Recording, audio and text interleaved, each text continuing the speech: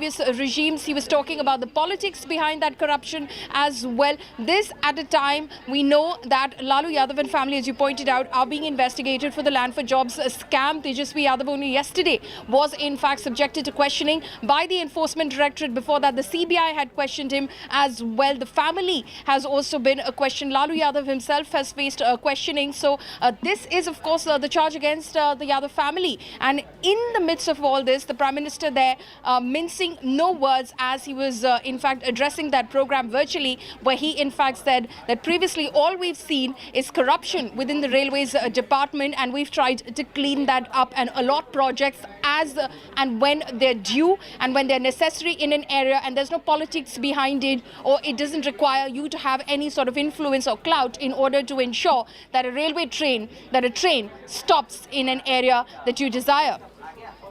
Be with us. I'll just come back to you for more details on that. We'll just listen in once again to what the Prime Minister said. ये थी कि railway की भर्तियों में राजनीति होती थी, बड़े पैमाने पर भ्रष्टाचार होता था। हालत ये थी कि गरीब लोगों की जमीन छीनकर उन्हें रेलवे में नौकरी का झांसा दिया गया। Used to be with us. The optics of this working completely in the favor of the Bharatiya Janata Party, that the Prime Minister underscoring that when Lalu was the railway minister, and this was the UPA 1 era between 2004 and 9, when the scam took place, that time there were political appointments, the railway was neck deep in corruption. Palmi.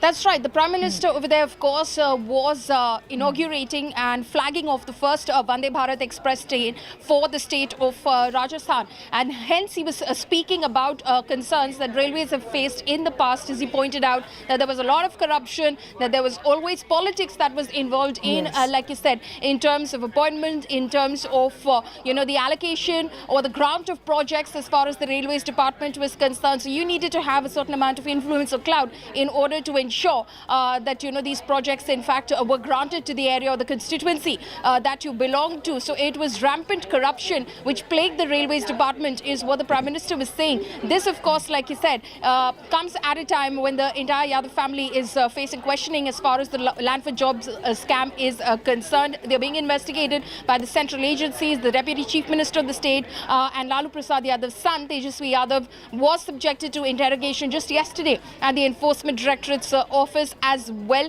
And this at a time, of course, there's a lot of conversation which is happening concerning, of course, opposition unity and them forging a united front ahead of the 2024 Lok Sabha elections. So Nitish and Lalu met yesterday. Today, Nitish Kumar is to meet with Congress President Mallikarjun Kharge as well. We're expecting that the Deputy Chief Minister of Bihar, Tejasvi Yadav, will also be present in that meeting. So at a time that the opposition is accelerating in terms of getting everyone on board together so that they forge that united front against the BJP in the 2024 Lok Sabha elections, the Prime Minister there, of course, taking pot shots at Lalu Prasad Yadav, of course, for the time that he held charge of the railways department. Well, absolutely, because even at that point in time, and Nitish Kumar too, interestingly, was meeting Kharge, was at one point in time the railway minister. The Prime Minister underscoring that benefits were given to family members.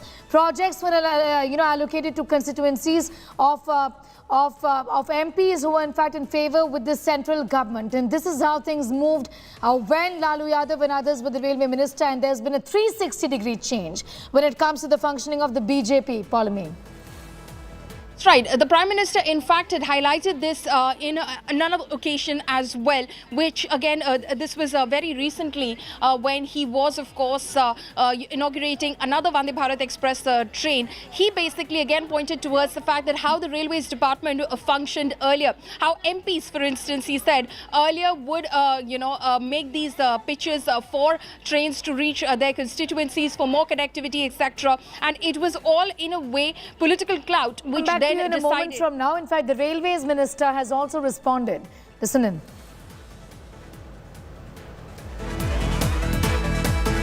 The first Vande Bharat Express in Rajasthan was launched, was flagged off by Prime Minister Narendra Modi. With me right now is Railway Minister Ashwini Vaishnav. Ashwini ji, the inauguration has already happened. How excited are you about this project? It's a great privilege, and I thank Honorable Prime Minister for this wonderful gift that he has given to Rajasthan today. This will help in promoting tourism. Vande Bharat is one of the world's best trains.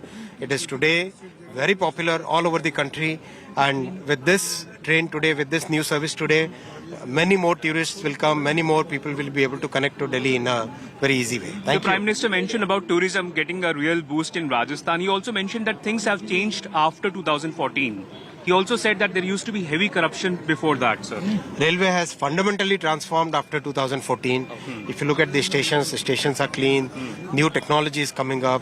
Everywhere there is a war on corruption. Everywhere there is a very clear focus on providing clean governance, making sure that the passenger are able to get the best services in the Indian Railways. Thank you.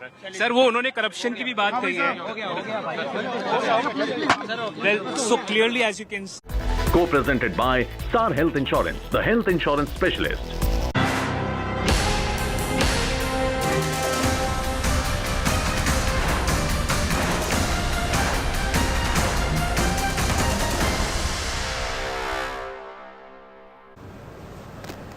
Former Karnataka Deputy Chief Minister Laxman Savadi has quit the BJP after losing out on a ticket for the upcoming assembly elections.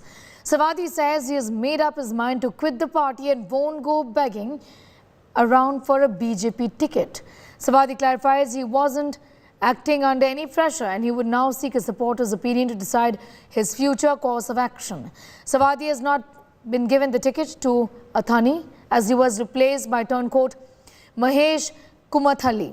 Savadi, who is the incumbent transport minister, a loyalist of former Chief Minister B.S. Yediyurappa and a powerful Lingayat leader.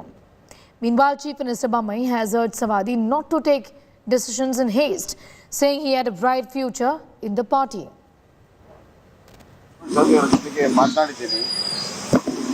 ಯಾವುದೇ ದುಡುಕಿನ ನಿರ್ಧಾರ ಕೈಗೊಳ್ಳಬೇಡ ಅನ್ನುವಂತ ಮಾತನ್ನು ಕೂಡ ಹೇಳಿದ್ದೀನಿ.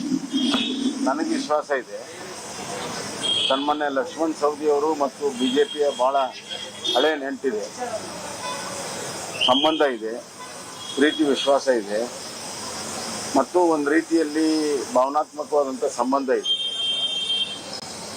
ಅವರಿಗೆ ticket ಸಿಗದಿರುವ ಬೇಜಾರು ಕೂಡ ಇದೆ, ಅದನ್ನು ಗಮನದಲ್ಲಿದೆ. ಹೈಕಮಾಂಡು ಕೂಡ ಅವರ ಹತ್ರ ಮಾತಾಡ್ತಾರೆ, ನಾನು ನಿರಂತರ ಮಾತಾಡ್ತಾ ಇದ್ದೀನಿ. ನನಗೆ ವಿಶ್ವಾಸ ಇದೆ ಅವರಿಗೆ ನೋವಿನಲ್ಲಿ ಕೆಲವು ವಿಚಾರಗಳನ್ನು ಹೇಳಿರ್ಬೋದು, ಆದರೆ ಅವರು ಶಾಂತವಾಗಿ ಕೂತ್ಕೊಂಡು ಯೋಚನೆ ಮಾಡಿದಾಗ ಅವರಿಗೆ ಇದೇ ಪಕ್ಷದಲ್ಲಿ ಒಳ್ಳೆ ಭವಿಷ್ಯ ಇದೆ. Well, BJP has released its first list and it's clear that there is just so much disgruntlement given that the BJP is now experimenting with new faces, 52 new faces in these elections, and several loyalists of the party senior leaders have not been given tickets this time around. We're getting you all the details of Laxman Savadi, who's quit the BJP over Karnataka ticket snub, with the party now in fact indicating, or the Chief Minister now indicating, that things are going to be okay. Laxman Savadi has a future is what Chief Minister Bommai has told him, saying that he must not take any decision in haste. Sagai Raj has more details on that story. Sagai, this is just one leader. There is expected to be many more, given this gamble that the BJP is now in fact taking, a risk of sorts that the BJP is now taking in the state of Karnataka, isn't it? Absolutely, and if you notice with Laxman Savadi, he was a quite reluctant BJP candidate from Athani, because there is already a sitting MLA, Mahesh Kumathalli. He was with Congress, but he was a turncoat along with 17 other MLAs who had joined BJP in the year 2019. And even during the by-election, Laxman Savadi was denied a ticket, and even now he's been denied a ticket. In fact, he's been a loyalist of Ramesh Jarkali, one of the senior leaders, and he also claimed that if they are not giving ticket to Mahesh Kumathalli, he will not contest. Now, Laxman Savadi has set a deadline of 24 hours, and probably if BJP doesn't come back with a good offer tomorrow, he is all set to resign from his primary membership as well as the MLC seat from BJP. And the senior leaders from Congress are also in touch with Lakshman Savadi. In all possibilities, probably they will approach him to join the party. And if everything goes on well, he might contest from Congress ticket. So everything is all speculated now. We need to wait and watch his next move. He has said that he will resign tomorrow if nothing is fruitful from BJP's offer. Sagai, be with us. I'll just come back to you in a moment from now and staying with details from Karnataka. After much suspense, the BJP has announced the first list of 189 candidates for the assembly elections in the state. The list includes a whopping 52 fresh faces. Arashuka will contest from Kanakapura, where he will face State Congress Chief DK Shivakumar. B. Somanna will face off against Congress leader Siddaramaiah in Varuna. B.Y. Vijayendra, son of former Chief Minister, will contest from Shikaripura, the same constituency where his father had won 7 times since 1983. BJP National General Secretary C.T. Ravi will contest from Chikmagaluru. In this list, as many as 32 candidates are OBC, 30 are scheduled caste, and 16 are scheduled tribe. Meanwhile, several senior leaders were snubbed to make way for fresh faces. Supporters, staged protests in Shivakumar, where Mahadevappa and Anil Benake's supporters protested in Belagavi over ticket denial. No, we have been talking to all the people, and ours is a national party.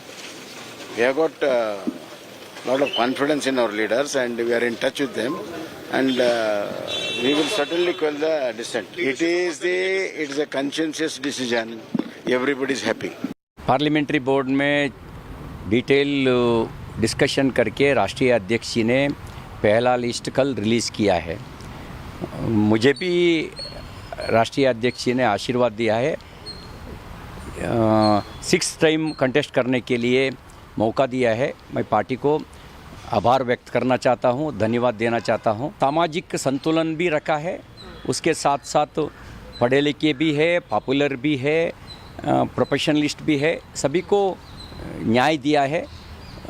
52 लोगों को, नया लोगों को भी opportunity दिया है contest करने के लिए.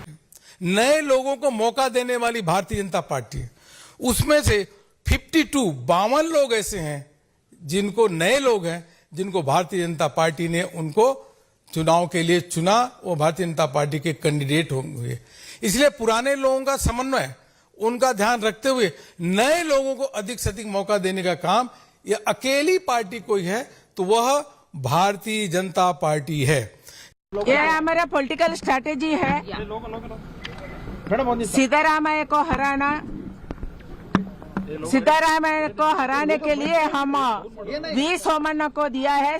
वी सोमन्ना हमारे बड़े नेता है. वी सोमन्ना एक लिंगायत नेता भी है, इसीलिए वरुणा में वी सोमन्ना लड़ेंगे एंड सिद्धारामैया को हराएंगे. Their decision to contest there gives a lot of strength and confidence and optimism to a lot of young Karyakartas all across the state to take this battle all the more seriously. And I'm extremely confident that not just in these 2 places, but in all the important constituencies where BJP will be contesting, that is all the 224 constituencies, the BJP will comfortably cross the majority mark and we will form a very stable and a very progressive government in Karnataka. A delayed list is a desperate list by the BJP. And the way they have treated their seniors and the way they have treated people who have built the BJP from scratch in the southern states, it's going to cost them heavily. And it's not my opinion, of course. I have no opinion of the BJP list, who's going to stand, who's not going to stand. I'm basing my stand on the opinion of Mr. Jagdish Shettar, Mr. Lakshman Savadi, and other senior BJP Yediyurappa who have been denied the ticket. So I think they have introduced 52 new faces, as they say. but it's going to be a bloodbath probably in the next couple of days in BJP. उनका जो party का जो ये है, but तो जो 40% सरकार है ऐसे है तो इनको 80% चेंज करना चाहिए. तो हर लोग सारे लोग करप्ट है तो इनको ऐसे ही चेंज करना है. मीन्स पूरा लिस्ट ही इनको चेंज करना. क्यों? सारे करप्ट है. हर चीज़ में 40%, हर मिनिस्ट्री में 40%. ये दुनिया बोल रहे हैं. कर्नाटक में आप कोई जाके जानवर को भी पूछेगा, जानवर भी बोलेगा. I welcome the decision of our honorable Prime Minister and Nadda ji, especially Amit Bhai. They decided to contest in 2 seats. Naturally, I am elected in Padmanabhanagar more than 6 times. So one more chance is given to me in Kanakpura against the Congress president. He also won 7 times. I think it's a big fight. The party has decided. I am just like a soldier. What our commander says, I will do. My party is great. That's why I will honor my party and I fight against the Congress. Sagai continues to be with us. Sagai, there is always some amount of disgruntlement each time the list is out. It's applicable to all political parties. But this time, it's a big gamble also. This time around, many leaders who've joined the BJP from the Congress, these turncoats have got tickets, and that only just, rubs salt to the wounds of many of these BJP leaders who've been loyal to the party, isn't it? Absolutely, as you rightly pointed out, it's a big gamble taken by BJP. BJP had tried a similar kind of experiment in Uttar Pradesh and Gujarat and Bihar, but they were successful there. But the political dynamics are quite different when you compare to those states and a southern state like Karnataka.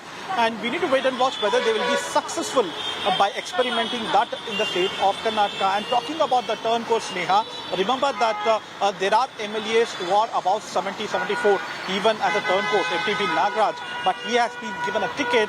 But the loyalists from the BJP party like Jagdish Shettar and Yediyurappa have been denied a ticket. So there are a lot of people within the BJP who are unhappy with the decision, saying that loyalists have been ignored and the newcomers in the BJP are given tickets. But thank you for the moment, for getting us all of those details, getting us up to speed with what's really brewing within the Bharatiya Janata Party in the state of Karnataka. BJP has released its first list for the upcoming Karnataka elections. The Saffron Party has given preference to youth. 2 senior leaders of the BJP have been told to hang up their boots. K.S. Yediyurappa has accepted the order and announced his retirement. Former Chief Minister Jagdish Shettar is not ready to retire. Here's a detailed report.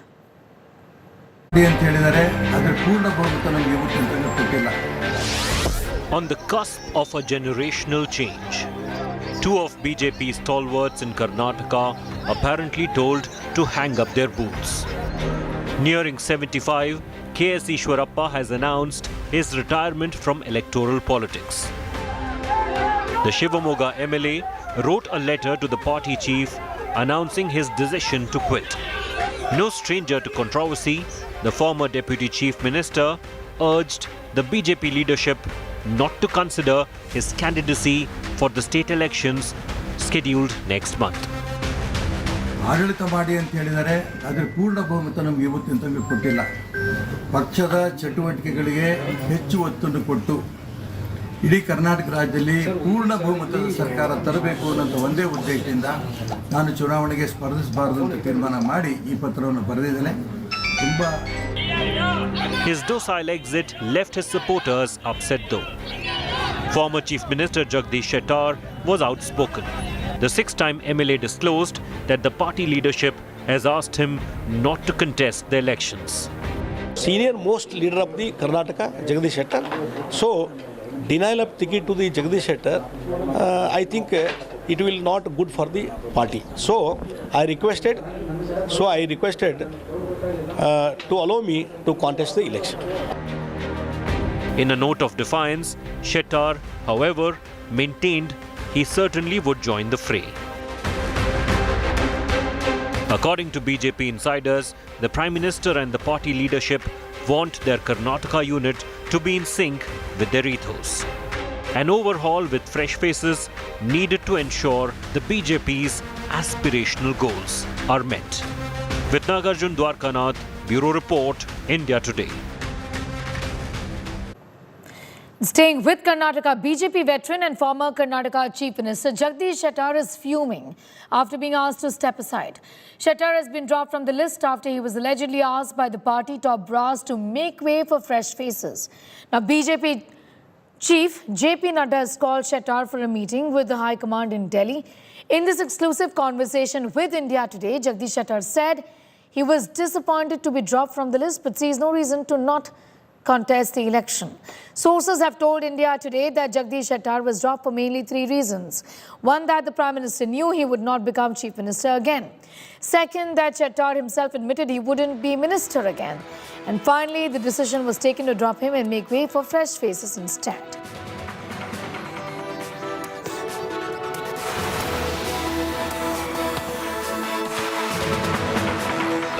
I will reach Delhi at about in between 2 to 3. So after 3 o'clock, and I will communicate to the National President's office, and time will be fixed. After reaching the Delhi, time will be fixed. Sir, after this yesterday's developments, what are your hopes, and are you still hopeful? I am always positive person. So I expect positive things will be happened. देखिए, जगदीश शेट्टर जी हमारे बहुत वरिष्ठ नेता है, आदरणीय नेता है। उनको हम हमारे साथ वो रहेंगे, हम उनको समझा पाएंगे। मेरे भी आज उनसे बातचीत हुई है, हम उसमें आश्वस्त हैं। Anaga is getting us more details on that. Given that Jagdish Shettar has really not minced his words, has been fairly public with what he wants and what he expects from the party, what is the central leadership now thinking as far as Shettar's role within the party also is concerned? Anaga. You know, Sneha, the central leadership at this point is really trying to placate the situation because they don't want to trigger somebody as tall as Jagadish Shettar, who has been a chief minister before. He has been a speaker. He has been a leader of the opposition. And he's a very, very strong Lingayat man, make no mistake. And, you know, given the kind of clout that he carries, we saw the kind of protests that erupted outside his residence. So given that he carries this kind of fanfare and clout, the central leadership will not take him lightly. And that is why JP Nadda had himself called on Jagdish Shettar, asking him to fly up to Delhi so that they can have a one-on-one discussion, an open discussion. So all-out efforts will be made to try and placate the situation. And given the fact that Jagdish Shettar, who is usually, who's perceived to be a mild-mannered man, has now revolted, saying that he still has it in him, then he is going to go and contest for the electoral polls. And they cannot afford to have him contest as an independent candidate because, if anything, it is only going to divide the BJP votes. So the central leadership is going to weigh in all these factors and then try to placate the situation according to our sources. Anaga, thanking you for the moment, for getting us those details. We'll of course keep coming back to you for more on that developing story from Karnataka. It's time for a break. Here on the other side, firing inside Bathinda military cantonment kills 4 Jawans. 2 armed shooters on the loose. The army says rifle and magazines went missing 2 days ago.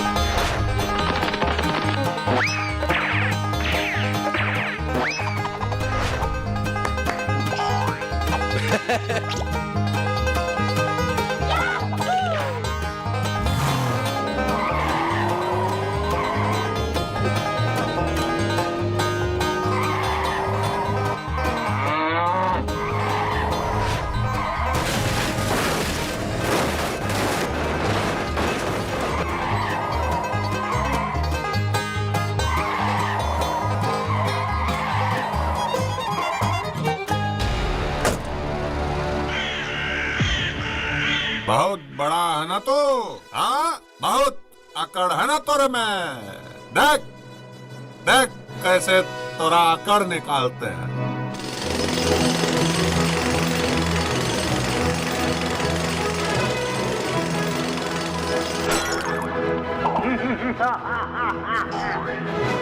जब तक PM बनेंगे नहीं तब तक पीछे हटेंगे नहीं।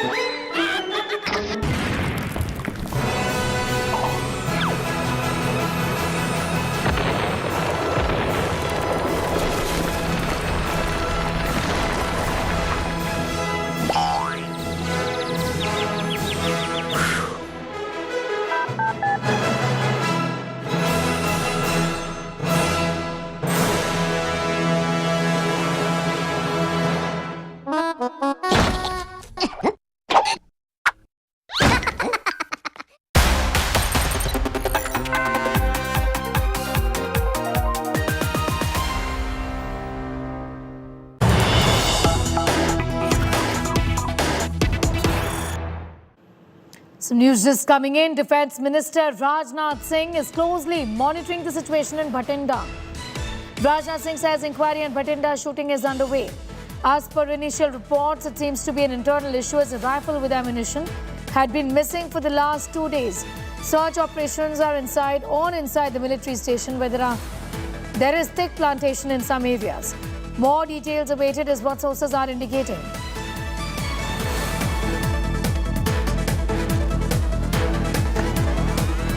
Kamaljeet is getting us more details on that story. The Defence Ministry monitoring the situation. What more can you tell us about who really could be behind this? Are there 2 persons involved? Kamala, more. Well, the situation remains rather fluid, and what we've been told by our sources is that it is very unclear as to how many gunmen were there, but it is a suspicion that there could be only one.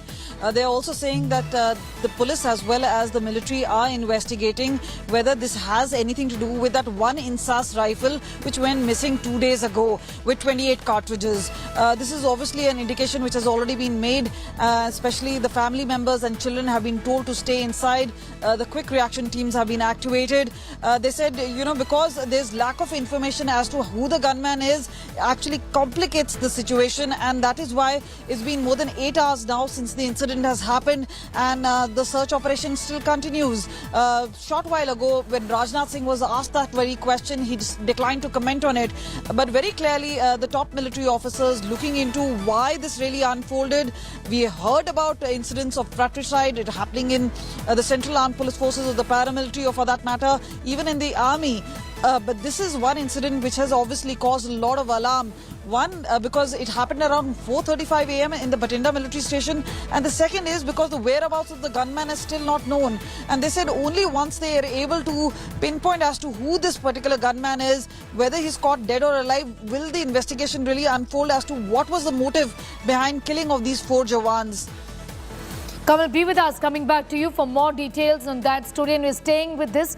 The firing incident reported inside the Bathinda military station, leaving 4 Jawans dead. According to the army, the incident took place at 4:35 a.m. The army further confirmed that no other injuries or damage to property has been reported. The focus is on the missing Insas rifle with 28 rounds. Both the rifle and magazine went missing 2 days ago. Quick reaction teams were activated immediately. Search operation is underway. The officials have asked the army families to stay indoors, stay inside their houses. Defence Minister Rajnath Singh and Army Chief General Manoj Pandey have taken stock of the situation and are probing this incident. Punjab police has also ruled out the terror attack angle already. Bathinda के military station के बाहर इस वक्त मौजूद है। तस्वीरें आपको दिखा दें, मिलिट्री के जवान तैनात है। आने जाने की परमिशन किसी को नहीं दी जा रही। आगे पुलिस की ओर से मीडिया के कैमरों के आगे आकर अभी पूरी डिटेल में जानकारी नहीं दी जा रही। अभी तक सिर्फ इतना ही पता चल पाया है कि 4 जवानों की मौत हुई है। क्या पूरा मामला था, क्यों फायरिंग हुई, आखिरकार मिलिट्री स्टेशन में ऐसा क्या हुआ, भी फायरिंग के बाद 4 जवान मृतक हो गए। कुणाल बांसल, आज तक, Bathinda. As per the information provided by the military authorities, there has been an incident over there at 4:30 in the morning today. 4 fatalities have been noted down, and it doesn't seem to be a terrorist act or something like that. It doesn't seem to be? It doesn't seem to be any kind of external terrorist attack or something. Okay, so you're ruling out the possibility of this being an external terror attack, as you're saying? That's it. Right. Is this information that has been confirmed to you by the Indian Army as well, sir? Because no, I'm in touch with the. Yes, sir. I'm in touch with the military officers over here, so we are working together on the same thing. Right. So, what are the measures that have been put in place? We believe this is a live operation situation, sir. No, we have sealed the military cantonment area, and the police is trying to help out the military on that count. We are on the same page, looking into the factors behind this incident. अभी तक कोई खास clear report नहीं आई है, लेकिन जो Punjab police कह रही है कि वहाँ से कोई इंसास राइफल चोरी हुई थी और उससे ये इंसिडेंट रिलेटेड है, क्या ये रनिंग एमॉक का इंसिडेंट है या और कोई मैल कंटेंट है जिसने ये किया है, इसके बारे में अभी कोई डिटेल्स औपचारिक तौर पे, आधिकारिक तौर पे आर्मी ने रिवील नहीं किए हैं। आई वुड रादर वेट कि वो इसके ऊपर कोई स्टेटमेंट दें तो हम लोग क्लैरिटी से कुछ कह सकेंगे। But on the face of it ये कोई दुखद घटना लग रही है। Does not seem to be as of now a terrorist incident, but like I said, we'll have to wait and we'll have to watch. No clear statement has come out. Speculation, I would not like to speculate, but I can only could be two possibilities. One, though it's been ruled out, it could be a terror attack. The possibility is less. But the second more possible is it is possibly a case of soldier running amok. Because the timings are 4:30 in the morning is the time when the troops start waking up, the morning, and that's the time guards change. So it's possible that something like that has happened. So the army is a little tight-lipped, I guess, once they and he must still be armed, or they've not been able to disarm him. Hence, they're not coming out with something, some statement as such. But like I said, though police has ruled out a terror attack, you really can't say that. It could very well be possible that there could be a terror attack also. Like you said, it's a cantonment. It's an open cantonment. Police station entry is not that much restricted or security. I won't say it will lose, but then a lot of people move in and around the cantonment. It's a huge cantonment, Bathinda. Manjeet Sehgal is also on his way to Bathinda getting asked more details. Kamal also continues to be with us from Chandigarh. Manjeet, to you first. The quick reaction teams were activated immediately when the gunshots went off, when they were heard at 4:35 a.m. this morning. My question to you has got to do with the fact that for quite a few hours now, and this is what the investigations suggest and information is, that the person is still on large and we don't even know the whereabouts of the person. How difficult would this operation really be? Or is there information that the army also could be withholding for security reasons? Yes, indeed, Sneha. A statement issued by the Southwest Command says that a joint operation is currently on. All roads in Bathinda have been sealed as the person who is behind this attack is still at large. The operation will continue till he is apprehended and interrogated. Meanwhile, we have been told by the police officials that this was not a terror attack. The investigations are currently on. Police outside this military station has cordoned off the entire area, sealed all the roads and also barricaded some roads. People are not being allowed to move on these roads. The families of the army personnel who's living inside the military station have been asked to stay indoors as the attacker is still on at the large. He has not been arrested so far, though investigations are still on. But this has put the officials on the toes. But the Bathinda district, entire district, was already on high alert, keeping in view the inputs that the fugitive Amritpal Singh could surrender in any of the 6 shrines in Bathinda. But now this particular incident has has alerted the police officials. We are seeing that entire roads leading to Bathinda have been barricaded. The vehicles are being stopped by the police officials. They are being checked as the search to arrest the person behind this attack is on, and the operation is also continues. The Southwest Command of the Army has also said this and confirmed that 4 people who died in this incident were army jawans. Now a post-mortem will be conducted. Ambulances have been called in. Some formalities are being done, and after that a post-mortem will also be conducted. Yes. The investigations, Manjeet, just coming back to you in a few moments from now, the investigations will be carried out over a period of a couple of days or so. Abhishek also joining us with the very latest. Abhishek, what more can you tell us at this point in time about the current situation there? Well, things still remain volatile, Sneha, because the army has not been able to zero in on the person who has carried out these killings till now. And that gives a sense that the threat is not completely neutralized. It's still not clear whether it was just one person who has carried out this violent act, or were there more than one persons? Did the person who carried out the killings, did he have accomplices? What sort of planning was done? Because it clearly looks like a bit of a planned attack at this officers' mess, the artillery officers' mess in the Bathinda military station. So the army trying to get answers to all these questions, to ascertain facts. And once these facts are there with the army, they will be able to proceed further with what sort of action they need to take. All right. Abhishek, thanking you for the moment, thanking Kamal as well as Manjeet for getting us up to speed with all of those developments. We'll keep coming back to you for more on that story from Punjab.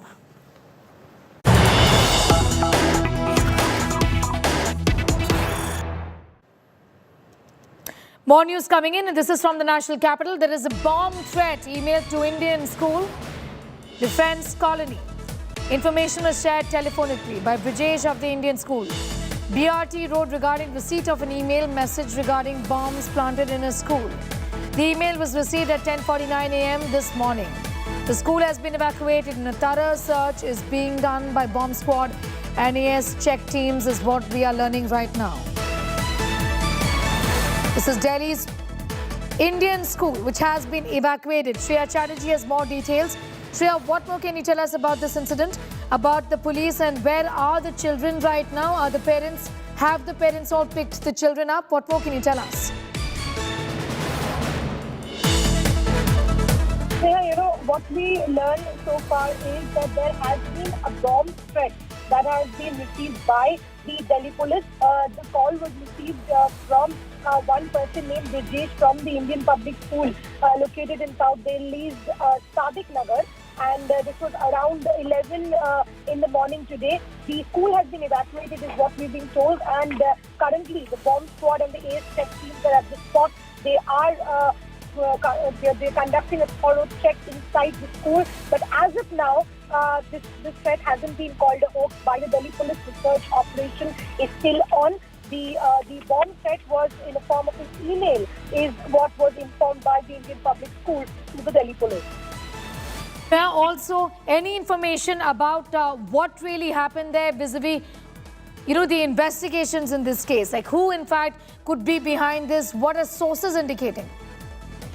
Well, once the Delhi police and the bomb squad and AS check teams at the spot finish the entire search operation and rule out the possibilities of a bomb or vice versa, then they will obviously be investigating that who has sent this email and what is behind this entire fiasco. But as of now, Sneha, the Delhi police hasn't called this a hoax yet. The search operations as we speak are currently under its way. All right, Shreya, I'm going to thank you for the moment. Shreya getting us all of those details about a bomb threat scare in Delhi. And this has got to do with the scare that has, in fact, been reported at Delhi's Indian school, which has now been evacuated after the bomb threat. In other news, even after 30 years of demolition, the Babri debate continues. Maharashtra Minister and BJP leader Chandrakant Patil has sparked off a massive controversy. The minister has questioned Sena's role in the Babri demolition, claiming that no Shiv Sainik was part present when the demolition was taking place. His comments have in fact angered Shinde Sena and Uddhav Sena. Shinde Sena, which is an alliance partner of the BJP in the Maharashtra government, remained the saffron party of its contribution, adding in that demolition that the BJP minister is not well informed. Uddhav, on the other hand, asked Shinde to sack Patil from his cabinet, and if he's not going to do so, he should resign. He alleged that the BJP is trying to wipe out Bala Saheb's legacy. Babri मस्जिद ही 550 वर्षाचा जो बाबरी मस्जिद पाडण्याचा संघर्षाचा इतिहास आहे, त्या संघर्षाच्या इतिहासामध्ये सर्व ही मस्जिद पडली पाहिजे हे आमच्या रामाचं जन्मस्थान आहे असं मानणाऱ्या हिंदूंनी ती पाडली. त्याला नेतृत्व हे विश्व हिंदू परिषदेची सब ऑर्गनायझेशन बजरंग दल आणि दुर्गा वाहिनी दिलं हे जगात इतिहास माहिती आहे. आता त्याच्या अंतर्गत शिवसेनेचे कार्यकर्ते होते की नाही, होतेच, कारण ते हिंदुत्ववादी होते आहेत असं काय जे म्हणायचं म्हणून त्यामुळे ते होते. पण आम्ही सेना भवनमध्ये प्लॅन केला आणि मग आमच्या तुकड्या निघाल्या असं काही झालेलं नाही आहे. चंद्रकांत दादा के उन्होंने स्टेटमेंट किया था, उससे कोई भी हम सहमत नहीं है, क्योंकि वंदनीय बाला साहब का जो बाबरी मस्जिद के बारे में सुझाव था या बयान था, आप सबको मालूम है, हर बार उन्होंने सामना में लिखा था. उसके बाद जो राइड हो गई थी मुंबई में, उसको बचाने के लिए भी वंदनीय बाला साहब ठाकरे आगे थे. इसलिए चंद्रकांत दादा ने जो कुछ बयान दिया है उससे हम सहमत नहीं हैं. अगर हिंदू हृदय सम्राट बाला साहब ठाकरे जी का अपमान कोई महाराष्ट्र का मंत्री करता है और वो मंत्री ऐसे मुख्यमंत्री के नेतृत्व में काम करता है जो अपने आप को बाला साहब के विचारों का वारिस मानता है, हाँ, विचारों का सरदार मानता है, तो आप ये कैसे सहन कर सकते हैं? आप उनका इस्तीफा लीजिए. Well, after the uproar, Patil offered an explanation. Listen into what has been said. Ayodhya में जो बाबरी ढांचा गिराने का काम हुआ उसमें कोई शिवसेना का, कोई बीजेपी का, कोई संगठन का नहीं था, सारे हिंदू थे और वह सारे विश्व हिंदू परिषद के नेतृत्व में संघर्ष कर रहे थे. और संघर्ष जब ढांचा गिरा तब का नहीं था, वो 83 से था. 2 बार उसके पहले भी अयोध्या में कूच करने का प्रयत्न हुआ, गोली चली, कई मारे गए. तो सारा का सारा संघर्ष समय समय पर विश्व हिंदू परिषद के नाम से हुआ. इसमें शिवसेना ने श्रेय लेने का कोई विषय नहीं आता. प्रमुख रूप से मैंने ये कहा, जो शायद छुपा है, कि संजय राउत तब कहा थे, वो तो मैं अभी भी कहूंगा, संजय राउत तो अयोध्या में कहा थे. और अभी उद्धव जी ने जो इंटरव्यू किया उसमें उन्होंने कहा कि जब फोन आया अयोध्या से माननीय बाला साहब ठाकरे जी को, तो संजय जी के फोन पर आया, तो संजय तब मातोश्री पर थे. तो ये मेरा विषय था और वो इसमें कोई शिवसेना को प्रोवोक करने का, शिवसेना का अयोध्या का ढांचा गिराने में कोई रोल नहीं है, ये फोकट का श्रेय ले रहे हैं, ऐसे कोई वाक्य रचना नहीं है.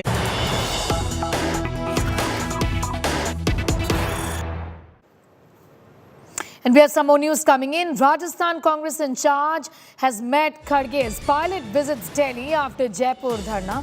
Congress in charge for Rajasthan, Randhawa, has reached the Congress president Kharge's residence.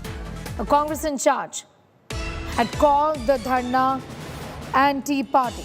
This is Sukhjinder Randhawa, who's now meeting Congress president Mallikarjun Kharge. He had, remember, issued a statement saying that this is an anti-party activity and that Sachin Pilot must refrain from holding a dharna. Nevertheless, we saw the dharna that was held by Sachin Pilot. Now, there is a meeting of the AICC in charge of Rajasthan with the Congress president, apprising him of the situation in Rajasthan. Mosmi is getting us more details on that story. An embarrassment for the Congress yesterday after a letter that was issued. The dharna was still held by Sachin Pilot. What is the Congress party now going to do? What are they thinking, really, Mosmi?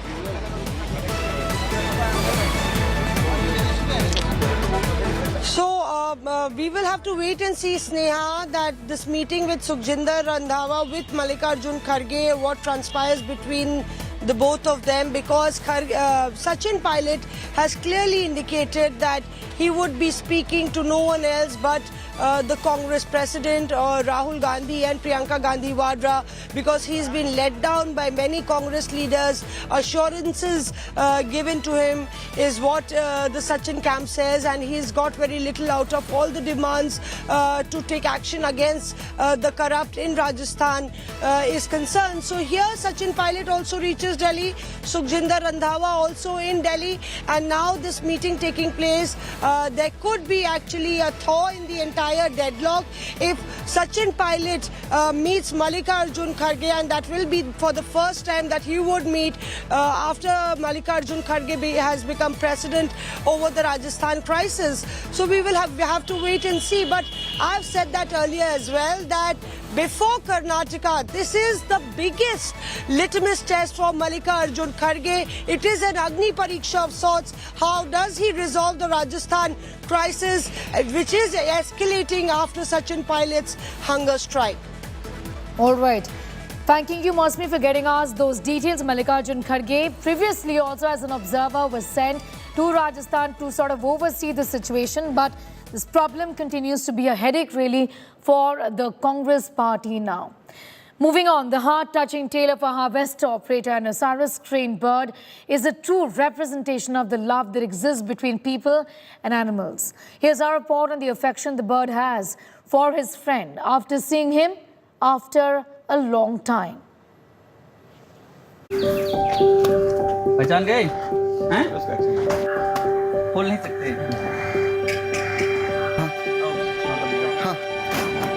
Look at this Sarus crane, jumping with immense joy after meeting its friend after a hiatus.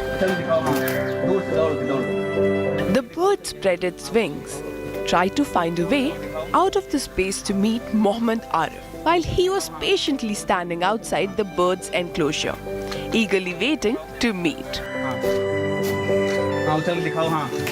The Sarus crane was found by Arif in August 2022 in an unconscious state, lying injured and bleeding.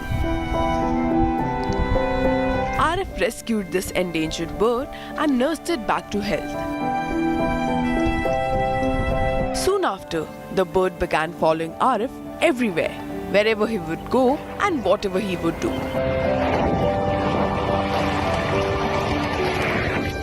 But Arif's friendship with crane suffered a jolt when the forest department said that keeping the bird was illegal. The officials took the bird away to Kanpur Zoo. नहीं free तो चाहते हैं उसको किसी पक्षी बिहार में free कर दिया जाए। फिलहाल जो डॉक्टर लोग हैं, बड़े सर लोग हैं, वो जो भी करेंगे उसके लिए अच्छा है।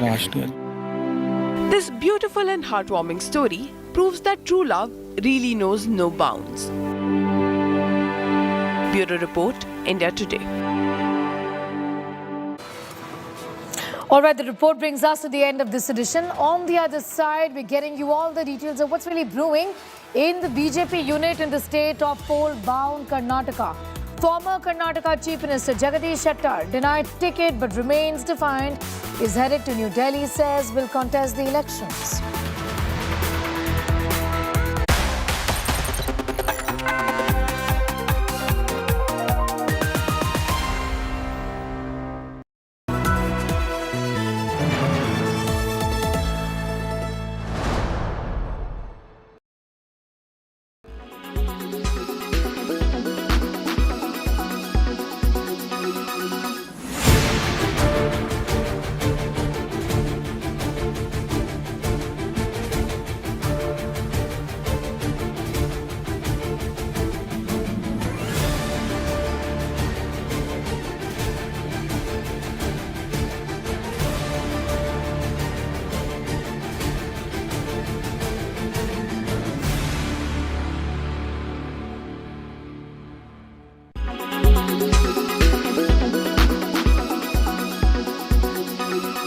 Why does this happen?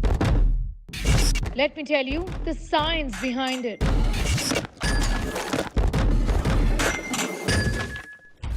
For more informative videos like this, keep watching India Today News Mo.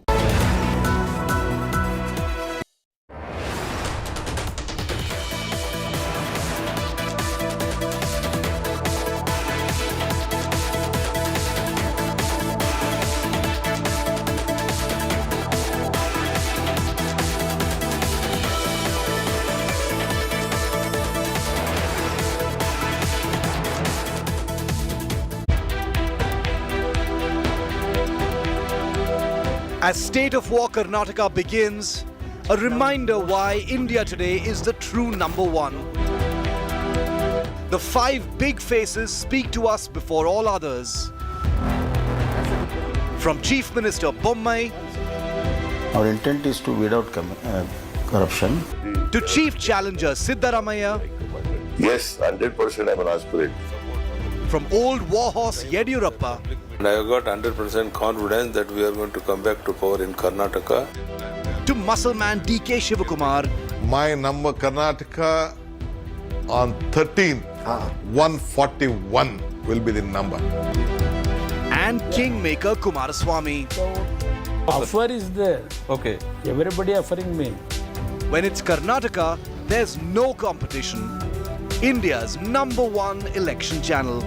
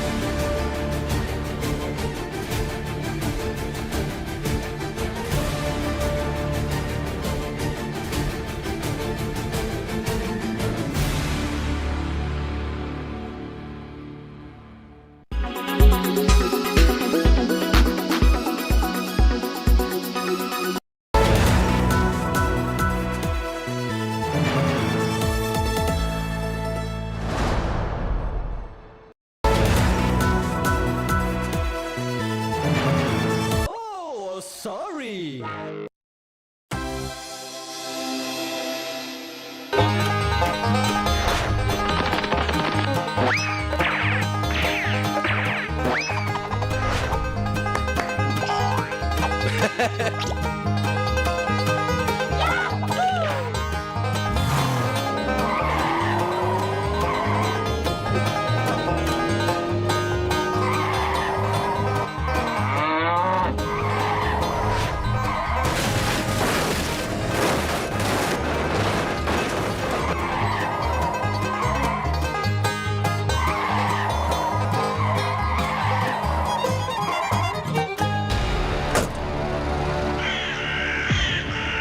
बहुत बड़ा है ना तू, हाँ? बहुत अकड़ है ना तोरे में।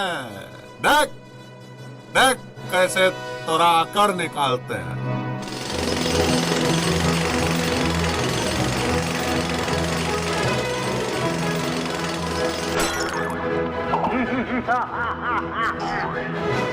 जब तक पीएम बनेंगे नहीं, तब तक पीछे हटेंगे नहीं।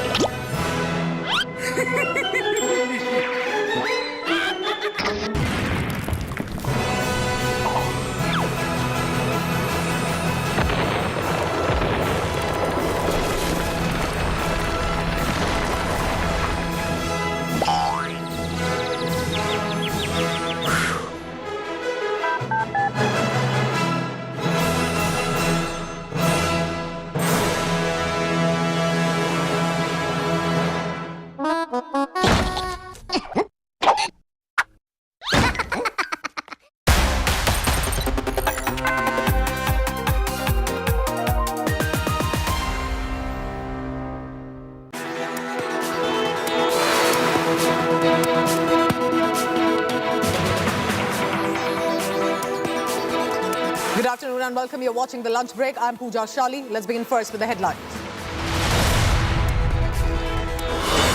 A shocking incident of firing inside the Bathinda military cantonment has killed 4 persons. 2 armed shooters are still on the loose. Armed Forces says rifle and magazines went missing 2 days ago. In political news, after being denied a ticket, Savadi resigns from the BJP. Congress leaders met Savadi to woo him. Former Karnataka Chief Minister Jagadish Shettar denied the ticket, but he remains defiant. Heads to Delhi, says there's no reason that I shouldn't contest elections.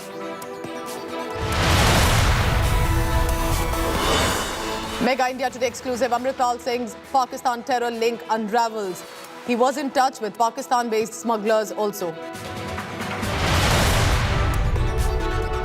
In international news, horrific incident taking place. An airstrike by Myanmar's military on Tuesday killed as many as 100 people, including many children, who were attending a ceremony held by opponents of the army rule.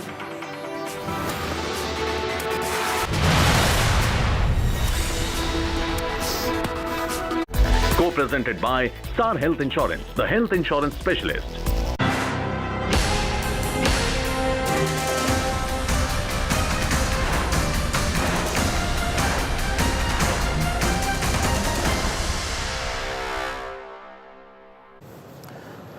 Former Karnataka Deputy Chief Minister Lakshman Savadi has quit the Bharatiya Janata Party after losing out on ticket list for the upcoming assembly elections for Karnataka. Savadi says he has made up his mind that he will quit the party and will not go begging around for a BJP ticket. Savadi clarifies that he wasn't acting under any pressure. He would now seek his supporters' opinion also to decide future course of action.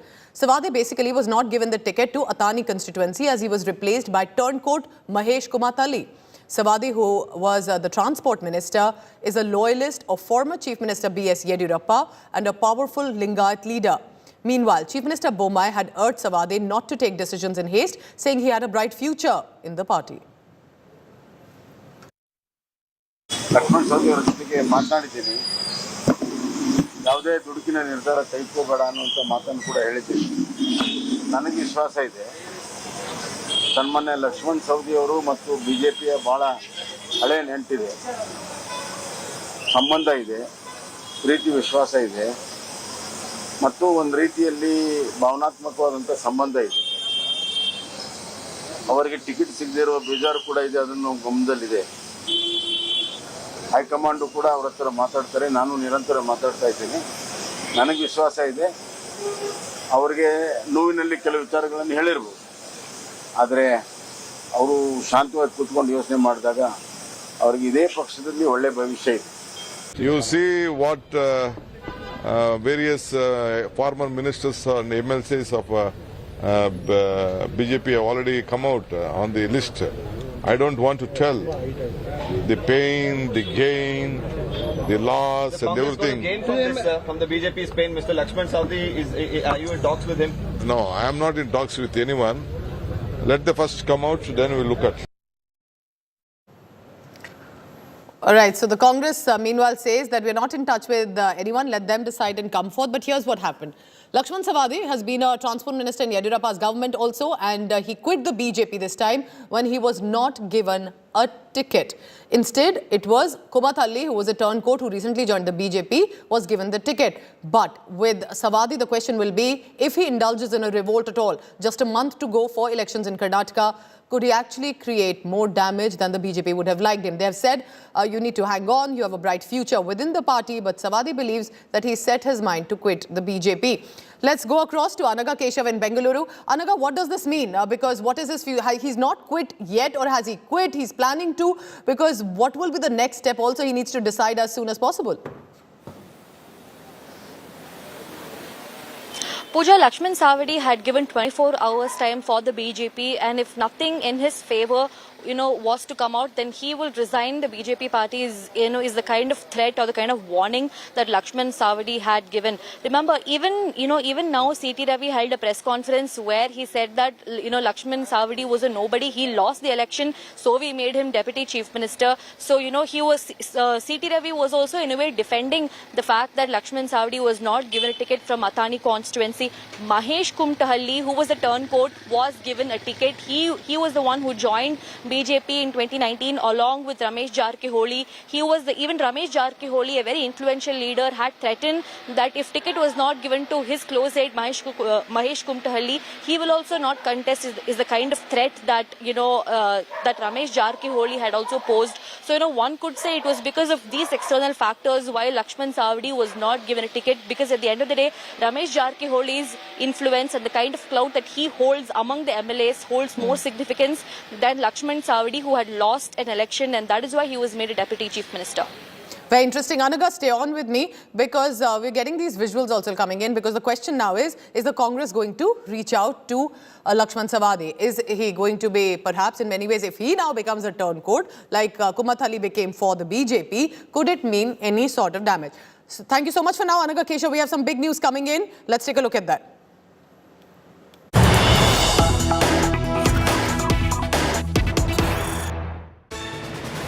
Bihar Chief Minister Nitish Kumar is in Delhi and the meetings have started. Nitish Kumar and Tejashwi Yadav of the RJD are meeting Rahul Gandhi and Mallikarjun Kharge, who's the party president. This is interesting. This is about the Grand Alliance, but this is as much about Bihar, where they are together in the Grand Alliance, but this is also about opposition unity ahead of 2024 Lok Sabha elections. So the big Bihar Gathbandhan meeting is currently taking place. Bihar Chief Minister Nitish Kumar is in Delhi, has met Tejashwi Yadav. But it's not just about the meeting. It's also Nitish Kumar conspicuous by silence till now. Remember, Bihar has seen massive violence and communal clashes in the past few days, specifically with regard to and during the Ram Navami celebrations that were on. And now there hasn't been really a statement that has come yet since he has landed in Delhi about that. We'll be waiting for a statement also from Nitish Kumar. But Nitish and Tejashwi Yadav have met and are meeting presently Rahul Gandhi and Mallikarjun Kharge. So that's the big story coming in from National Capital right now. Nitish Kumar is here for the next few hours. He has met Tejashwi Yadav. But it will be the main meeting with Rahul Gandhi and Mallikarjun Kharge that's currently on. These are the visuals on your screen. And it remains to be seen if Nitish Kumar will give out a statement. That's Nitish Kumar. Accompanying him, young RJD Neta, Tejashwi Yadav. Ashutosh Mishra is tracking the latest on that. The handshake visual of Rahul Gandhi meeting Nitish Kumar, all smiles as it looks on the surface. Mallikarjun Kharge ensuring he meets and greets Tejashwi Yadav also. Ashutosh, over to you. The meeting appears to have started. What will be on agenda? Because as it looks like for now, that's an interesting group picture that we are looking at. At least for now, it looks all well within the Grand Alliance, the Mahagathbandhan. We are looking at JDUs, Nitish Kumar, RJDs, Tejashwi Yadav. Remember, after Lalu Prasad Yadav, it is Tejashwi Yadav who's at the helm of affairs, specifically with Lalu Prasad Yadav. And to an extent, Tejashwi Yadav also have been caught in some cases, asked for questions. Mosmi Singh is also on the ground. Let's cut across to her live report. हमने सामने होंगे और ये तब होगा जब राहुल गांधी की सदस्यता रद्द हो गई है और सड़क से संसद से सड़क तक कांग्रेस लड़ाई लड़ रही है। तमाम नेता एक साथ उनके समर्थन में आए हैं।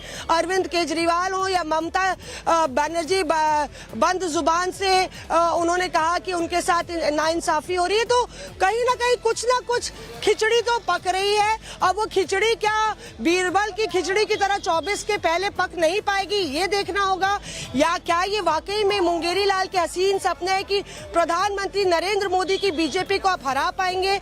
ये सब निर्भर करता है कि आपस के अहम और अहंकार को छोड़ के किस तरह से, देखिए अब नेताओं के जाने की, ये देखिए यहाँ पे सुखजिंदर रंधावा भी आ गए हैं। कांग्रेस की जो समस्या है वो भी यहाँ पे आप देखिए। सर क्या बोला, क्या बात हुई तो यहाँ पे अपने आप में देखिए आप, मैं ये दर्शा रही हूँ कि सुखजिंदर रंधावा जो है वो राजस्थान के प्रभारी है और किस तरह से एक तरफ मल्लिकार्जुन खड़गे के सामने चुनौती दिखाने की है कि कांग्रेस मजबूत है, मुख्य विरोधी पार्टी है, तमाम दल उसके साथ आए, तो वहीं दूसरी तरफ राजस्थान से लेके तमाम ऐसे राज्य हैं जहां संकट बरकरार है और लगातार उसमें भी ट्रबल शूटिंग का काम खड़गे साहब को करना है। इस बीच कर्नाटक के चुनाव भी हैं, तो लगातार कांग्रेस के लिए ये राह आसान नहीं है। अब देखना ये होगा कि क्या हाथ को बाकी दलों का साथ कितनी मजबूती से मिल पाता है, क्या सिर्फ महज औपचारिकता होगी या वाकई में उनको हाथ। So interesting, not just the Grand Alliance leaders, even Rajasthan's Congress in charge is there amid the infighting between Pilot and Gehlot. But it's the big Bihar Gathbandhan, which is our top focus right now. Ashutosh Mishra is also joining me now. Ashutosh, over to you. The meeting has started. What all is going to be on agenda? Well, since we already have a Salman Khurshid also inside, remember those interesting visual when Salman Khurshid in Bihar said, "Who will say first? I love you." And of course, it's a kind of the equation that is being developed, and of course, it is starting only from Bihar and post Nitish Kumar joining hands with RJD, forming another Mahagathbandhan in the state of Bihar. So this agenda, it's totally undoubtedly is all about 2024 elections. That includes how to bring the ideological partners together on board, and particularly in the light that we have several regional leaders in different states with the similar ambitions of leading the Mahagathbandhan or the coalition of the opposition party. So that includes from Bengal to Delhi to Bihar. But here, Mallikarjun Kharge, that makes really significant being a Congress president. When you have a directly meeting of Nitish Kumar with the president, of course, there is also, a buzz that there will be a courtesy meeting between Sonia Gandhi and Nitish Kumar. However, there is no confirmation. Now, what I see really strange this time,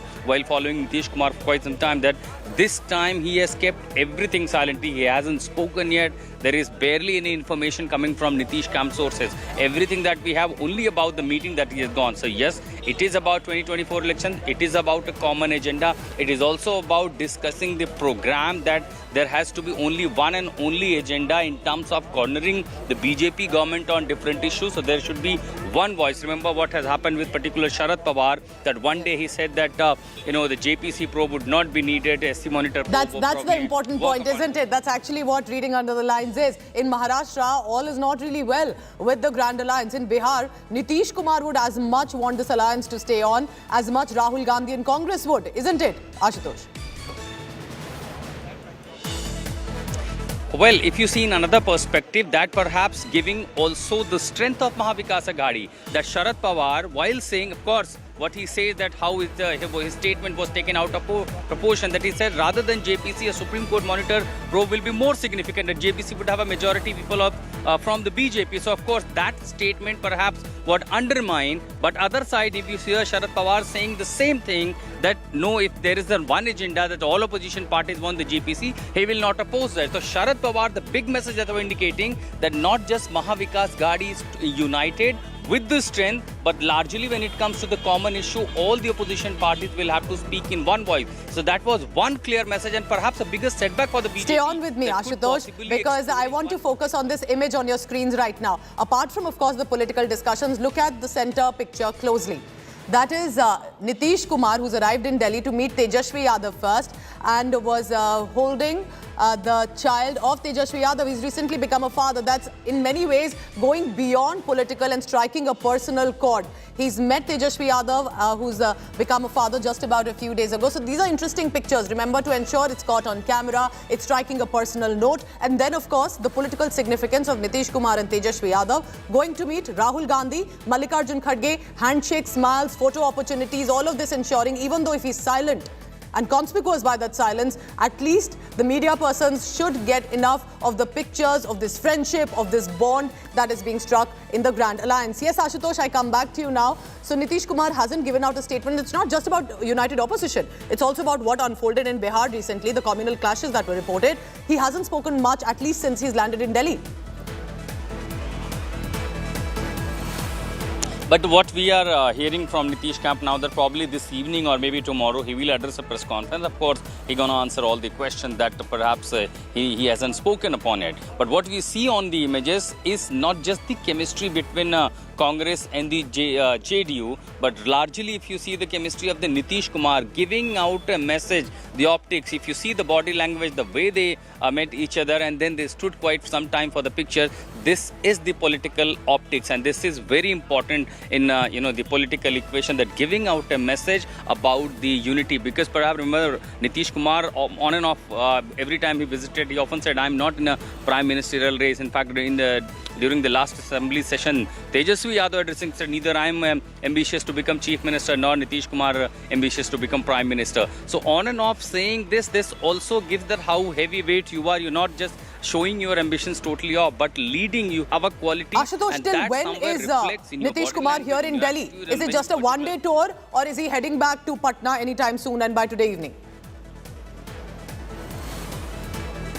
So this is 3-day visit, Pooja. He arrived yesterday late evening, straight went to Misa Bharti resident to meet. Lalu Yadav is here for 3 days. Today is just first day. More likely later this evening or maybe tomorrow he'll be addressing a press conference. And there are more meetings lined up with other party opposition leaders that also includes Kejriwal, but there is no confirmation yet. What we are hearing that could be probably he'll going for Kejriwal's dinner at his chief minister's residence, but there is no official confirmation yet. And several other opposition parties meeting that also includes leaders from the left. There was one meeting with Sitaram Yechuri, but Yechuri traveling to Bengal. So once we have the confirmation, of course we'll see, because once he's here, obviously it's all about the political developments that are taking place all across the country. And since Nitish Kumar also joined the wagon of the opposition party, so once he starts speaking officially, then we have, so of course, we all are curious about what is developing, what is cooking really inside in the opposition camp. This all has to be answered only by Nitish Kumar. Very interesting. Keep tracking all the latest and stay on with me, because these big visuals on your screen, remember, they want to unite again, specifically the Modi government and Prime Minister Modi. I want you to again look at these pictures. One, of course, these four netas: Rahul Gandhi, Mallikarjun Kharge of Congress Party, Tejashwi Yadav of RJD, and also Nitish Kumar, of course, of JDU. If you're wondering why was Lalu Prasad Yadav met separately, not here, the reason for that was, of course, as our viewers may know, that Lalu Prasad Yadav, RJD Supremo, has undergone a kidney transplant operation.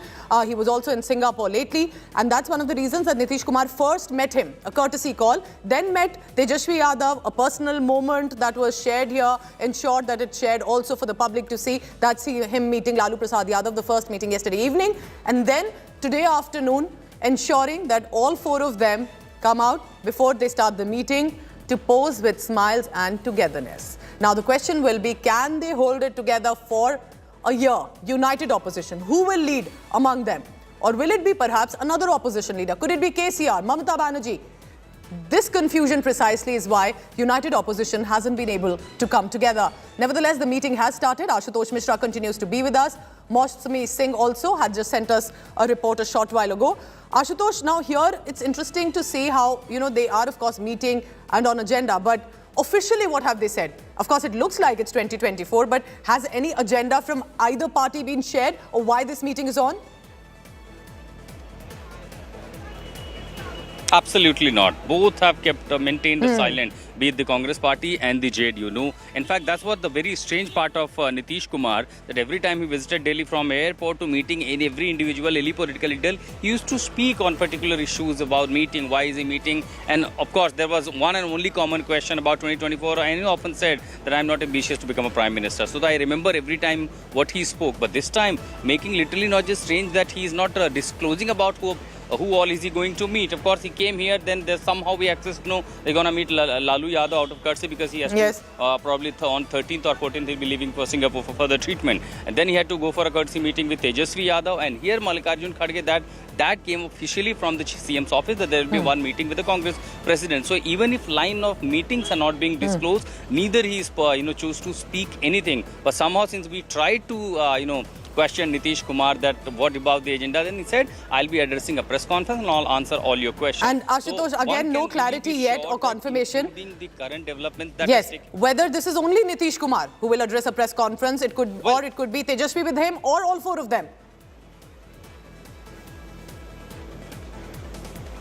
Well, Tejashwi Yadav joining in the press conference will not be really a surprise, because the kind of chemistry that we are seeing between two, of course, that makes really predictable. But yes, there will be one official address by Nitish Kumar where he's going to address all the questions that is, of course, that he has to, including recent clashes in Bihar, this visit to Delhi, leading the opposition leaders, and what we also heard, there will be some official meeting with the cabinet ministers, but that's not in the agenda officially made out from the Bihar CM's office at this moment. Pooja. All right, so Ashutosh Mishra, stay on with me, because he's giving us updates from Mallikarjun Kharge's residence. That's where this big meeting is on. First immediate courtesy call was to RJD Supremo Lalu Prasad Yadav, and it's a sight to see. Nitish Kumar's emergence as a political neta was against the RJD. He used to call this the jungle Raj. Then they got into a grand alliance, and all these years later are sharing a bouquet, are in alliance with his son Tejashwi Yadav, and of course the RJD and the JDU have been in alliance for a while now. Even though there was a disruption, he went back to the BJP, then again in the alliance. but that's where in politics, there's no permanent friend or foe. But of course, the manner in which Nitish Kumar's has continued his political journey, it's been very interesting that it was all against Lalu Prasad Yadav and RJD. Today, the first courtesy call was to Lalu Prasad Yadav yesterday evening, gave him a bouquet of flowers, then met Tejashwi Yadav, who's recently become a father, shared that personal moment, and today, a political opportunity. And these are on your screens. The first visual, RJD's Manoj Jha can be seen. Several other leaders of the RJD also on your screen. And these are the first live visuals. Tejashwi Yadav sitting there on a chair. Also, remember, Rajasthan's Congress in charge. Sukhjinder Singh Randhawa is also there. Nitish Kumar and Mallikarjun Kharge sitting close. Salman Khurshid. Rahul Gandhi, all smiles, speaking and interacting with Tejashwi Yadav. Nitish Kumar interacting with Mallikarjun Kharge, other RJD leaders, and specifically MP Manoj Jha, you can see, sitting there in blue. So this is an interesting picture, of course. What goes behind the scenes, what kind of conversations will happen. We'll try and get our sources on the ground also to tell us. But this is significant because this is about Nitish Kumar trying to forge a bond of united opposition. And after many, many days, we've seen all these three party leaders together. Congress, RJD, JDU. Are we looking at opposition unity? Will it be led by Mallikarjun Kharge after all? And with Bihar Chief Minister Nitish Kumar arriving on a 3-day visit, he's expected to possibly play a key role. Can he bridge the gap between the Congress and other opposition parties? Because that's always been a turmoil. Even Mamata Banerjee had charged against Rahul Gandhi with regard to a united opposition, saying if he continues to say these statements, then we'll never be able to fight the Modi government. So there are, of course, fissures between the opposition parties, but we are being told that it was Mallikarjun Kharge who had actually suggested to Nitish Kumar and scheduled this meeting. And they have now come together. Nitish Kumar, Tejashwi Yadav, Salman Khurshid, Rahul Gandhi, Mallikarjun Kharge. Very interesting. The meeting has started. We'll be tracking all the latest on that. I want to leave you with these visuals. Our reporters are on the ground. Stay tuned because when I return, it's not yet over. We are going to get you about how first Vande Bharat Express is taking off from Rajasthan. A green flag that has been given to the Vande Bharat Express. Visuals are coming in. Prime Minister Modi flagging off for first Vande Bharat Express from Rajasthan. Remember, it is connecting country, states, and the speed of over 100 kilometers per hour is catching everyone's attention. That and more after a very short break. Stay tuned.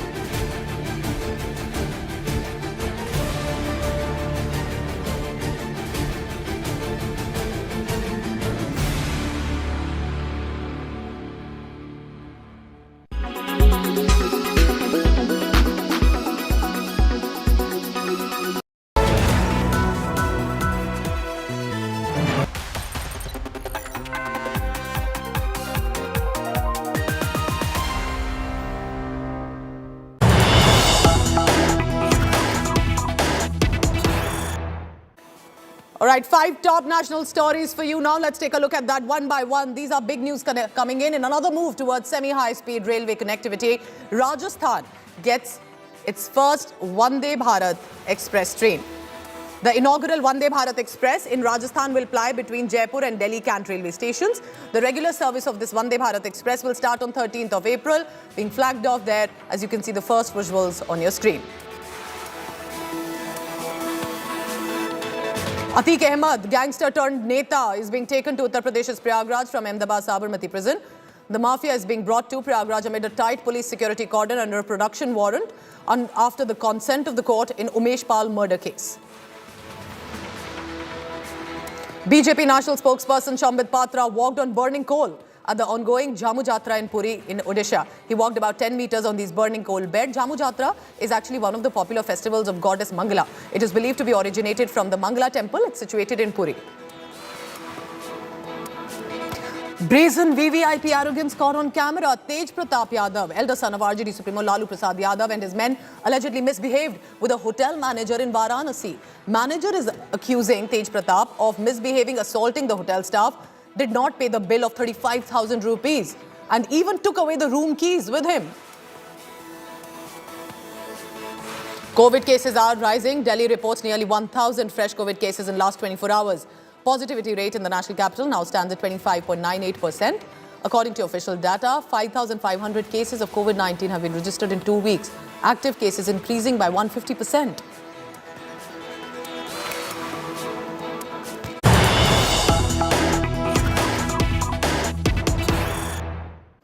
Breaking news now coming in. Maharashtra opposition leader Ajit Pawar to meet Chief Minister Eknath Shinde and Deputy Chief Minister Devendra Fadnavis at the Savadi guest house. He will take possibly a proposal demanding the Maharashtra government's relief to farmers because of unperiodic rainfall, unseasonal rainfall that has taken place. But this meeting, interestingly, becomes politically crucial. Remember yesterday's meeting between Sharad Pawar and Uddhav Thackeray amid talks of a rift in the Mahavikas Aghadi alliance. Now, with this meeting coming in, he's Maharashtra's opposition leader, Ajit Pawar. He's a senior leader as well.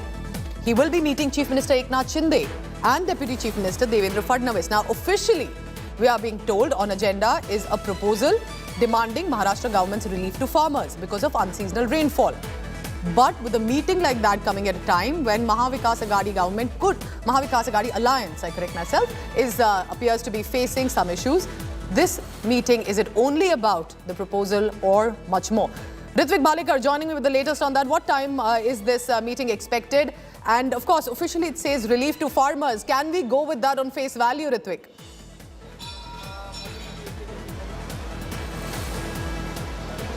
Ajit Pawar, who is the opposition leader of Maharashtra, has just left from Vidhan Bhavan and he is going to reach Sahyadri guest house to meet CM Eknath Shinde and Deputy CM Devendra Fadnavis. What he is being told and what he spoke to media just a while ago, that he is going to meet demanding relief for farmers who are affected by the unseasonal rains. Now some big news coming in about the big story of Bathinda can firing. Well, let's go across to that.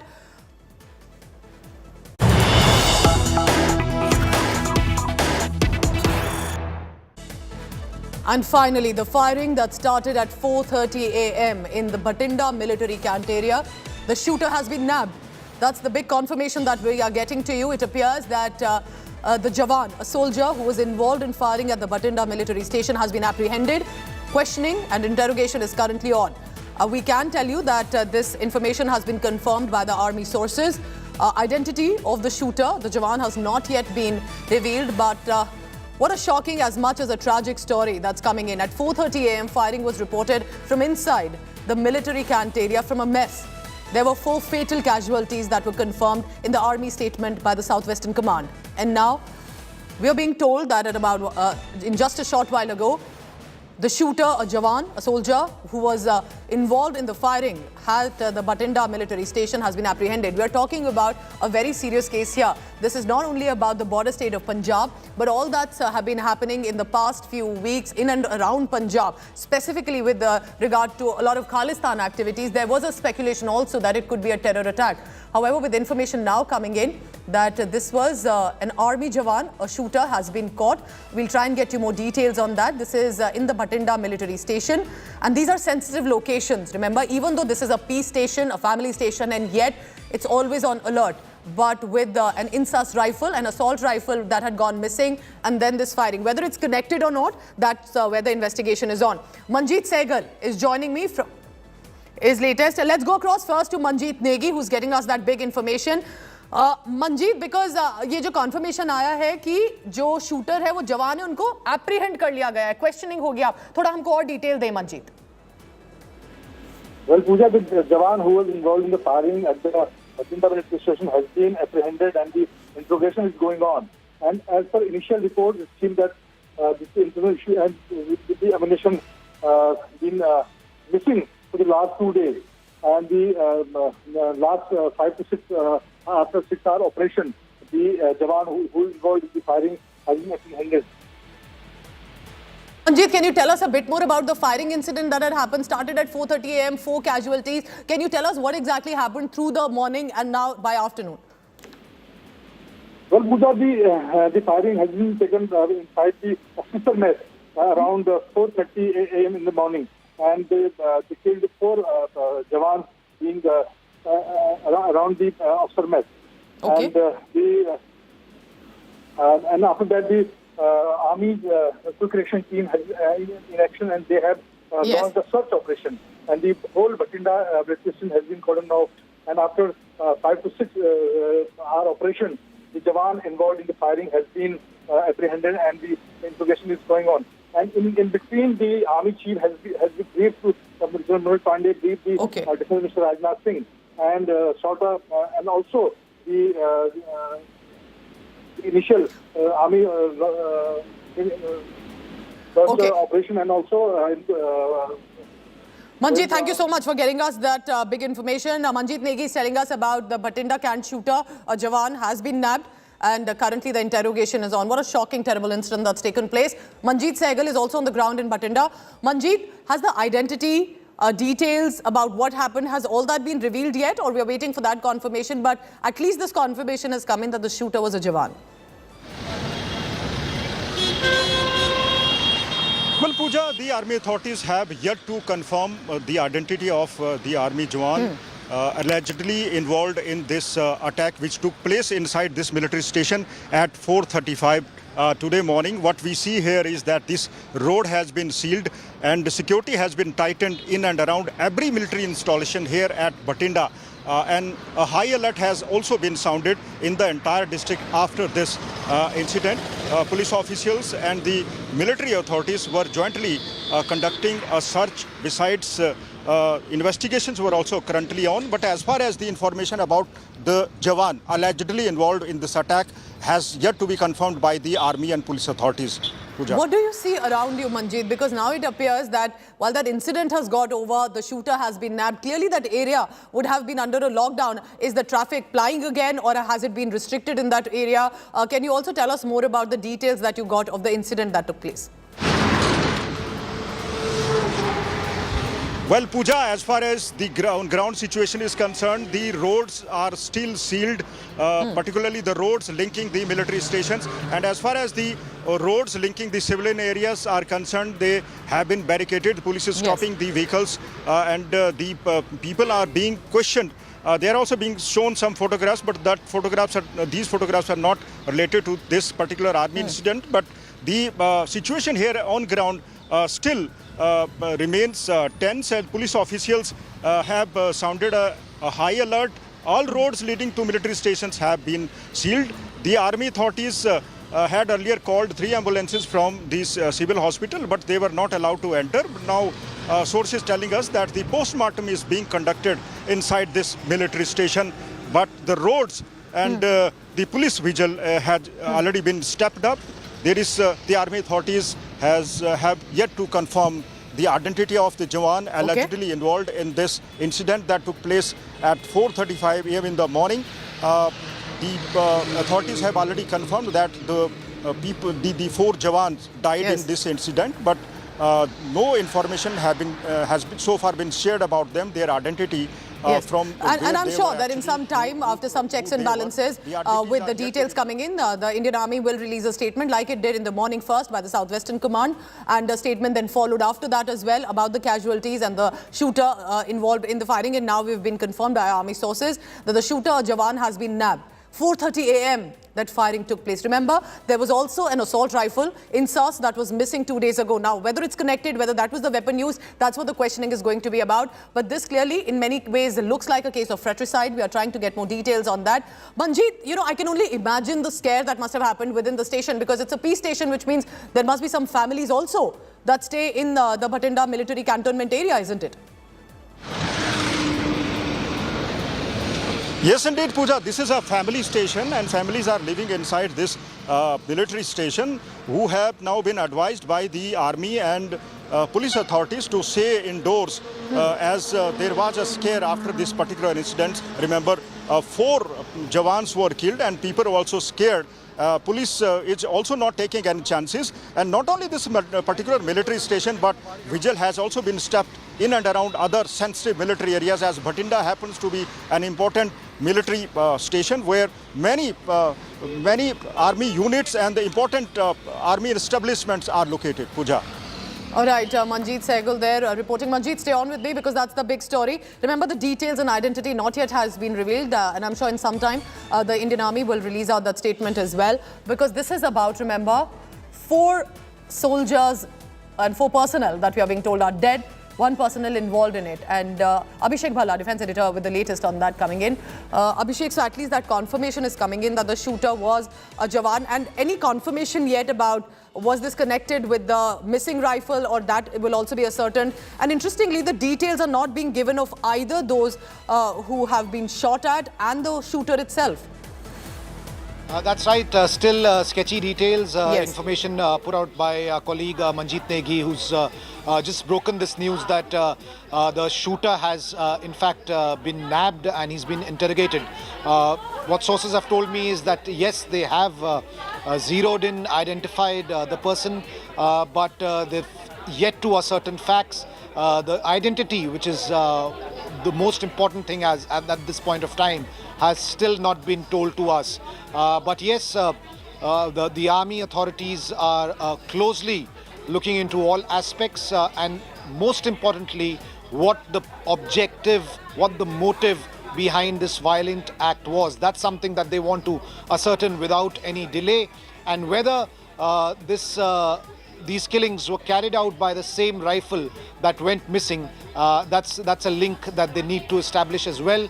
Secondly, something which is extremely significant for the authorities to ascertain is whether there are any other linkages that this person has, or whether this was just a lone wolf kind of an attack due to some personal grouse.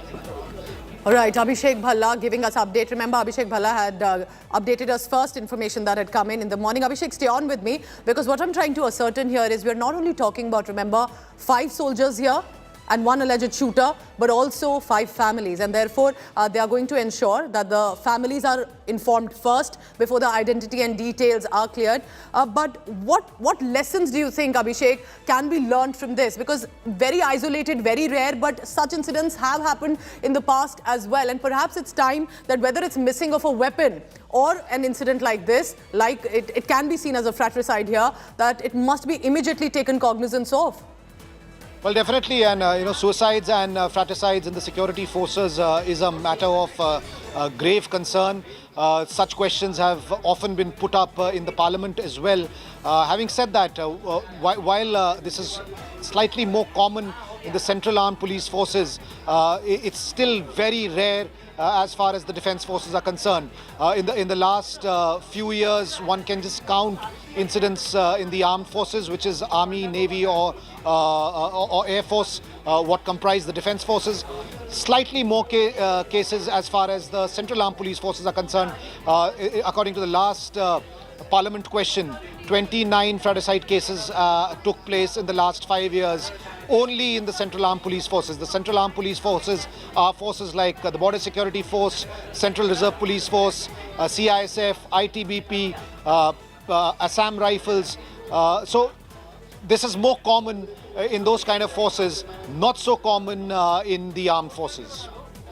Nevertheless, it has happened, and we are trying to find more details on it. Abhishek Bhalla, Gaurav Sawant, Shiv Arur have been on top of this story since morning. 4:30 a.m. this happened. But remember, connected to this firing, or not perhaps right now, is also the missing Insas rifle. An assault weapon went missing from the camp area. I want you to help know and understand why that is so significant. When a weapon like that goes missing from a military station, it is seen as a big deal. An Insas rifle is an assault weapon. It stands for Indian Small Arms System. It's an abbreviation for this. It's a family of basically small arms, but of course can cause as much damage as we have seen if this was the weapon that was used. It's a standard issue weapon of armed forces. It is commonly used and continues to be, has been in use for years now. It fires the 5.56 45mm NATO round. It also has a 20-round magazine. And there was also a magazine that went missing with this assault rifle. Also effective ranges of about 400 meters. It's very likely were they very close to each other if this weapon was used and with regard to the firing that took place. It's been in the service in the army since 1994. designed by the DRDO, made by Ordnance Factory. Now, why I'm talking about this Insas rifle is because 2 days earlier, it went missing with a magazine. And then there was this report of firing. Of course, details will be ascertained, investigation will be on if there is a connect at all. We have some big breaking news coming in. Let's take a look at that. Bathinda military station shooter has been nabbed. According to initial information coming in, this was a Jawan who has shot dead. As information coming in, 4 of personnel. He's been apprehended. Interrogation is on. But what a terrible incident that's taken place in the Bathinda military station, as much of a concern for a border state and with a sensitive state like Punjab, and now within the military station. This means that it's very likely not an intruder issue here, but as much within. What happened? What led to? Was there a dispute? Was there an altercation? How can a weapon go missing and did it raise alarm right away? What were the action taken right after that? Because 2 days after a weapon went missing, we saw the firing that has taken place. A terrible, tragic incident, and we'll try and continue get our reporters on the ground as well.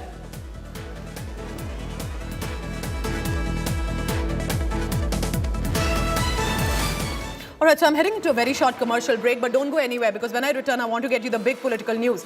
Maha Vikas Aghadi's Ajit Pawar is meeting Eknath Shinde, Devendra Fadnavis. What is the reason? Official agenda is one. What behind the screen? That and more after a very short break. Stay tuned.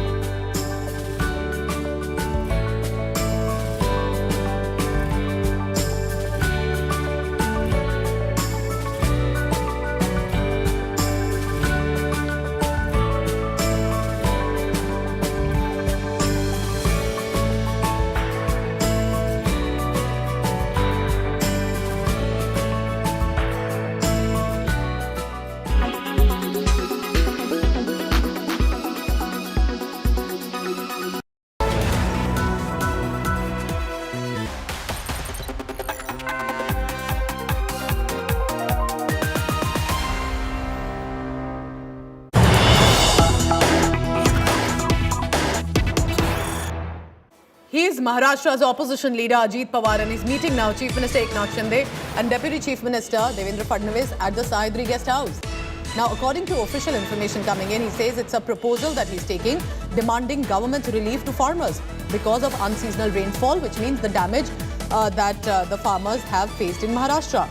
But of course, the meeting also comes at a politically crucial time. Yesterday's meeting between Sharad Pawar and Uddhav Thackeray amid talks of a rift possibly in the Maha Vikas alliance. Now, is Ajit Pawar taking a message ahead, or perhaps he's actually just going for the official information that is given? We'll try and get more details on that. But remember, at a time like this, when there are many netas who are switching sides, who are joining the BJP, could Ajit Pawar be next? Or perhaps he is, as an opposition leader, trying to step up ante against the BJP government and the Sena government, of course, in Maharashtra. So that's the big news coming in. He's NCP leader. He's meeting the state leadership, the Chief Minister and the Deputy Chief Minister. Interestingly, it is at the Savadi guest house, not perhaps on an official assembly office. But that's why some eyebrows are also being raised about what precisely was the reason that he's meeting them there. But we'll be tracking the latest on that. The inside story will very soon be on India Today Television to tell you what Ajit Pawar, the leader of opposition, is up to. All right, we'll try and get our reporters on the ground as well. But we've been told that it's in just a short while that the meeting will likely begin. A proposal demanding government relief to farmers because of unseasonal rainfalls. But since Sharad Pawar and Uddhav Thackeray met, could there be talks of a rift in the Mahavikas alliance? They were in the government, but after the coup by Eknath Shinde, they've lost out on the numbers. There have been rift of statements. Specifically, remember after what Congress leader Rahul Gandhi had said over Savarkar, that I'm not Savarkar, I will not apologize. Uddhav Thackeray had to speak up and said that he is our role model, he's our idol, and you cannot speak like that about him. We are in an alliance, but you have to avoid these statements. But not just Uddhav Thackeray. NCP Supremo Sharad Pawar had also reacted to that. And not just that, Sharad Pawar had also said, not just the JPC, not just the Joint Parliamentary Committee, because that's not going to result in anything over the alleged corruption cases or the Adani link, go for a Supreme Court monitored probe. So there are a lot of difference in opinions and statements that Congress puts out. Then the NCP has a divergent view on it. Uddhav Thackeray literally says this is absolutely incorrect. Savarkar for us is a role model. How can you talk like that about him? So with statements like that, can the Mahavikas Aghadi alliance actually stay together until how long?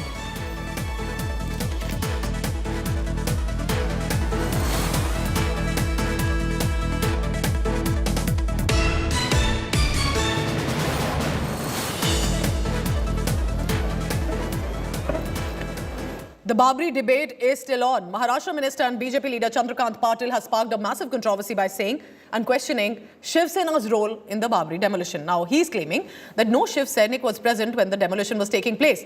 His comments, interestingly, have fumed both the Shinde Sena and the Uddhav Sena despite their differences. Shinde Sena, which is an alliance partner of the BJP in Maharashtra government, reminded the Saffron Party of its contribution, adding that the BJP minister is not well informed. Uddhav Thackeray, on the other hand, asked Shinde to sack Patil from his cabinet. If he's not going to do so, he should resign. He's alleging that the BJP is trying to wipe out Bala Saheb's legacy and the effort as car sevaks of the Shiv Sena. Babri मस्जिद ही 550 वर्षाचा जो बाबरी मस्जिद पाडण्याचा संघर्षाचा इतिहास आहे, त्या संघर्षाच्या इतिहासामध्ये सर्व ही मस्जिद पडली पाहिजे, हे आमच्या रामाचं जन्मस्थान आहे असं मानणाऱ्या हिंदूंनी ती पाडली. त्याला नेतृत्व हे विश्व हिंदू परिषदेची सब ऑर्गनायझेशन बजरंग दल आणि दुर्गा वाहिनी दिलं, हे जगात इतिहास माहिती आहे. आता त्याच्या अंतर्गत शिवसेनेचे कार्यकर्ते होते की नाही, होतेच, कारण ते हिंदुत्ववादी होते आहेत असं काय जे म्हणायचं म्हणून, त्यामुळे ते होते. पण आम्ही सेना भवनमध्ये प्लॅन केला आणि मग आमच्या तुकड्या निघाल्या, असं काही झालेलं नाही आहे. चंद्रकांत दादा ने उन्होंने स्टेटमेंट किया था, उससे कोई भी हम सहमत नहीं है, क्योंकि वंदनीय बाला साहब का जो बाबरी मस्जिद के बारे में सुझाव था या बयान था, आप सबको मालूम है, हर बार उन्होंने सामना में लिखा था. उसके बाद जो राइड हो गई थी मुंबई में, उसको बचाने के लिए भी वंदनीय बाला साहब ठाकरे आगे थे. इसलिए चंद्रकांत दादा ने जो कुछ बयान दिया है उससे हम सहमत नहीं हैं. अगर हिंदू हृदय सम्राट बाला साहब ठाकरे जी का अपमान कोई महाराष्ट्र का मंत्री करता है और वो मंत्री ऐसे मुख्यमंत्री के नेतृत्व में काम करता है जो अपने आप को बाला साहब के विचारों का वारिस मानता है, हाँ, विचारों का सरदार मानता है, तो आप ये कैसे सहन कर सकते हैं? आप उनका इस्तीफा लीजिए. So there was an uproar expectedly and Patil had to offer an explanation. Here's what he said. Ayodhya में जो बाबरी ढांचा गिराने का काम हुआ, उसमें कोई शिवसेना का, कोई बीजेपी का, कोई और कोई संगठन का नहीं था, सारे हिंदू थे और वह सारे विश्व हिंदू परिषद के नेतृत्व में संघर्ष कर रहे थे. और संघर्ष जब ढांचा गिरा तब का नहीं था, वो 83 से था. इसमें शिवसेना ने श्रेय लेने का कोई विषय नहीं आता.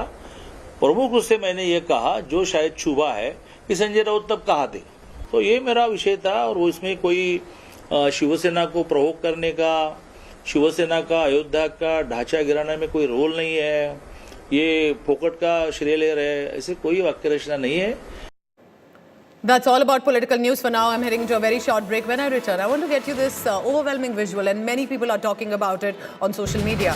Remember the Sarus screen that was taken in after the rescuer, as it appeared, Arif, who had been with it, but when they reunited, Sarus is currently kept in a zoo and fluttered with joy after meeting the rescuer. People are commenting, should they be reunited? More on that after a break. हाँ उछल के दिखाओ, हाँ वो उछल के दिखाओ, उछल के, हाँ हाँ उछल के दिखाओ, हाँ उछल के दिखाओ, हाँ.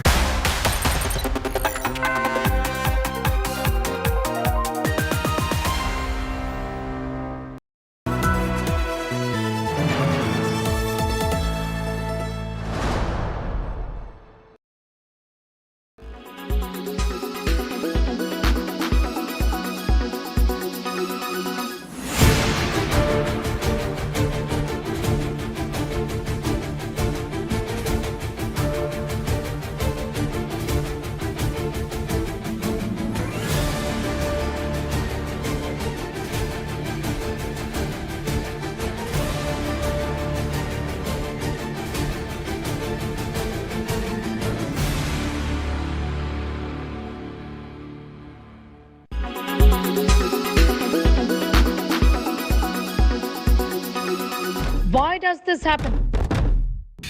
Let me tell you the science behind it.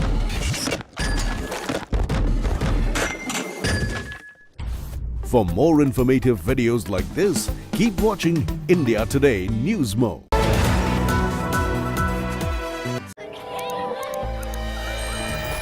18th May 2022.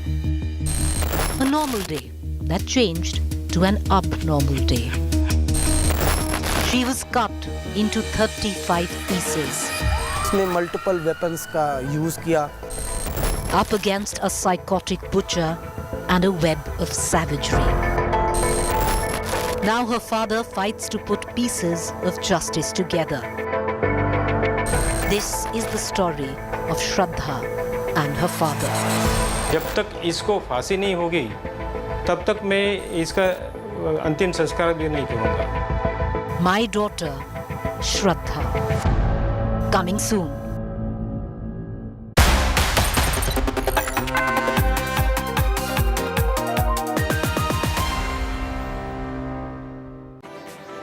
This video touches your heart. It is about a harvester operator and a Saurus crane bird, a true representation, many would say, of love that can exist between human beings and animals or birds. Here's a report on the affection the bird had and decided to show it for the friend, the rescuer, after they met after a long time. The Saurus crane is now in a zoo. पहचान गए? हैं? खोल नहीं सकते.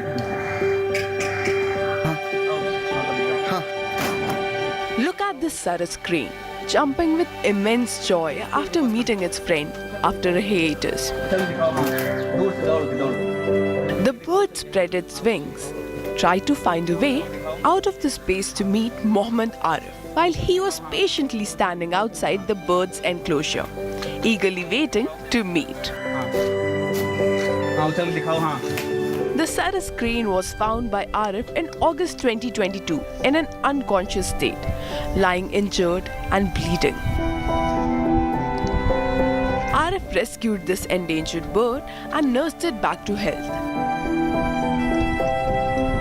Soon after, the bird began following Arif everywhere, wherever he would go and whatever he would do.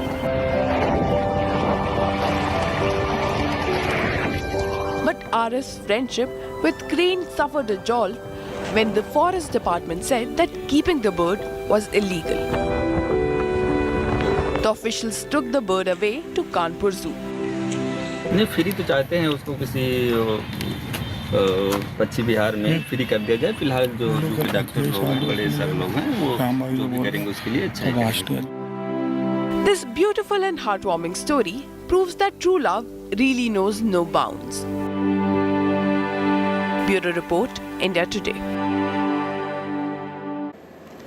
All right, moving on now. If you're an art lover and looking at paintings and artwork is your hobby, we may have some good news for you. The Van Gogh 360-degree exhibition has come to India. After its success in Mumbai, the Van Gogh 360-degree exhibition, kick-started in the national capital, will go on till 30th April. Here's why you need to check this out.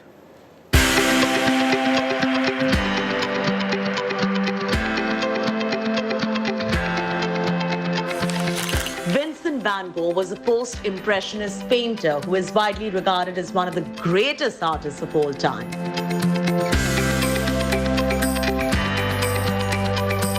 His unique style and use of bold colors have left an indelible mark in the art world.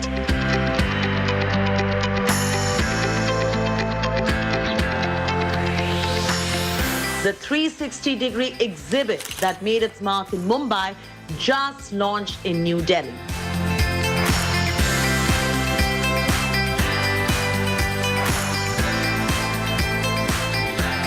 As immersive art gains ground in India, this 360-degree exhibit is all of that and so much more.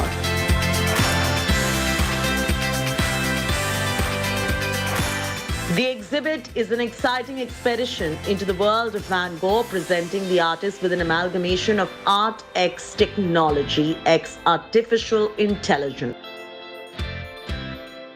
The hypnotic adventure is a clash between art and technology, wherein the ultra-modern projection worked out by the audiovisual designer is an ode to art. It is a mesmerizing artistic affair. Van Gogh's art was deeply influenced by his own personal experiences, such as his struggles with mental illness and his love of nature. He, in fact, has created over 2,000 artworks, including some of the most recognizable paintings in the world, like the Starry Nights and Sunflowers. The 360-degree panorama on a larger-than-life screen, a complementing musical bed, and a mixture of different fields of art is currently on display in the National Capital. Van Gogh's art continues to inspire artists and art lovers alike, even over a century after his death. This exhibition aims to showcase the incredible legacy of a true master using artificial intelligence in a multimedia format. With Riya Modi, Lifestyle Bureau, India Today. So perhaps that is your weekend calendar set up already. I'm heading into a very short break. I get you some big political news coming in from election-bound Karnataka. Lakshman Savadi, a former minister, has resigned from the BJP after he was denied a ticket in the fresh list, at least the first list that was released. More on that after a very short break. Stay tuned.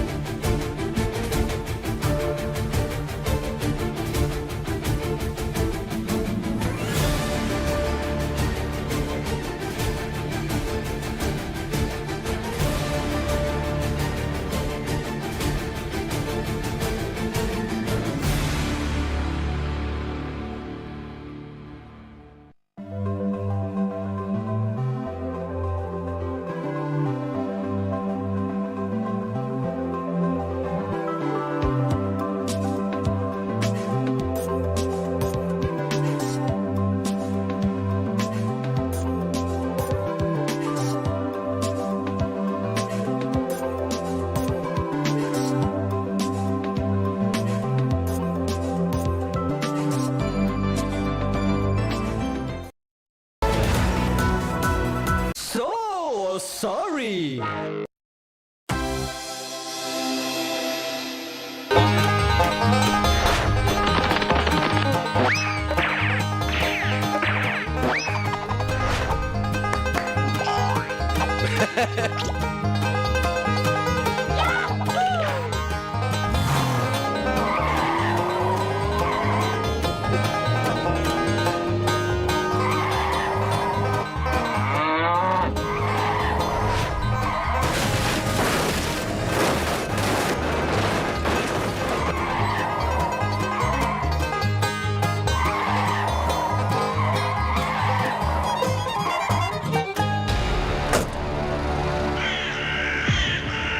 बहुत बड़ा है ना तो, हाँ बहुत अकड़ है ना तोरे में।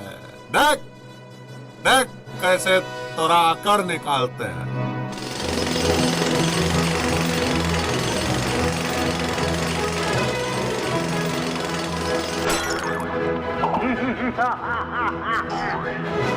जब तक पीएम बनेंगे नहीं तब तक पीछे हटेंगे नहीं।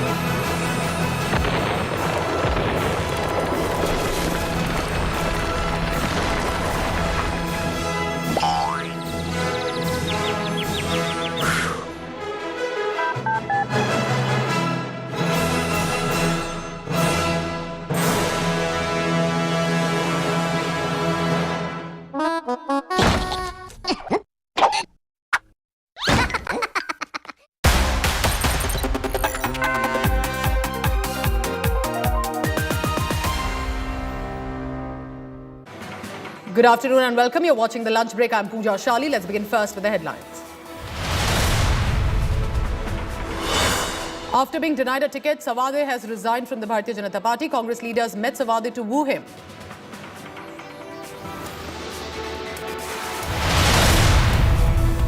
Former Karnataka Chief Minister Jagdish Shettar has been denied a ticket, but he remains defiant. Heading to New Delhi, he says, I will contest elections.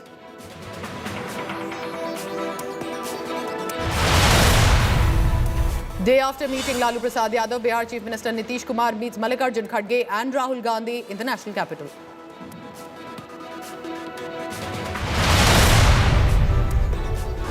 Firing took place inside the Bathinda military cantonment, killing 4. 2 armed shooters on the loose, we are being told. 1 army Jawan, a shooter, has been nabbed.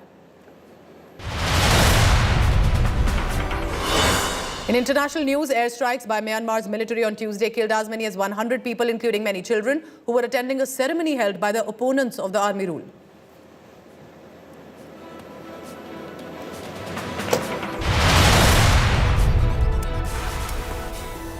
Co-presented by Star Health Insurance, the health insurance specialist.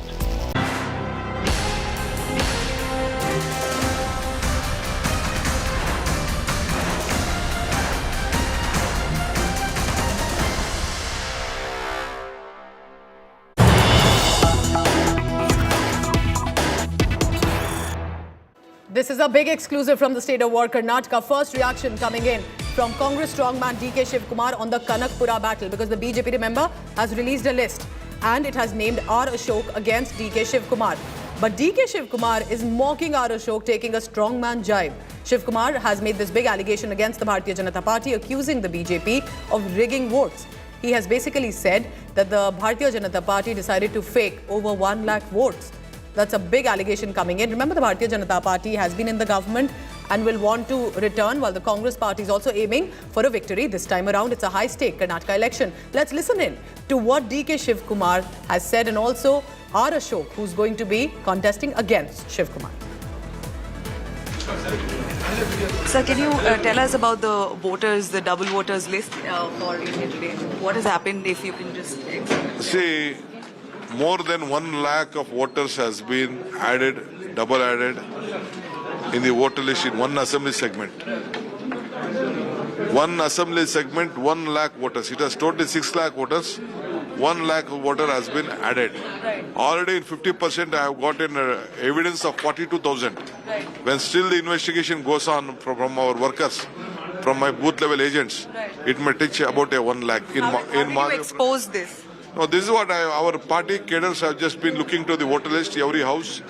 They see that the same name, different epic number, same name with a different photograph, with same name, one with a tie, one without a tie, one with a coat, one without a coat, one with baldy with a different photo. All these types of things we are been seeing it. How are you going to ensure that this is dealt with? No, I will have to complain to the election commission. I don't have any option. We'll fight it out legally. Sir, R. Ashok says he's a really strong candidate to fight you. He's a very strong man, very tough man, very sound man. Kanakpura is known for hospitality. We'll give him more meat to eat. So you said 150 seats for the Congress. With what confidence are you Congress, 141 seat. We have a mission of 150, but 144 is my number as on today. BJP's fresh candidates and Lakshman Savadi, will you welcome him? Sir, what exactly wrong with voter ID card and what's your demand with the election? See, in one assembly segment, there are more. All right, so that's the big news coming in from the state of war, Karnataka. DK Shivakumar's first reaction on the Kanakpura battle, because while he is going to fight the Kanakpura seat, from the BJP it's going to be R. Ashok. But as you saw, it was a mocking jibe, and that he's saying that I am the strong man here, and expressing confidence that it will be the Congress victory, it will be his victory from Kanakpura. Shivakumar's big allegation also against the BJP was that they rigged votes, that the BJP had even faked over 1 lakh votes when the previous elections in Karnataka had taken place.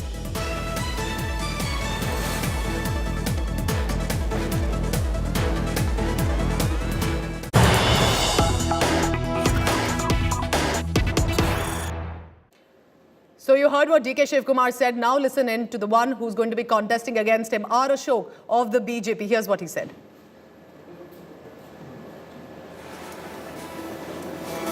All right, so you're looking at those images. Remember, 189 candidates were announced by the BJP, and interestingly, it had about 52 fresh faces. It is a 224 assembly, which means there are still more names to be decided. But for main seats, for example, from Varuna, from Shigao, from Shikaripura, and from Kanakpura here, they have announced names. R. Ashok from Kanakpura for the BJP will be contesting against DK Shivakumar, and it's going to be a tough pitch battle. DK Shivakumar, many call him the troubleshooter, the Chanakya for the Congress party. He'll have to win this, because if he is a chief minister's aspirant, this will be his moment. It's not just about victory from Kanakpura. It will also be about the margin.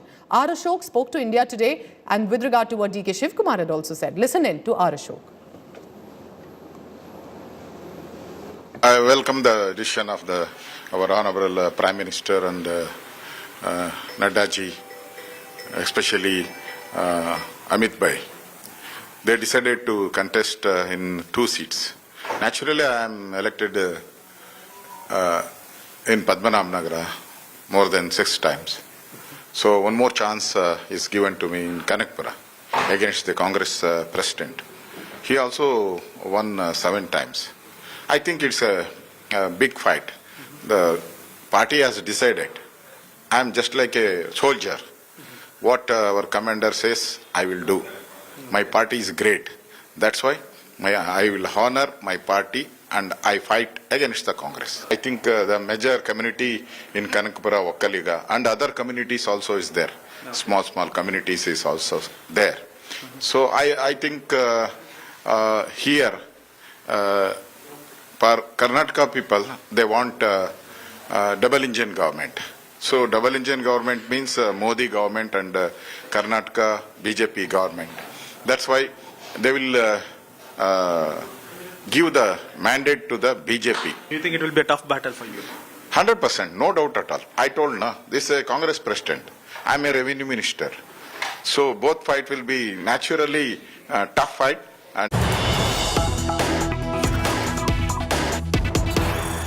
And all newsmakers first on India Today television, and you heard R. Ashok, DK Shivakumar. Now listen in to B.S. Yediyurappa, former chief minister, a strong Lingayat leader, and with the names that are being announced, he has opted out of electoral politics, but his son Vijayendra is contesting. Listen in to Yediyurappa. Against Siddaramaiah. Sir, Somana is also contesting against Siddaramaiah and Ashoka against DK Shivakumar, sir, in Kanakpura. They are going to give a very good fight. The chances of winning are more. Oh, okay, sir.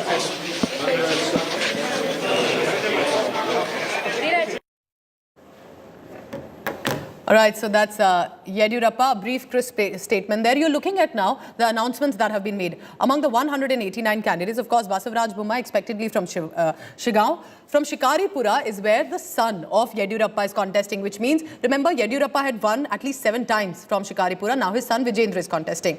Chikmagaluru, C.T. Ravi, of course, a senior leader, a national general secretary of the party, an important leader. And R. Ashoka will be contesting against DK Shivakumar from Kanakpura. It's not just about the winnability of the candidates. It's as much about the caste factors, the issues that play on the ground, specifically with regard to the Lingayat and Vokkaliga voters. All of this apart from, remember when incumbent ministers like R. Ashoka, who's an excise minister right now, is contesting again, it will be as much about can he claim votes on the work that he has done. Has he been able to reach out to the people? But we have seen revolt as well. We have seen about how 10 sitting MLAs who've been dropped. One of them, for example, Savadi, has decided to even revolt. Jagadish Shettar, former chief minister, a veteran neta of the BJP in Karnataka, is reaching Delhi. He will be in conversation with JP Nadda, the party chief. Amid all this, as I mentioned, there are a lot of permutations, combinations. It's as much about candidates. 189 candidates announced. Take a look at these details on your screen. 52 new faces, most of them focusing on the youth. 32 from the OBC candidates, 30 about scheduled tribe and scheduled 30 from scheduled caste candidates and 16 are scheduled tribe. Remember, some of these are also reserved seats, our constituency where you need to field of a certain group. 189 candidates announced, many more to go for 224-seat assembly. Listen in again to what B.S. Yediyurappa has to say.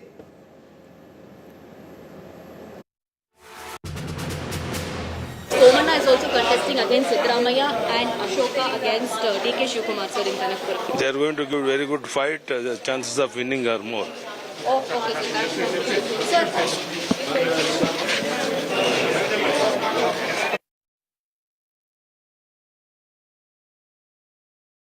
but also with his son Vijayendra. There was speculation rife that if the son of Yediyurappa is not contested and from the same seat, which is Shikaripura, there could be a massive revolt. Because we know when Yediyurappa decided to distance from the Bharatiya Janata Party a few years ago, it actually led to a loss of votes. The BJP had lost out, was not able to make the government in Karnataka. So they definitely don't want to upset B.S. Yediyurappa, who's been a former CM, a strong Lingayat leader, and in Karnataka, Lingayat Vokalika caste groups are of concern and do matter with decisions in the vote bank.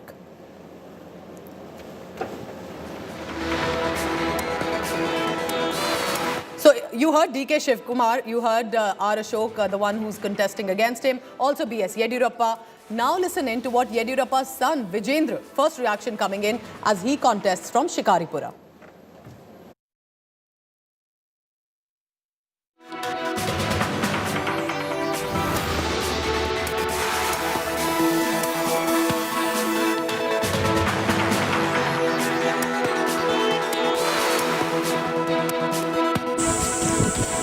Hello and welcome to this special segment. Joining me from my home district, that is Shimoga, the special guest today is B.Y. Vijayendra, who is contesting from Shikaripura seat. So, thank you for speaking to India Today this afternoon on a sunny day.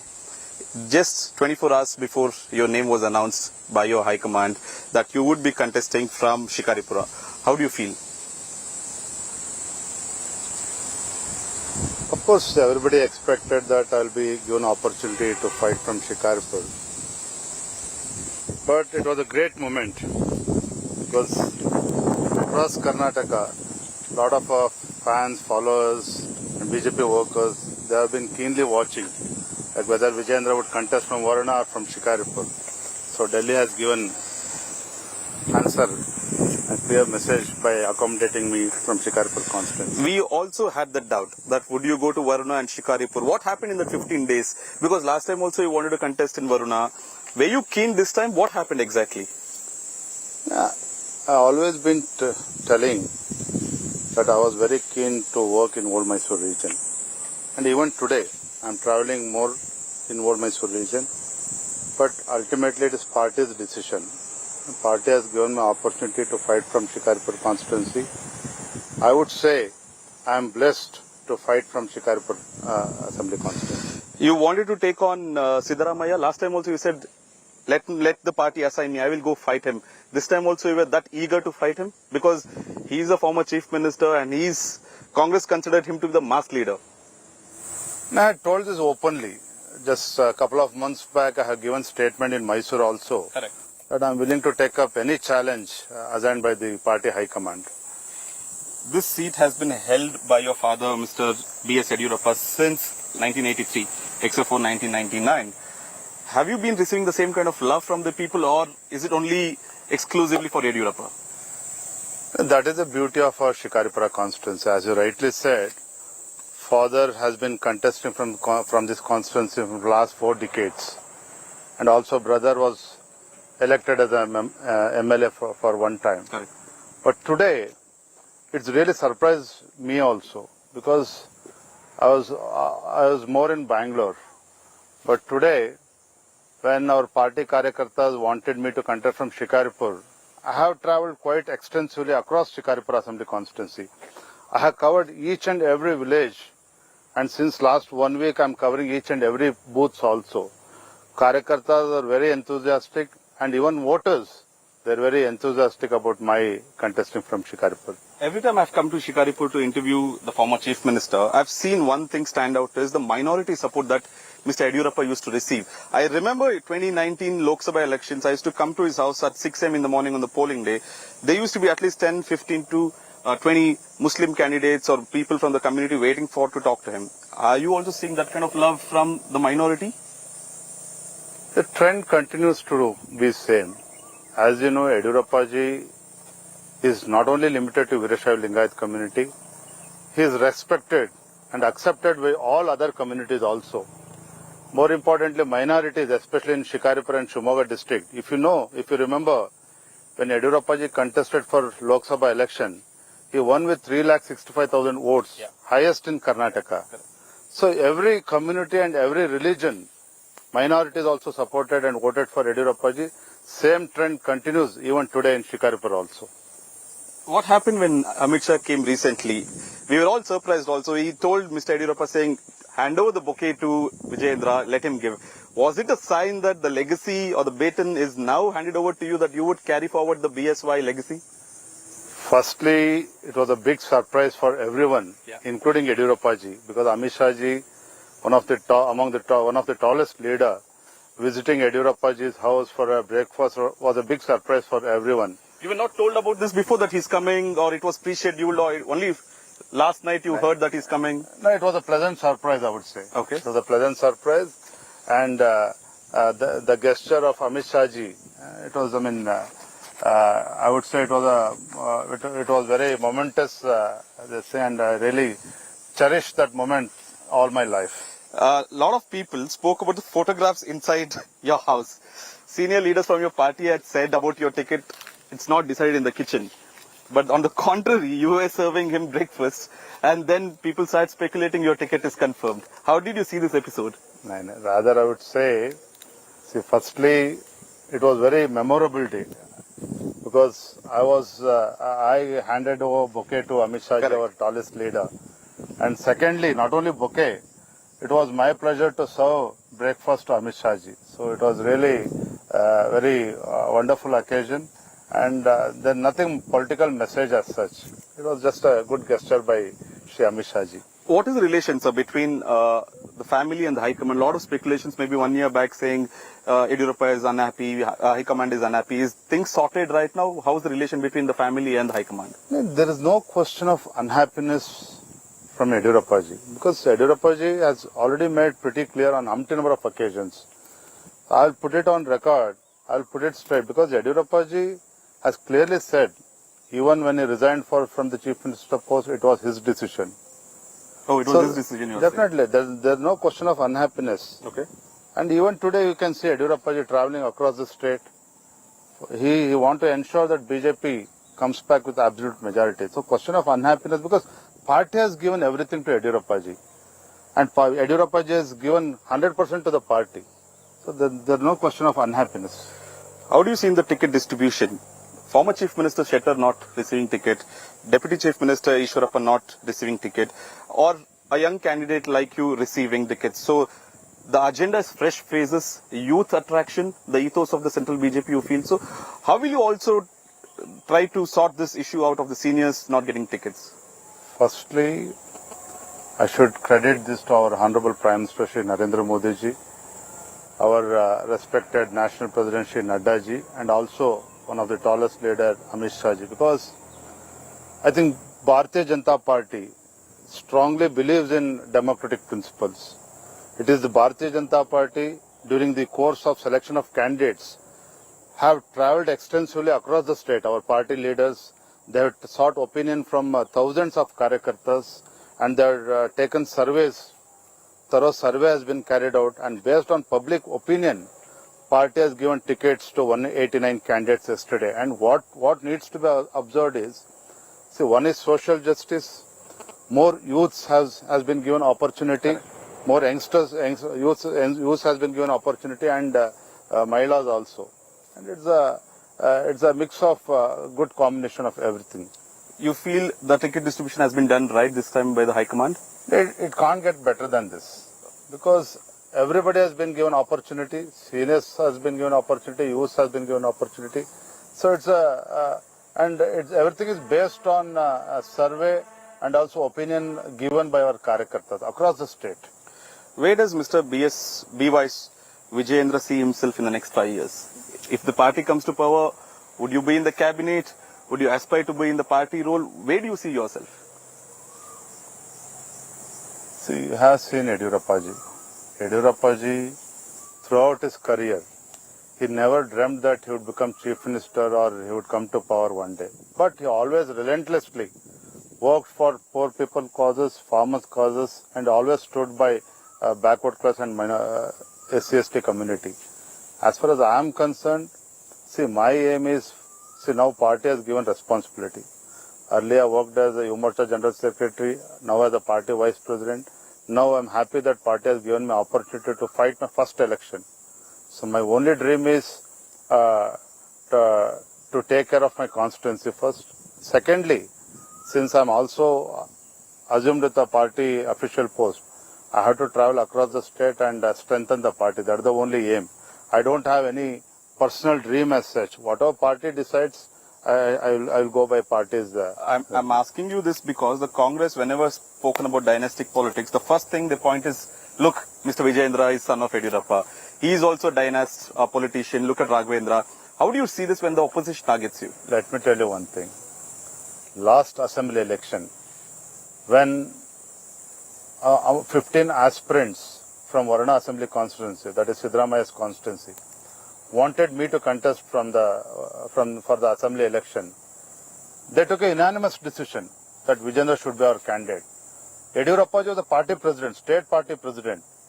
And when party high command decided no, Vijayendra will not be given ticket and some Karyakarta will be given ticket, I personally welcomed it. Even Yediyurappa did not utter even a single word. But after that, I have worked for the party from last 5 years, and for your information, I was Bangalore City Secretary. Correct. In late 90s. Correct. And after that, party has given me opportunity to serve as a Human General Secretary. Now as a party Vice President.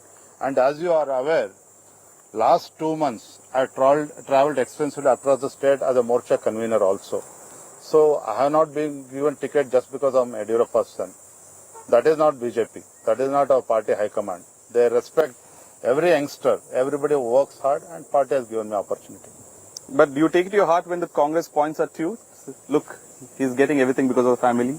What else can you expect from the opposition? What else can you expect from the opposition parties? So, this 2023 election, how do you see the prospects of the BJP? Will they come back to power? Is it mission 123 will be actually 140? What's your take on it? Because a lot of political analysts, commentators are still looking at Karnataka being a hung assembly and JDS being the kingmaker. Kumaraswamy also has said BJP has approached me already. How do you see the next elections? See, whether it's Congress party or JDS party, they are dreaming today. But let me tell you one thing. I have travelled, since last 2 months I have travelled entire Karnataka. Even Yediyurappa is also travelling across Karnataka.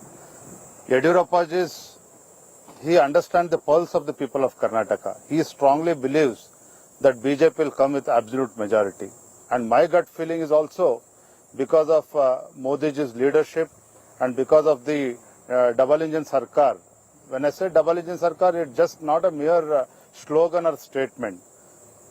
Both the government has delivered to the people of Karnataka under the dynamic leadership of Narendra Modi ji and also under the leadership of Yediyurappa ji as well as Basaraj Bommai ji. We have reached people through our programs, and people will definitely bless BJP for one more term. What was your, what were you going through in 2021 when your father was asked to?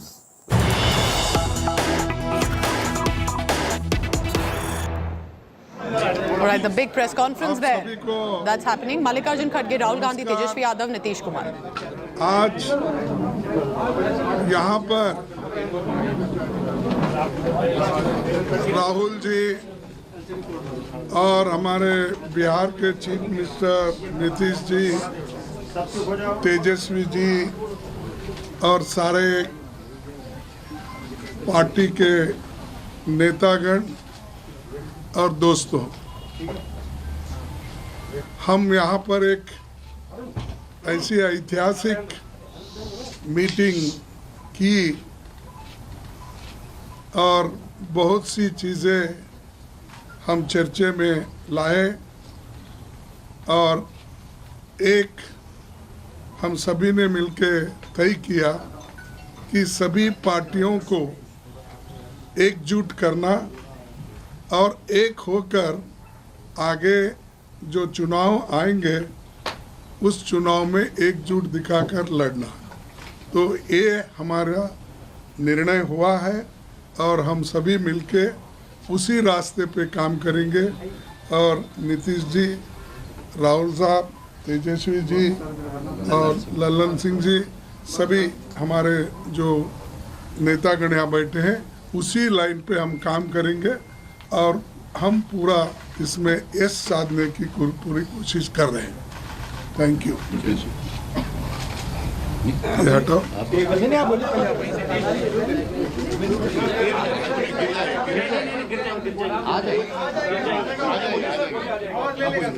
आवाज आ जाए।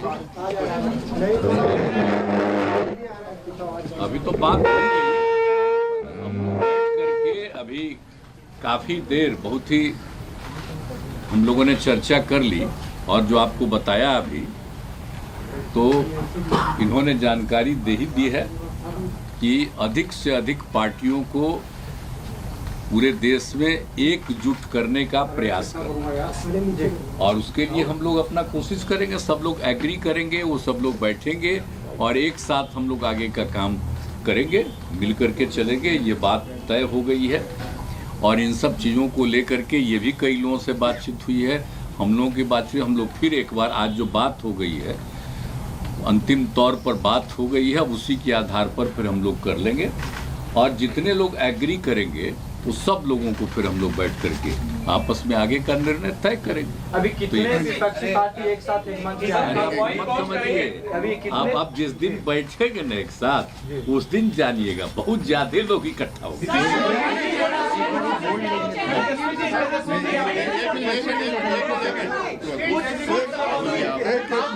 एक minute, no question बाद में लेंगे। एक minute रुकिए, question बाद में लेंगे। अभी बोल दीजिए। एक मिनट प्लीज। अरे कौन निकाल। जो खारगे जी ने कहा, नीतीश जी ने कहा कि ऑपोजिशन को एक करने में एक बहुत ऐतिहासिक कदम लिया गया है। आपने सवाल पूछा कितने ऑपोजिशन पार्टीज को इकट्ठा करना है। देखिए ये एक प्रोसेस है और ऑपोजिशन का जो देश के लिए विजन है उसको हम डेवलप करेंगे और जितनी भी पार्टियां हमारे साथ चलेंगी उनको हम सबको एक साथ लेकर जो देश में आइडियोलॉजिकल लड़ाई चल रही है, विचारधारा की लड़ाई चल रही है, उसको लड़ेंगे। जो इंस्टीट्यूशंस पर आक्रमण हो रहा है, जो देश पर आक्रमण हो रहा है, उसके खिलाफ हम सब एक साथ मिलकर खड़े होंगे और एक बहुत महत्वपूर्ण कदम उठाया गया है।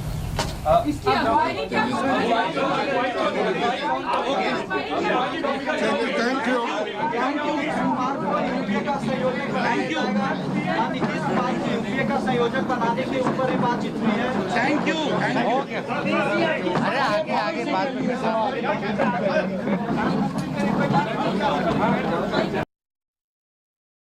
So these are the visuals coming in of a press conference, a brief press conference that was done by Nitish Kumar of the JDU, Tejashwi Yadav of the RJD, Rahul Gandhi and Mallikarjun Kharge of the Congress party. And Rahul Gandhi, as he said that this is a very good step that's been taken, that all of us are together, we've had this meeting, and the big question of course remains that is there going to be, if there isn't a united opposition by 2024 to take on Modi government, who will lead it? Will it be Mallikarjun Kharge, Rahul Gandhi, Tejashwi Yadav or Nitish Kumar? These are the visuals earlier of the meeting and a photo opportunity there with all the leaders that you can see on your screen. Mallikarjun Kharge now the president, where the press conference happened at the residence. Right, so an interesting photo opportunity there also, but will it really transcend to a united opposition? Only time will tell. I'm wrapping up this bulletin for now. Stay tuned in the club, our special on the entertainment industry coming up after a break.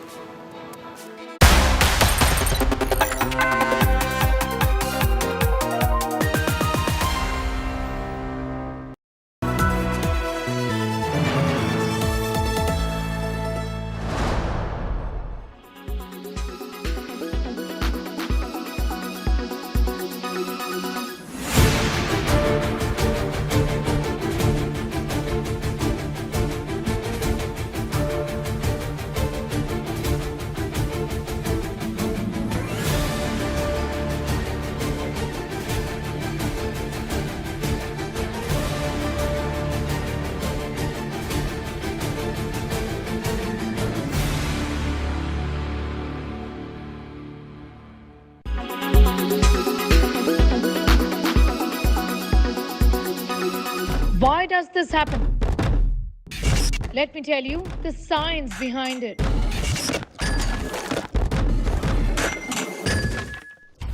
For more informative videos like this, keep watching India Today News.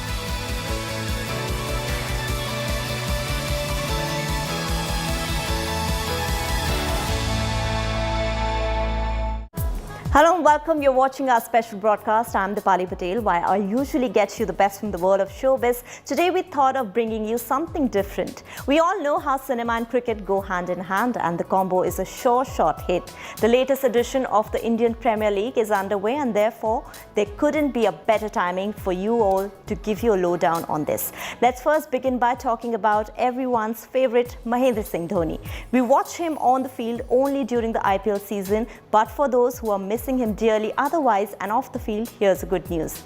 The star player will now also be donning the producer's hat, and he has shared this first look poster of his production venture LGM. MS Dhoni has forayed into film production with a Tamil family entertainer, which stands for Let's Get Married. Now, interestingly, MS Dhoni is not the only one to make his debut as a producer. Earlier in March 2023, Indian cricketer Ravindra Jadeja took to social media to reveal that he and his wife have turned movie producers. He put out this poster of the movie titled Pachhattar Ka Chhora. The film will star Randeep Hooda, Neena Gupta, Sanjay Mishra and Gulshan Grover. Not only producers, but several cricketers have also surprised their fans with their acting chops. And no, we are not talking about advertisements.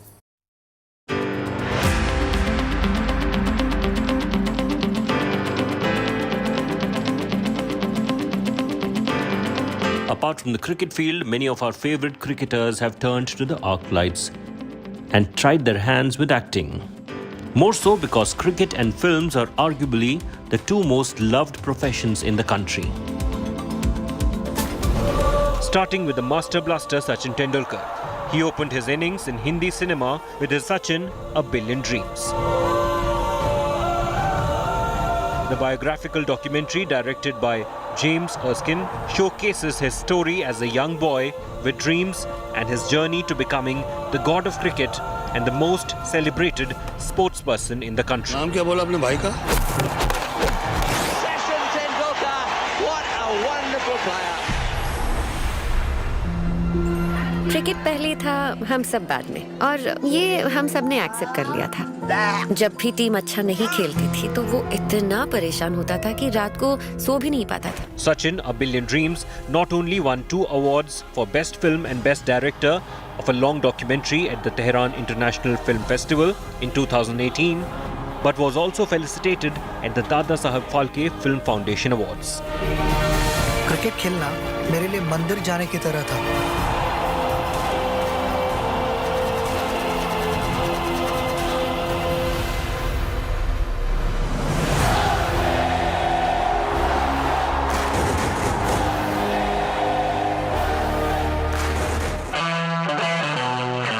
Cricket legend Kapil Dev also made his way to the big screen by making special appearances in films including Gaurav Pandey's Stumped in 2003 and David Dhawan's Mujhse Shaadi Karogi in 2004. मैं तुमसे प्यार करता हूँ।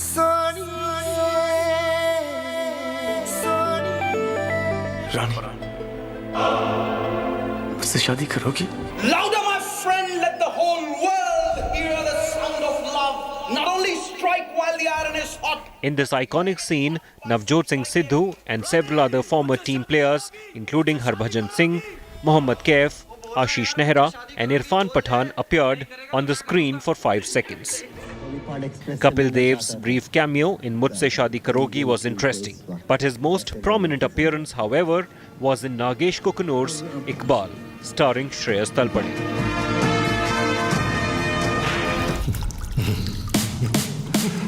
Former Indian cricketer Irfan Pathan made his Tamil film debut with Cobra, a psychological action thriller. He's the Cobra. Irfan essayed the role of Aslan Yilmaz, a Turkish Interpol officer in the movie. Cobra also starred Chyan Vikram as the lead and was directed by Ajay Gnanamuthu.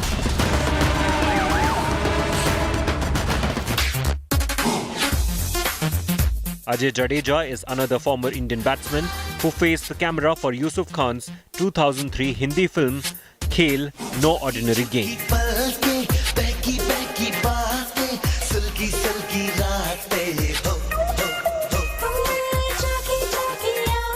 In a supporting role alongside Sunil Deol, Sunil Shetty and Selina Jetli.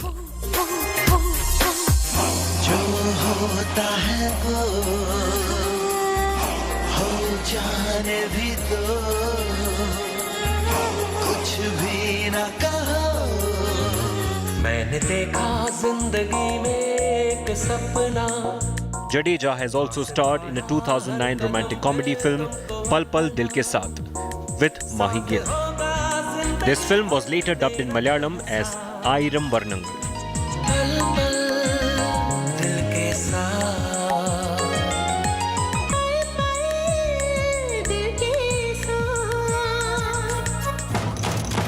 The ace bowler Anil Kumble also ventured into the film industry with Mirabai Not Out, in which he plays a hiccup-riddled version of himself in a special appearance.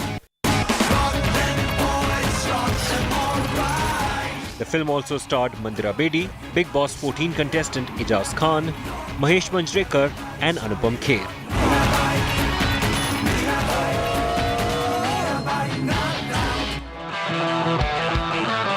Like father, like son, yes, the former Indian all-rounder Yuvraj Singh started early.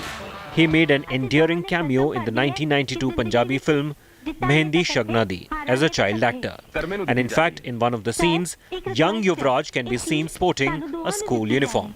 Thank you, sir.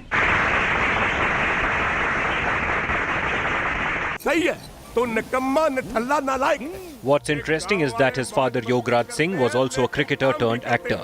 He acted in several Punjabi and Bollywood films, including 2015's Singh is Bling, in which he plays Akshay Kumar's on-screen father.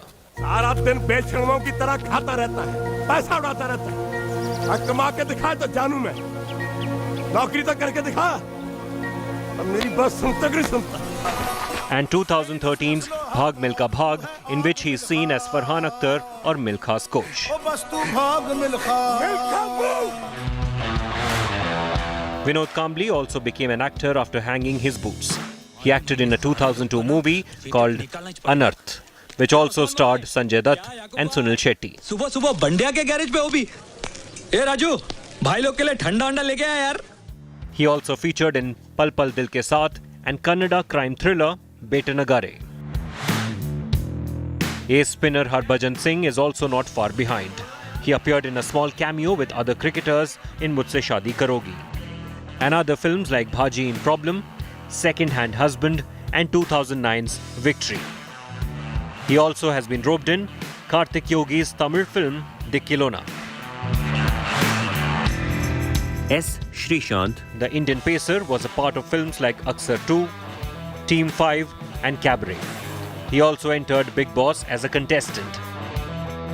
And now reports suggest that he is all set to make his Kollywood debut with director duo Hari Harish's upcoming horror comedy alongside Hansika. The film will feature the cricketer in a character with grey shades. Among others who tried their luck in the showbiz is Chennai-born all-rounder Sadagopan Ramesh. He made his acting debut with Raja's 2008 Tamil hit comedy Santosh Subramanyam.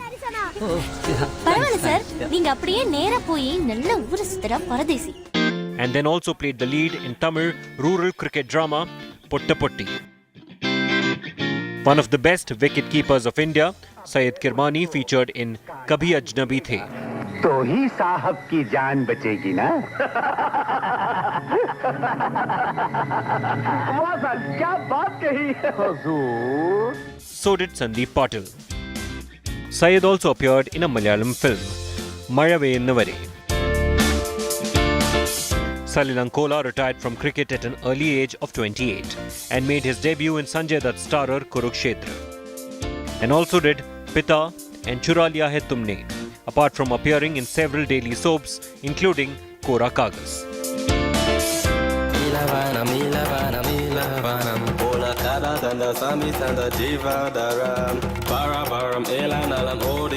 West Indies cricketer Dwayne Bravo impressed audiences with his appearance in a song from Chittiram Pesutadi 2.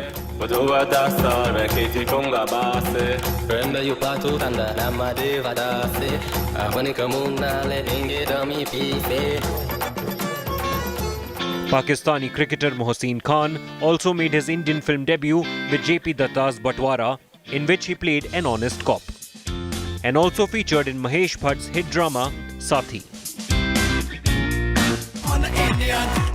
You will need to refrain from all non-veg food and activities. No girls. That means no beer either. And finally, Brett Lee too flirted with the silver screen in 2016 with Aussie Bolly film Un-Indian. Do not underestimate the power of the Indian Community Network. He played a charming Australian English teacher who falls for an Indian single mother in the comedy. Entertainment Bureau, India Today.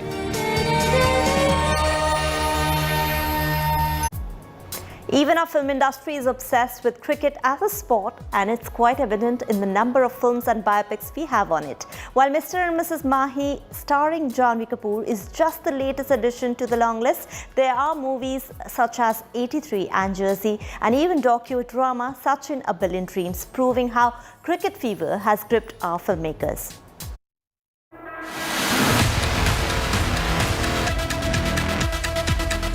Sports films, especially based on cricket, have been filmmakers' favourite pick.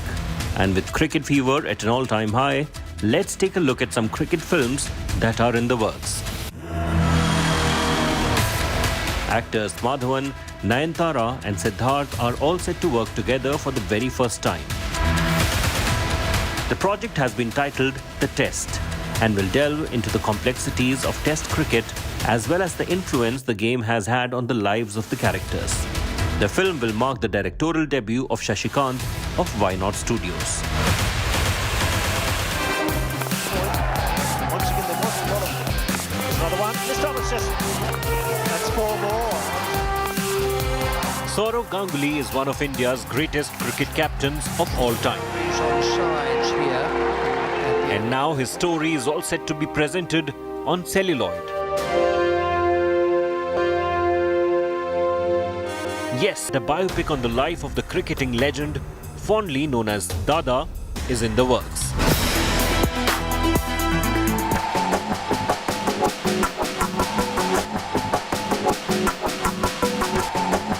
Directed by Sharan Sharma, Mr. and Mrs. Mahi will feature Rajkumar Rao and Janhvi Kapoor in the lead. In the sports drama, Janhvi will be essaying the role of a cricketer and underwent extensive training to get into the skin of the character.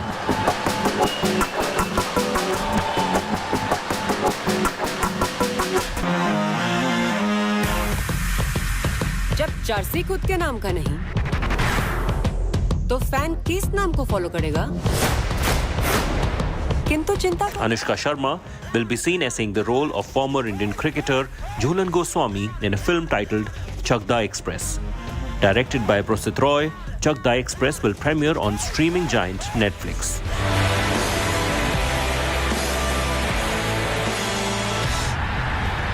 However, this is not the first time that we will see the reflection of the grit of cricket on celluloid.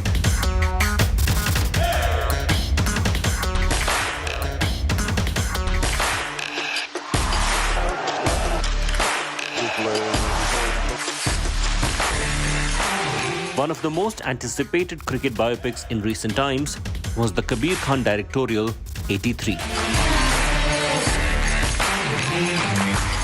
The sports drama was based on the iconic moment when the Indian cricket team won its first World Cup in 1983.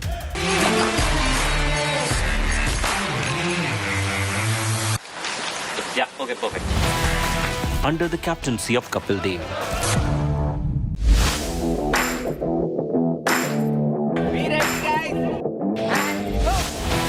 Ranveer played the legendary former skipper. मेरा आता था ऐसे करके ऐसे आता था. Yes.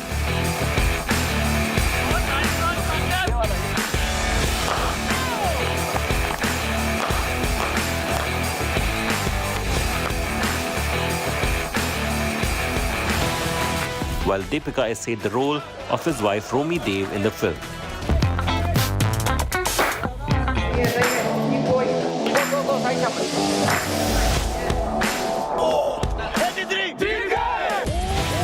The film also starred Saqib Salim, Tahir Rajbasin, Pankaj Tripathi and Baman Irani in important roles. अभी तक कभी कुछ नहीं मांगा मुझसे। मुझे 500 रुपए चाहिए विद्या। वो जितना मांग रहा है उतनी कमाई है नहीं। मुझे पता है तुम्हारे अकाउंट में। पता है? ठीक है, नहीं देना मुझे।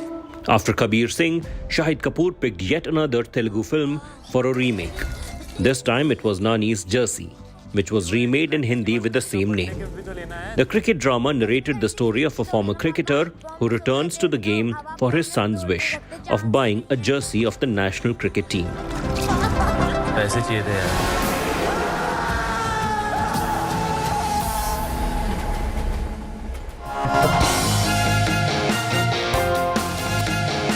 Shabash Mithu starred Tapsi Pannu in the lead role. Based on the life of Mithali Raj,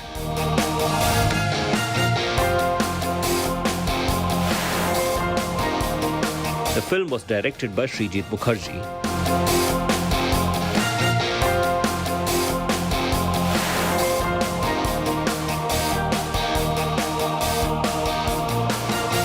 Taupsee, who is known for grit and determination, even trained vigorously for the film during the lockdown. And even spent time with Mithali to pick up the nuances of the role.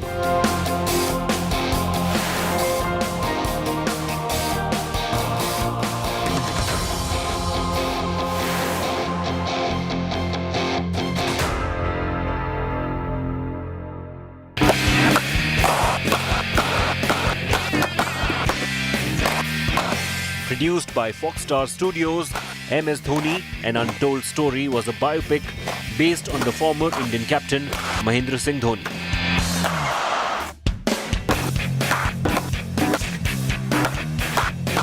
The film revolved around the life of Dhoni from a young age through a series of life events.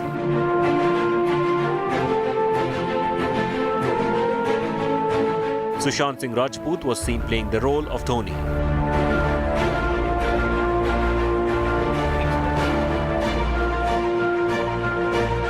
And if reports are to be believed, then it was MS Dhoni who recommended the makers to rope in Sushant for the role.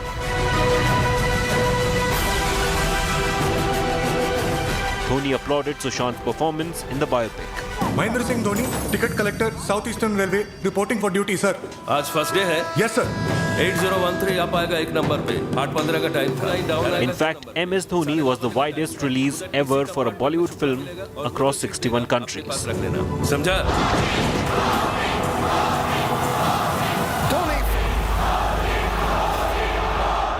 The film garnered positive response from critics and viewers and crossed over 100 crore mark at the box office. उसी को आज बाहर करना चाहता है? ये इन तीनों को निकाल के रुकने वाला नहीं है। We are all servants and we are all doing national duty. थोड़ा सा बैटिंग दोगे क्या? हमको भी एक चांस दीजिए ना sir.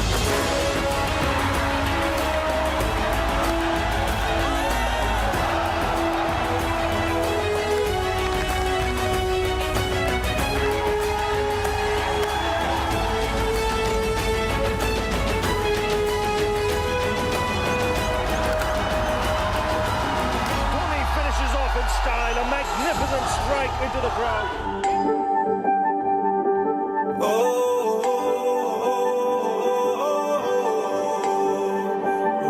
Sachin, A Billion Dreams was a documentary drama based on the legendary cricketer who is often referred to as the god of cricket.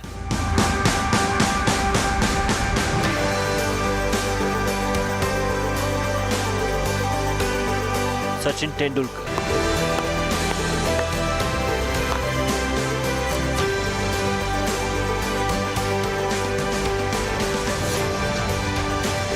Directed by James Erskine,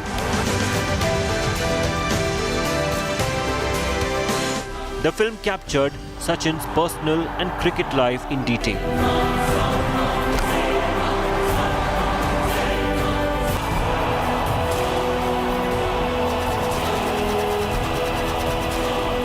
And also touched upon a few aspects that were never heard or seen before.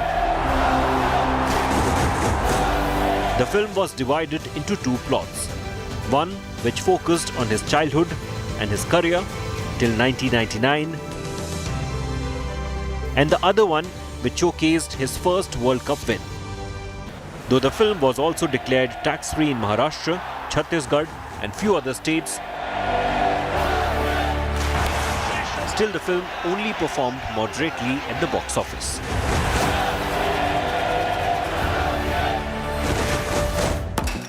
जब अजहर को लगा कि उसके खेलने के दिन कम है, तो उसने पैसे लेकर खेलना शुरू कर दिया।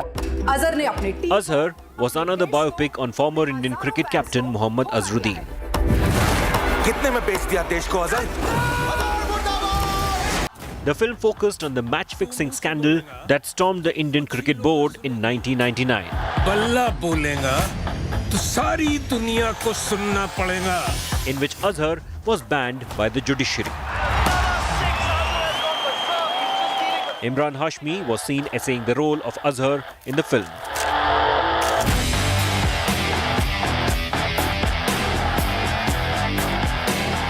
आज तो जिससे भी बॉलिंग करवा ले, पिटना तो आज सबको है. हमारी तरफ आजा, अल्लाह हमारे साथ. लगता है भूल गए बड़े भाई. However, this cricket biopic fell way short of expectations.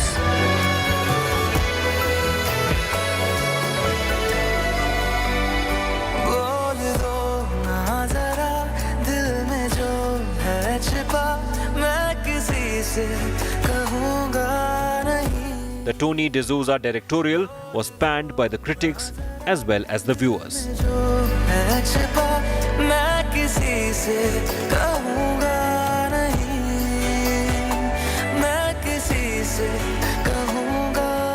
Entertainment Bureau, India Today.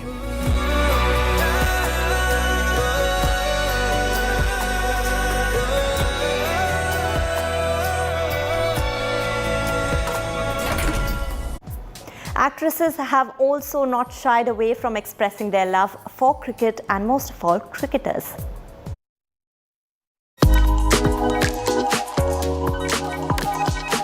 Where there is cricket, there is Bollywood, and no one better than these married couples proves the same.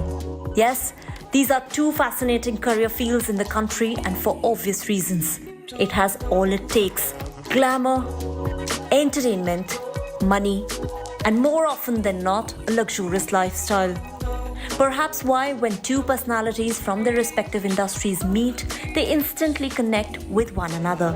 And what follows is a love story that at times for some turns into a fairy tale, while for others it's just a whirlwind romance.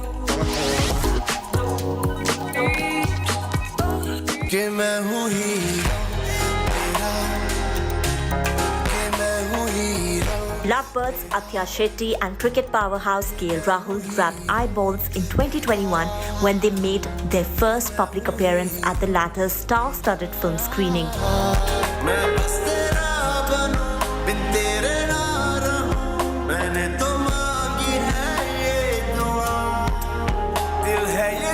The couple was reportedly set up by a common friend, and after dating each other for a while, the duo tied the knot on January 23, 2023 in a low-key affair with friends and family in attendance.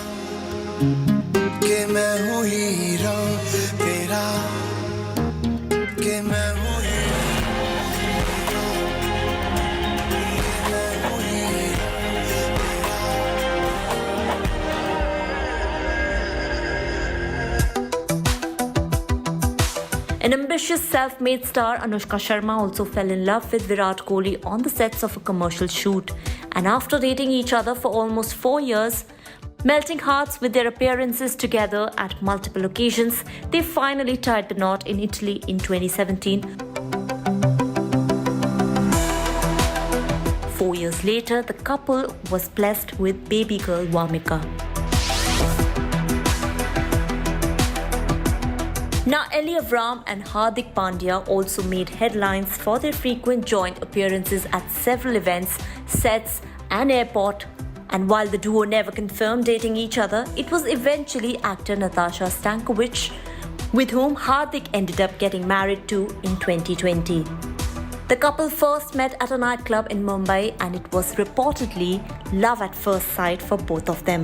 The year 2020 started with a bang for the duo as the cricketer proposed to her on a yacht in Dubai and later in the same year tied the knot secretly during the lockdown and now are parents to baby Agastya. Similarly, ace cricketer Yuvraj Singh was known for his link-ups with Deepika Padukone and grabbed headlines for dating Kim Sharma. He, however, got married to bodyguard actress Hazel Keech in 2016. The couple, who was together for 2 years before tying the knot, had reportedly met through a common friend and they connected with each other on Facebook.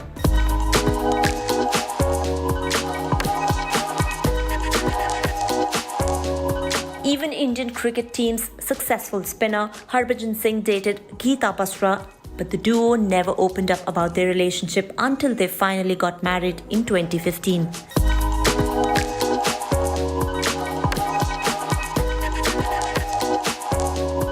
Like Geeta and Harbhajan, Zahir Khan and Chakte India actress Sagarika Ghatke were extremely private and in fact really spoke about their relationship in public. The duo met at a common friend's place and struck a chord. They became good friends and this chapter of catching up with each other never ended thereafter. The couple started dating and eventually got hitched. For the unversed, before meeting Sagarika, Zahir was in love with actress Isha Sharwani and they were reportedly in a relationship for 8 years.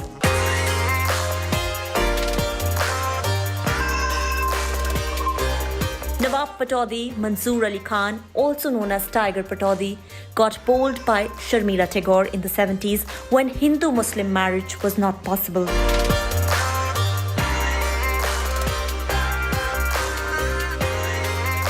Actress Neena Gupta never married top batsman of all time, Vivian Richards, but has a daughter, Masaba Gupta, with him.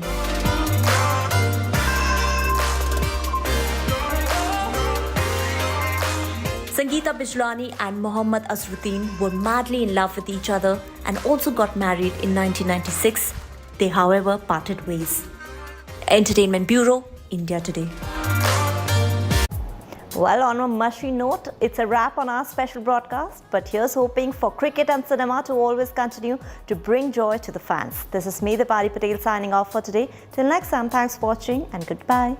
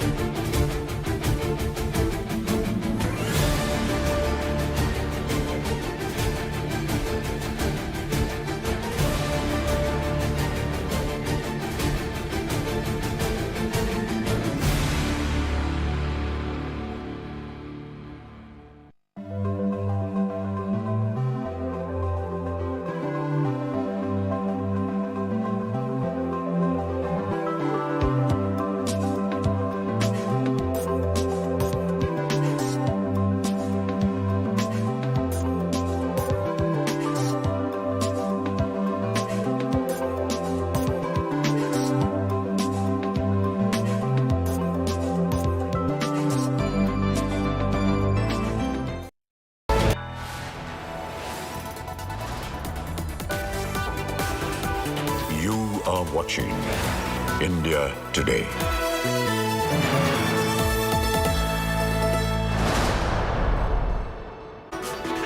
Good afternoon and welcome. Thank you for tuning in. I'm Pooja Shali. Let's begin first with the headlines. After being denied a ticket, Savadi has resigned from the BJP. Congress leaders have also met Savadi to try and woo him.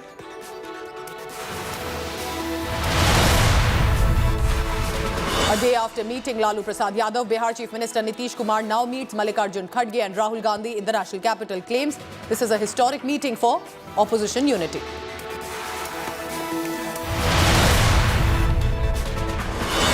Shocking news this morning, firing inside the Bathinda military cantonment, killing 4. 2 armed shooters are still on the loose.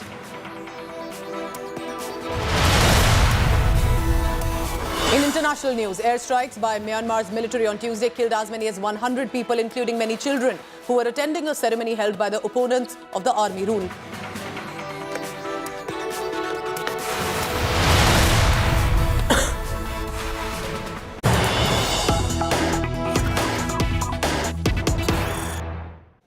Panic has spread at a Delhi school after there was a bomb threat that was sent to the school in the national capital. This was an email that was sent to the Indian school. It's a posh school in South Delhi. And we are being told that the information was shared via phone by an individual of the Indian school, and regarding receipt of an email message that has been received that there are bombs being planted in the school. The email was received at about 10:49 a.m. and immediately when that confirmation came in, the school started to evacuate, and a thorough check also is being done by a bomb squad. And there are other check teams also of security. These are some of the visuals on your screen. Children have been evacuated. The school has shut for now. The SWAT team has reached the spot inside the Indian school, and there are these now they're tracking and trying to find out further details. I want to quickly go across to Shreya Chatterjee on the ground. I can only imagine the scare of some of the parents here. But as it appears that even the parents did not have much detail, that they were just told that there is a threat mail of a bomb and they need to evacuate and pick up their children. Well, added to that, Pooja, this is not the first time that the similar incident that happened in the school. In the month of November last year, a similar bomb threat was also, highlighted by the school before the Delhi police authorities. I can go on record because the DCP South has already confirmed to us that this was a hoax call even for the second time.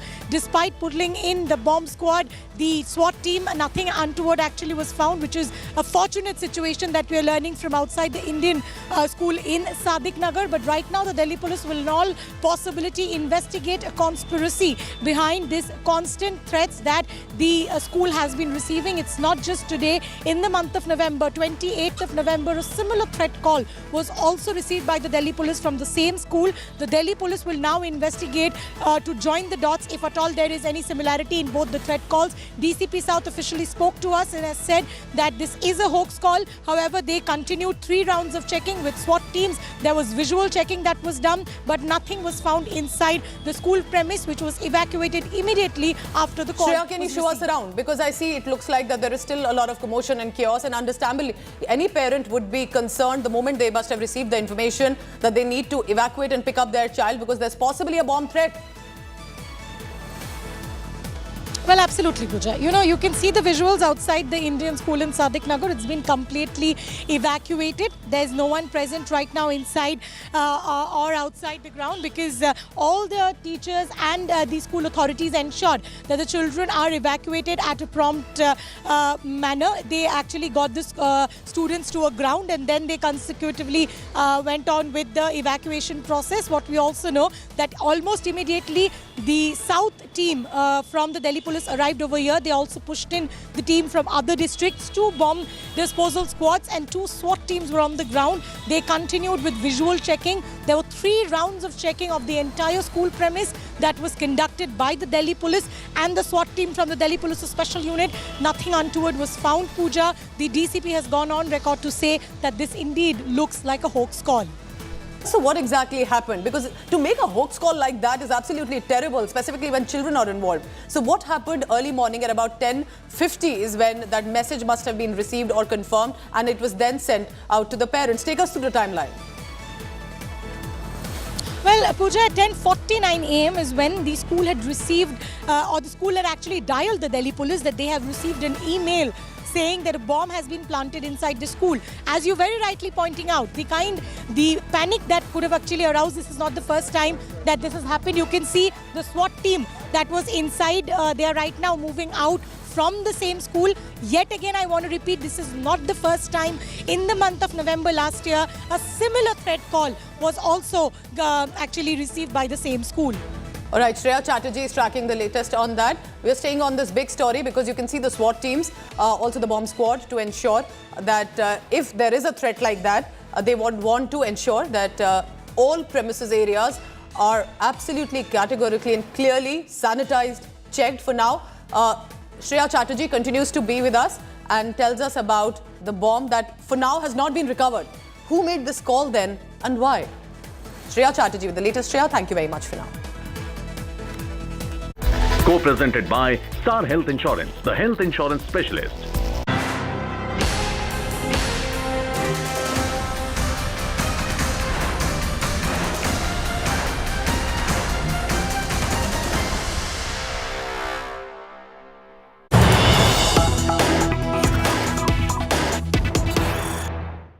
BJP party office bearers have started to resign en masse. That's what we are being told, that with the support of, and these are mainly the supporters of KS Yediyurappa in Shimoga, who has decided to hang his boots after his name did not surface in the first list of 189 candidates. 19 municipal corporation members, including the mayor and deputy mayor, have tendered resignation. Was this one of the reasons that the BJP was delaying releasing the list ahead of elections? Even the Bharatiya Janata Party's Shivakumar city president has tendered his resignation. This is big.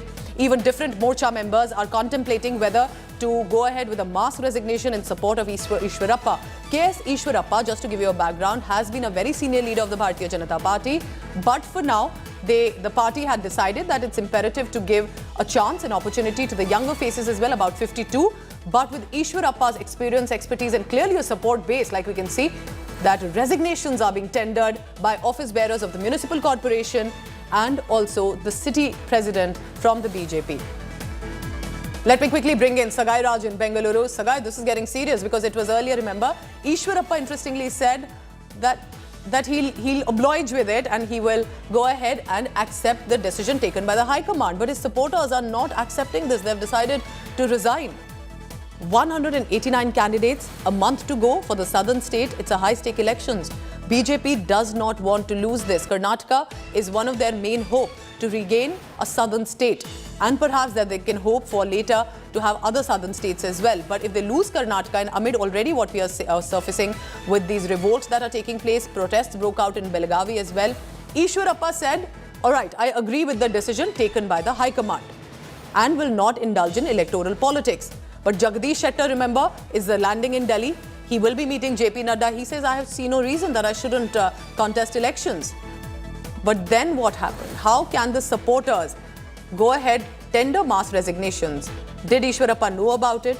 Was this perhaps in many ways a plan that Yediyurappa will not say anything, but the supporters who must be angry that one of their netas who had been with them, specifically in Shimoga in Karnataka, is not being given the name in the first list? We'll try and get our reporters on the ground as well. This is initial information coming in that there has been office bearers of the Bharatiya Janata Party, whether it's a municipal corporation, the mayor and deputy mayor. And not just that, even different Morcha members are now contemplating to tender mass resignation. The BJP's Shimoga city president has also tendered resignation. As Sagai Raj joins me in this live telecast, Sagai, go ahead, because this is definitely a big news coming in. And is Shimoga, where it was a crucial seat as well, do tell us about the seat won and what is happening with these mass resignations. See, ever since KS Yediyurappa had announced that he is retiring from electoral politics, yes, the supporters of KS Yediyurappa had get out his residence and protested against High Command, and also asked KS Yediyurappa to continue as the MLA of Shivakumar city. And today, all of them have gathered together and tendered a mass resignation, especially the Shivakumar city municipal corporation members. 19 of them have tendered resignation, including Mayor mayor and deputy mayor, stating that they'll continue to protest against High Command and they have to reinstate K.S. Yediyurappa as a candidate from Shimoga. And remember, Shimoga is a fort of BJP. BJP has the maximum seats from Shimoga, and these kind of repercussion from the old BJP supporters will be a major setback for the BJP in the days to come. All right, so Gairaj is telling us details about what exactly is happening in Shimoga. Shimoga, remember, is just one of the constituencies where we have seen some of these protests that are taking place and mass resignations. That's definitely a big news. Stay on with me, Sagai, because it's not just about Yediyurappa. Former Karnataka Deputy Chief Minister Lakshman Savadi has also quit the BJP. He's announced it because he says that his name was not mentioned in the first list of 189 candidates, but it's also about who was given the opportunity instead of him. Savadi says he has made up his mind to quit the party, will not go begging around for a BJP ticket. Savadi, however, has clarified that he wasn't acting under any pressure. He will now seek his supporters' opinion before he decides future action. He was not given the ticket to Athani as he was replaced with a turncoat, Mahesh Komatali, who had recently joined the Bharatiya Janata Party. Savadi was also a transport minister. He is on loyalist of former Chief Minister B.S. Yediyurappa, who's a senior and powerful Lingayat leader. Bommai has urged Savadi to not take any decision in a haste.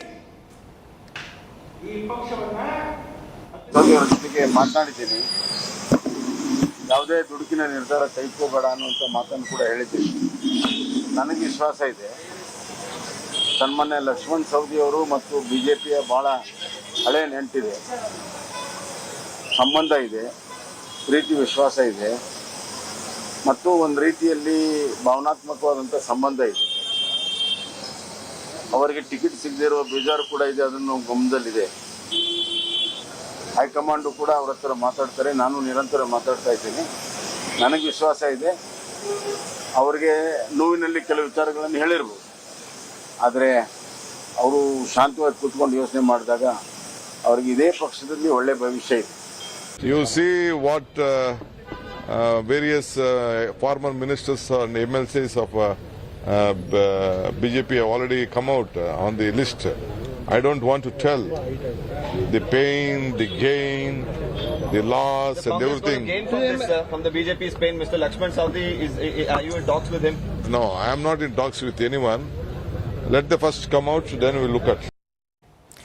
So Sagai Raj now joins me. Remember, all newsmakers speaking first to India Today television, and DK Shivakumar appears to be more confident, saying that he'll easily win it, and that confidence is understandable, Sagai, isn't it? He is a senior neta and he's a strong man too. But how do you see the Kanakpura seat, the other seats that have been announced even for Shimoga and important constituencies for Siddaramaiah, interestingly, the Varuna seat? See, if you notice, it is a strong fort of Congress, Kanakpura and Varuna, yes. And that is the reason that even High Command have suggested Siddaramaiah to go back to its fort, that is Varuna. And the internal survey is already been conducted by Congress, and they got a report stating that it is not positive for Siddaramaiah, and that is the reason the AICC top leaders have suggested to go back to Varuna instead of Kolar.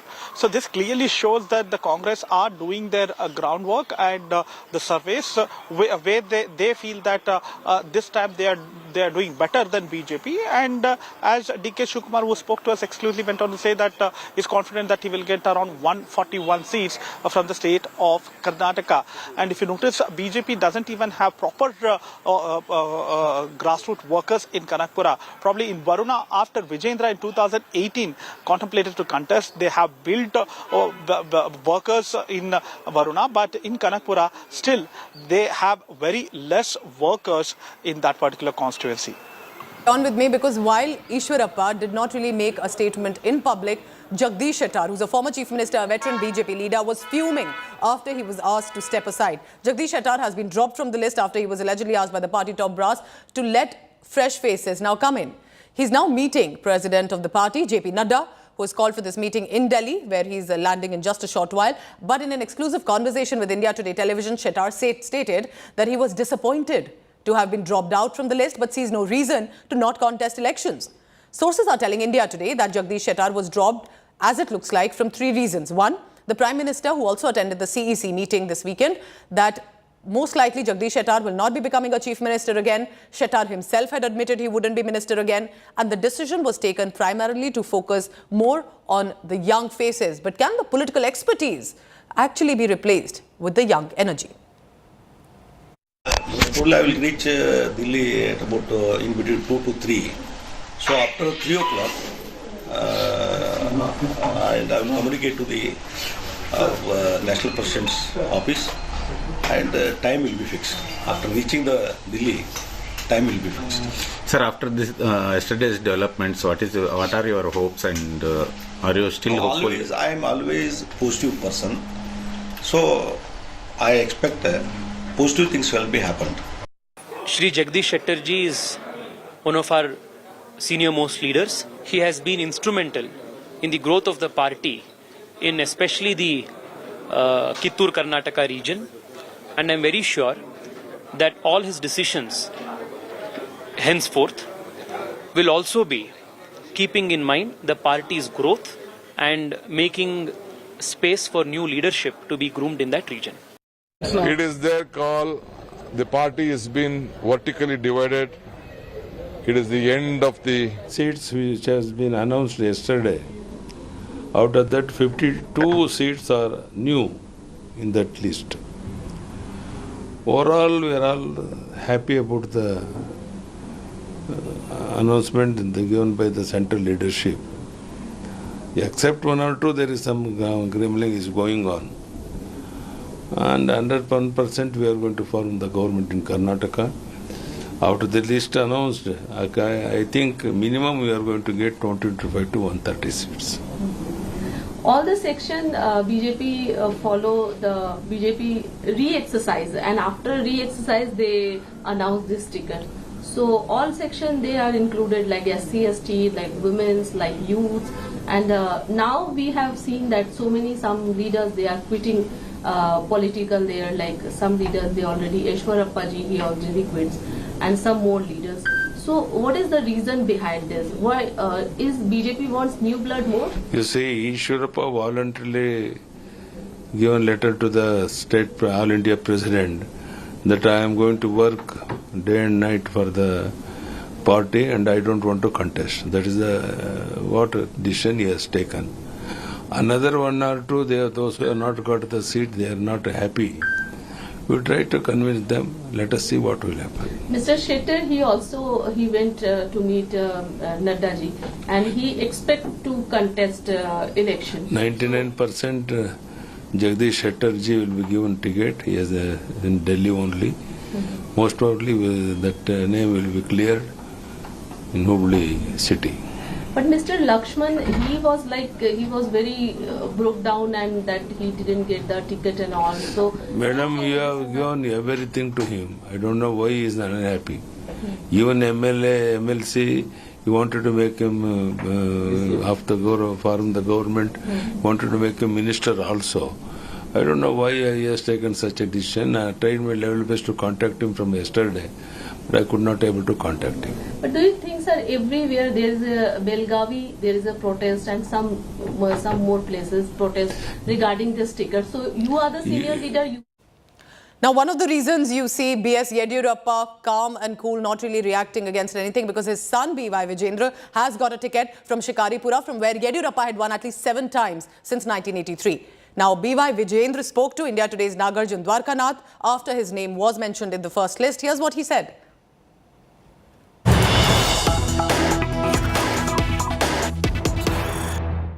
Hello and welcome to this special segment. Joining me from my home district, that is Shimoga, the special guest today is B.Y. Vijayendra, who is contesting from Shikaripura seat. Sir, thank you for speaking to India Today this afternoon on a sunny day. Just 24 hours before your name was announced by your High Command that you would be contesting from Shikaripura. How do you feel? Of course, everybody expected that I'll be given opportunity to fight from Shikaripur.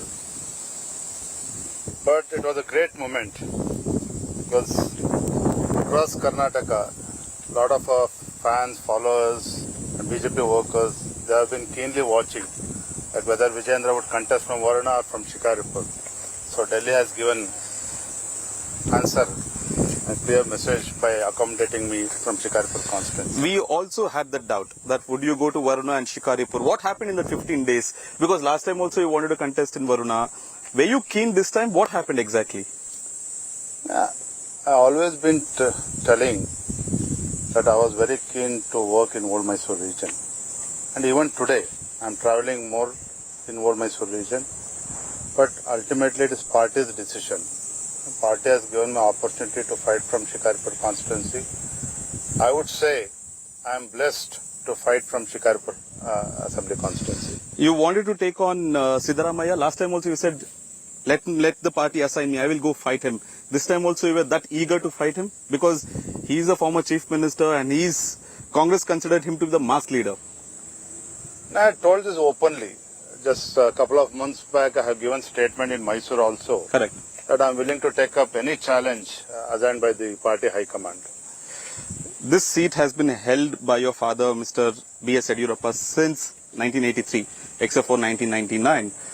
Have you been receiving the same kind of love from the people, or is it only exclusively for Yediyurappa? That is the beauty of our Shikaripura constituency. As you rightly said, father has been contesting from this constituency for the last 4 decades. And also brother was elected as an MLA for one time. Correct. But today, it's really surprised me also, because I was more in Bangalore. But today, when our party Karyakartas wanted me to contest from Shikaripur, I have travelled quite extensively across Shikaripur Assembly constituency. I have covered each and every village, and since last 1 week I am covering each and every booth also.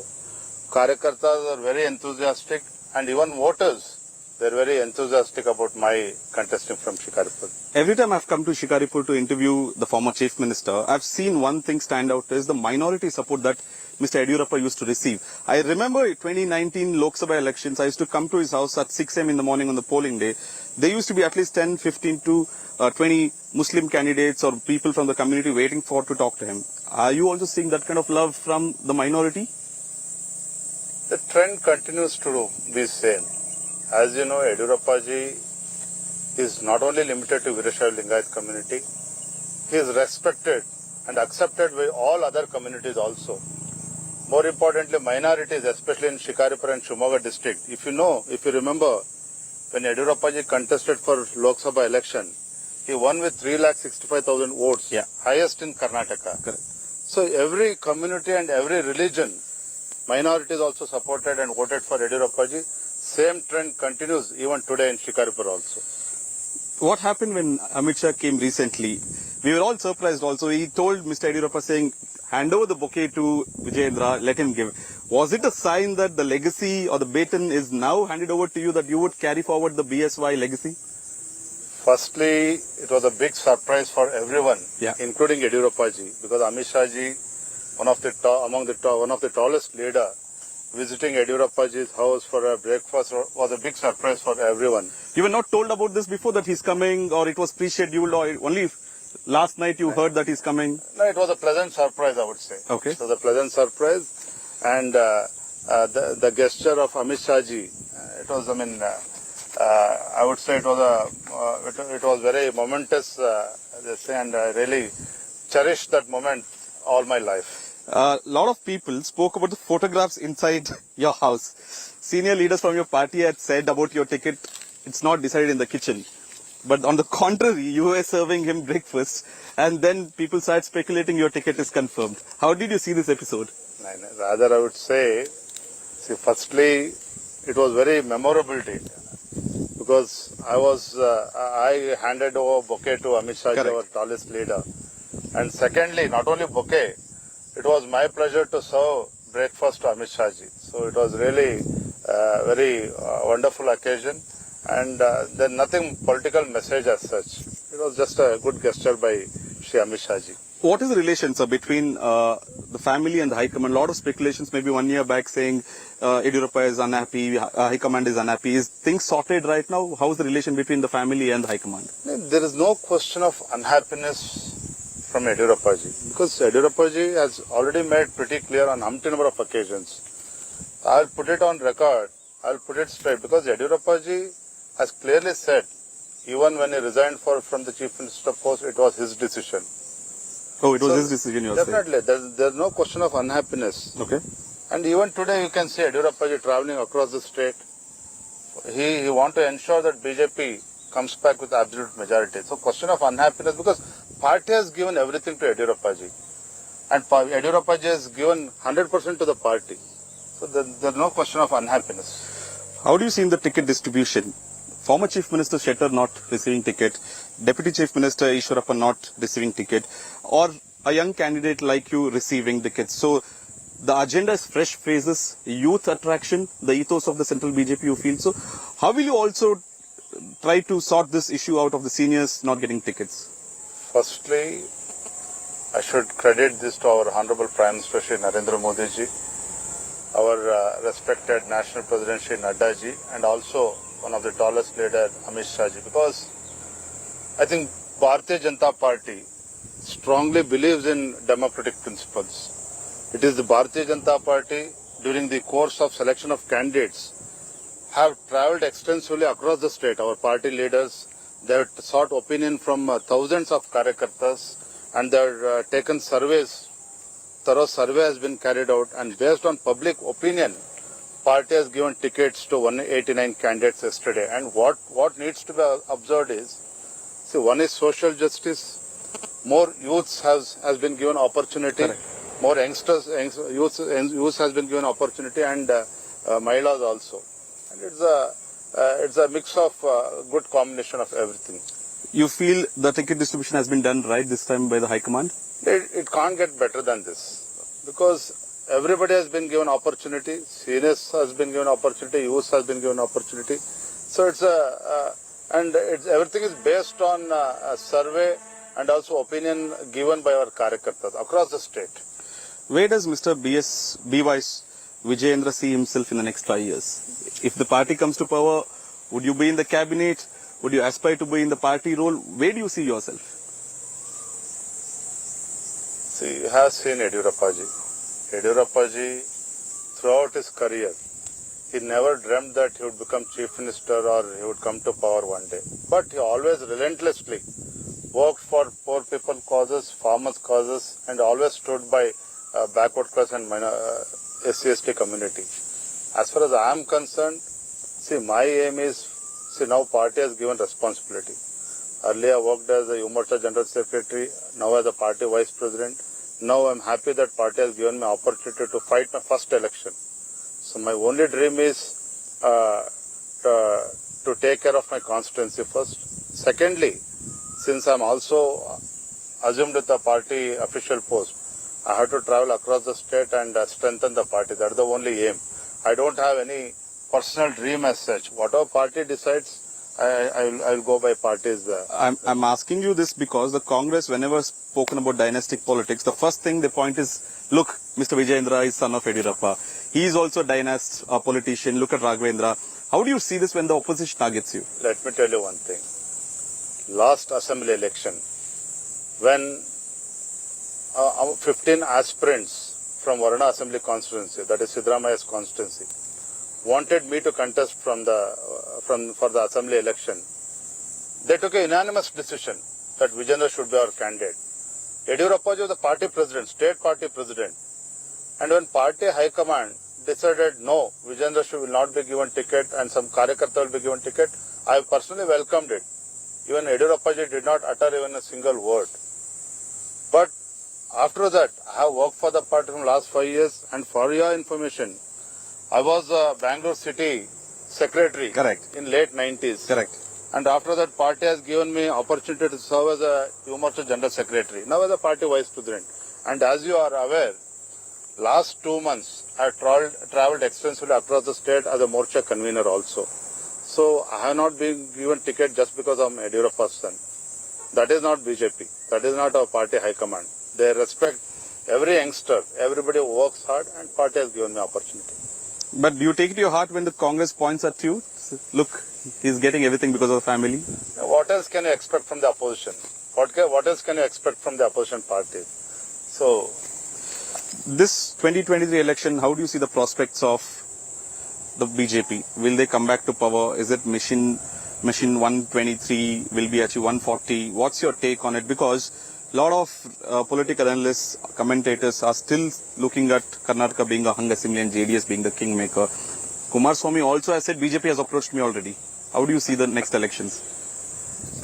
See, whether it's Congress party or JDS party, they are dreaming today. But let me tell you one thing.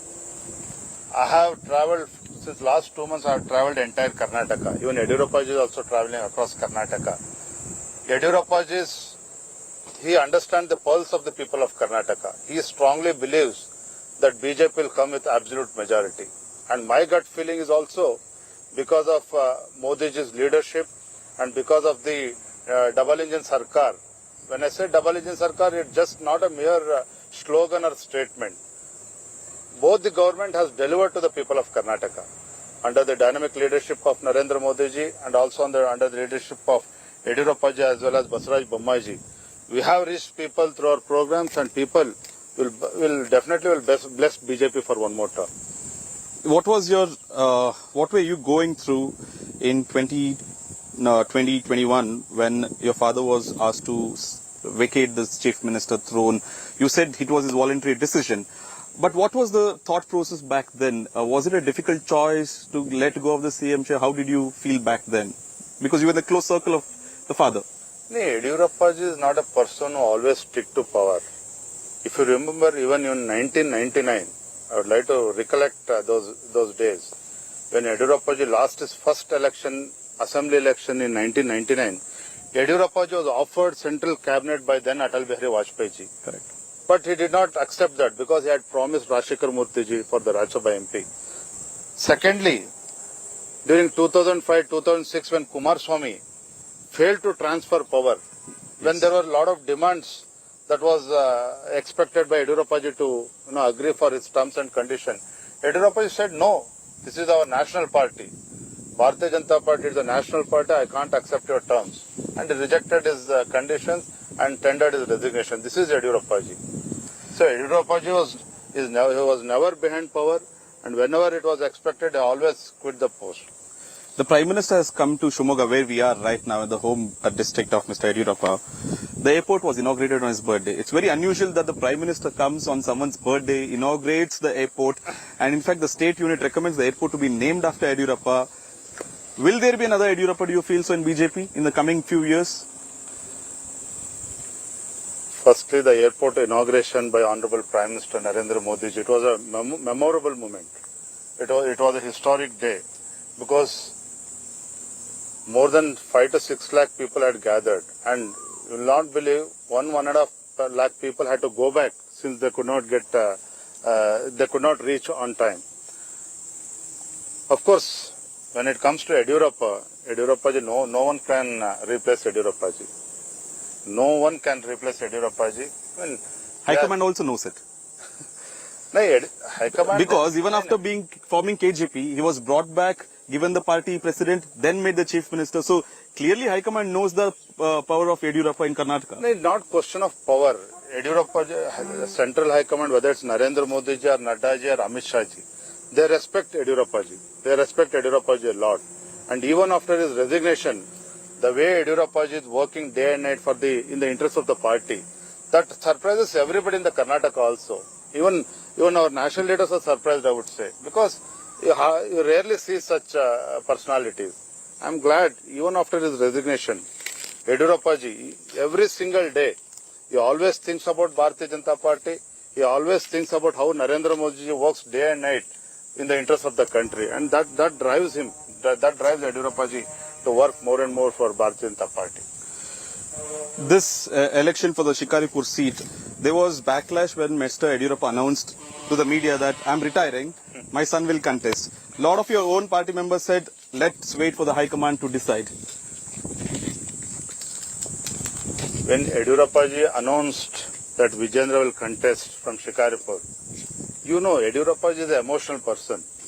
The day when he announced, when thousands of our Karyakartas pressurized Yediyurappa ji, that they wanted Yediyurappa ji to contest one more election. But Yediyurappa ji said clearly no. He has taken a final decision and is not going to contest any elections. Yeah. Due to the pressure of our Karyakartas and our party senior leaders, that forced Yediyurappa to announce. Otherwise, and Yediyurappa clearly said, ultimately it is our party high command which will take a call on Shikaripur or any assembly constituency for that matter. How do you see your opposition, Siddaramaiah and DK Shivakumar? How do you see them? Would they be a formidable party to defeat the BJP? They're very confident. In fact, DK Shivakumar on record tells us 141 is the seat that Congress will win. Write it down, 141, the number that he's given. What do you have to say? Because you're also vice president, you've been traveling across district. How do you see the mood in the ground? You mark my words, BJP, without any doubt, BJP under the dynamic leadership of Narendra Modi ji, BJP will come back with absolute majority in the state of Karnataka. There is no iota of doubt on that. Congress, they are just dreaming.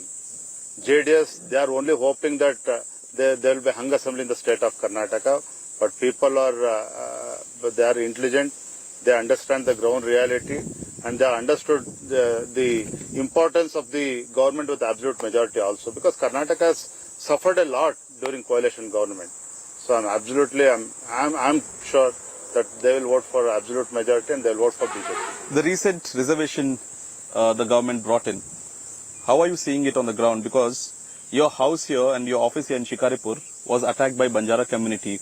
We all question, but why is they attacking Yediyurappa's house? What is the reason that they did it, and also how are you feeling? The emotions are. Have you spoken to them? Is the issue settled in Shikaripur? Firstly, the incident which happened, pelting stones to our house, that is pure gimmick by the opposition party, mainly the Congress party. No, blaming the Congress for that. Definitely. 3 of the Congress taluk leaders who has been arrested. And they should appreciate Yediyurappa ji, problem to the community, because Congress party does not have any agenda where they can bring it before the people of Shikaripura taluk. They don't have any issues, any positive issues which they can bring it before the people. So they are trying to make it as a political issue. But now the issue is settled. In fact, more than 1,000 leaders from the Banjar community, they met Yediyurappa ji personally. They expressed regret for the incident that took place on the other day. And communities strongly, they are united and they are with BJP and they are with Yediyurappa ji. Final couple of questions before I let you go. Have you been getting demand? I'm told that to come to other constituencies, also to contest, also to campaign. Is it on your mind that you have to, will you get another seat or will you campaign in other seats also? Since High Command has cleared my name for Shikaripur Assembly constituency, though contesting from other constituency, that will not arise at all. Okay. Having said that, today I have travelled extensively across the state as a Morcha convener. As a party vice president also, I have been travelling across Karnataka. MLAs from Kalyan, Karnataka, MLAs from different parts of Karnataka, they want Yediyurappa ji to come for the campaign, and they are also demanding for me also to spare time to their constituencies also. I'm happy about that. I'm happy travelling across the state. I really feel happy, and I will be more energetic by meeting our Karyakartas. So I love travelling state. I love working for the party also. How do you see this fight? Somanna versus Siddaramaiah, Ashok versus DK Shivakumar. Party has done the right choice, you feel? It's a big surprise for everybody. Okay. More importantly for Congress party also. No one knew in BJP this was coming? They expected cakewalk. But definitely the people of the constituency will decide the future, because people are fed up.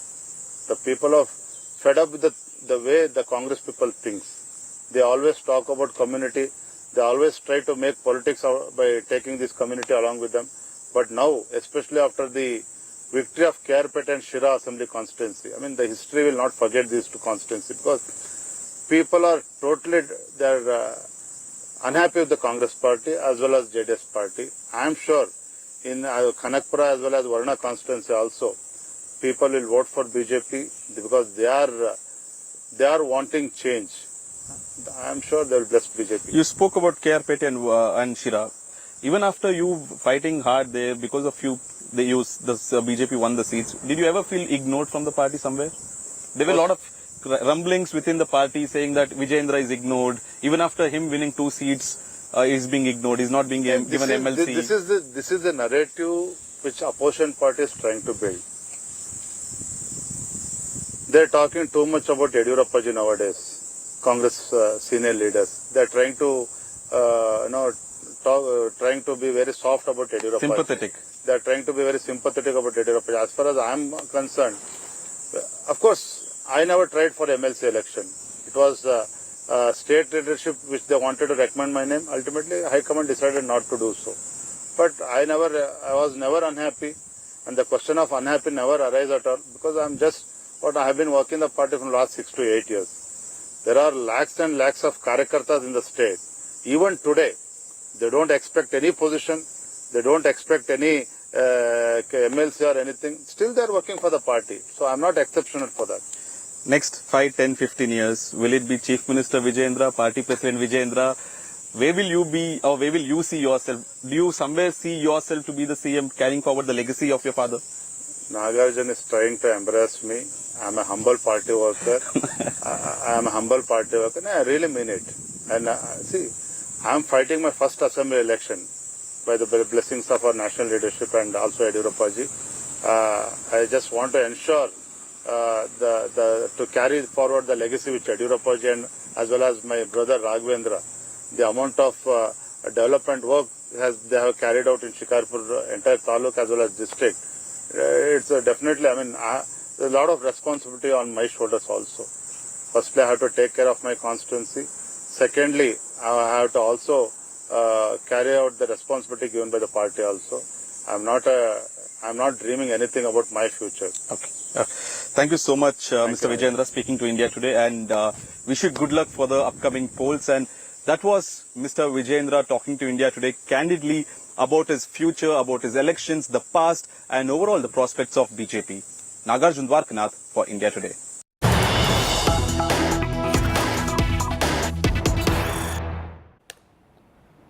Breaking news just coming in. BJP leader and former Karnataka Chief Minister B.S. Yediyurappa has said 99% Jagdish Shettar will be given an election ticket. This, of course, happened after this entire drama where the BJP asked the Karnataka former Chief Minister to not contest.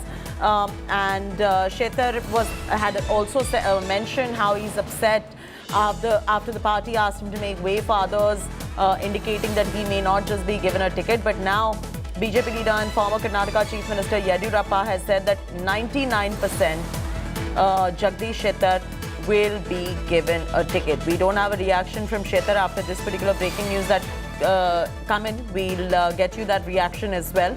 Will he be happy with the statement of only 99%, because that 1% can turn into 100%? You never know in politics. Now let's listen in to what B.S. Yediyurappa said first. 99% Jagdish Shettar ji will be given ticket. He is in Delhi only. Most probably that name will be cleared in Hubli city. Anaga is now joining us. Anaga, first up, what was the problem? Why were they not willing to give him a ticket, and now they're saying 99% he will be given? Why are they so on the fence as far as Jagdish Shettar is concerned? You know, Chaiti, for BJP, the main priority while shortlisting the candidates has always been the age factor, the youthfulness, and the kind of fresh ideas that they believe that new faces can bring to the table. And given the fact that Jagdish Shettar has been in the political play for decades now, and he's also been a chief minister before, and that is why they had asked him to make way so that younger and more fresher faces can come into the political play. But now, after realizing the kind of clout that Jagdish Shettar carries, remember Jagdish Shettar has always known to be a sort of a mild-mannered man, and now he has revolted out in the public saying that he still has it in him and he wants to contest from the electoral polls. And given the fact that they cannot afford Jagdish Shettar to go independent, because if anything, if Jagdish Shettar goes independent, it is only going to divide the BJP votes, and BJP cannot afford to have that at this particular juncture. So that is why Jagdish Shettar has been summoned to Delhi to meet JP Nadda as well, and even Yediyurappa has now come out saying that 99% he will be given ticket. A big U-turn by the BJP. Maybe now they have realized the kind of strength that, Jagdish Shettar carries, if he revolts, what actually could unfold is a kind of realization that has maybe struck BJP right now, and that is why B.S. Yediyurappa has made this statement. But at the end of the day, we should watch how the story is going to unfold from now. I think we'll get all the answers to this in the second list that's going to come out. Hasn't Shettar already started campaigning in his constituency despite the BJP not being very sure whether he will get a ticket or not? Yes, Chaiti, and that is why, initially when he came to know that that his name will not be included in the list, he said that if this information was given to me some 2 months back, I would have mentally prepared myself. I wouldn't have campaigned so extensively. And now, at the nth minute, when there is just 1 or 2 days left for nomination, you tell me that you're not going to file my name. Then what about my efforts that I've put in? I've campaigned all this while, all these months. I've put in the hard yards, campaigned in the Hubli-Dharwad Central, and now you tell me that I will not be contesting for the polls. How is it fair? Was a question that that Jagdish Shettar was asking. So to answer your question, yes, he was extensively campaigning in his Hubli-Dharwad Central region. Suspense ends soon, and we get the list out soon. Thanks, Anaga, for the moment, for bringing us this story. Slipping into a break. When we return, day after meeting with Lalu Yadav, Bihar Chief Minister Nitish Kumar meets Kharge and Rahul in Delhi, claims meeting historic for opposition unity.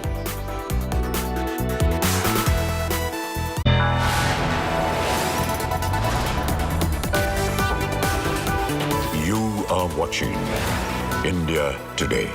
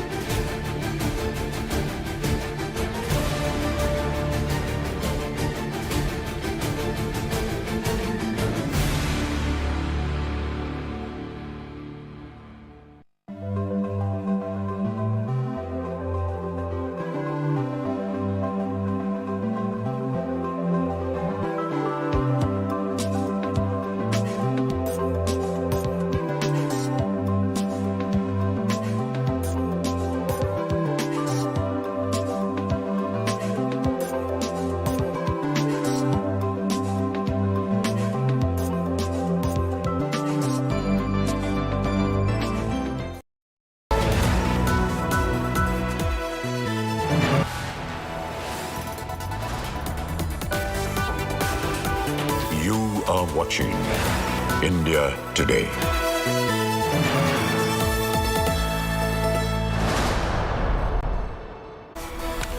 In a bid to bolster opposition's unity, Bihar Chief Minister lands in Delhi. During his Delhi visit, Kumar met with a slew of opposition leaders, including Congress President Mallikarjun Kharge and Congress leader Rahul Gandhi. Kharge called it historic opposition meeting and reiterated to fight 2024 polls unitedly. Meanwhile, Bihar Chief Minister has exuded confidence of more and more parties joining the opposition huddle. Bihar Chief Minister Nitish Kumar earlier also held a meeting with RJD Supremo Lalu Prasad, during which they were understood to have discussed the current political situation amidst efforts to strengthen opposition unity to take on BJP in the 2024 parliamentary elections.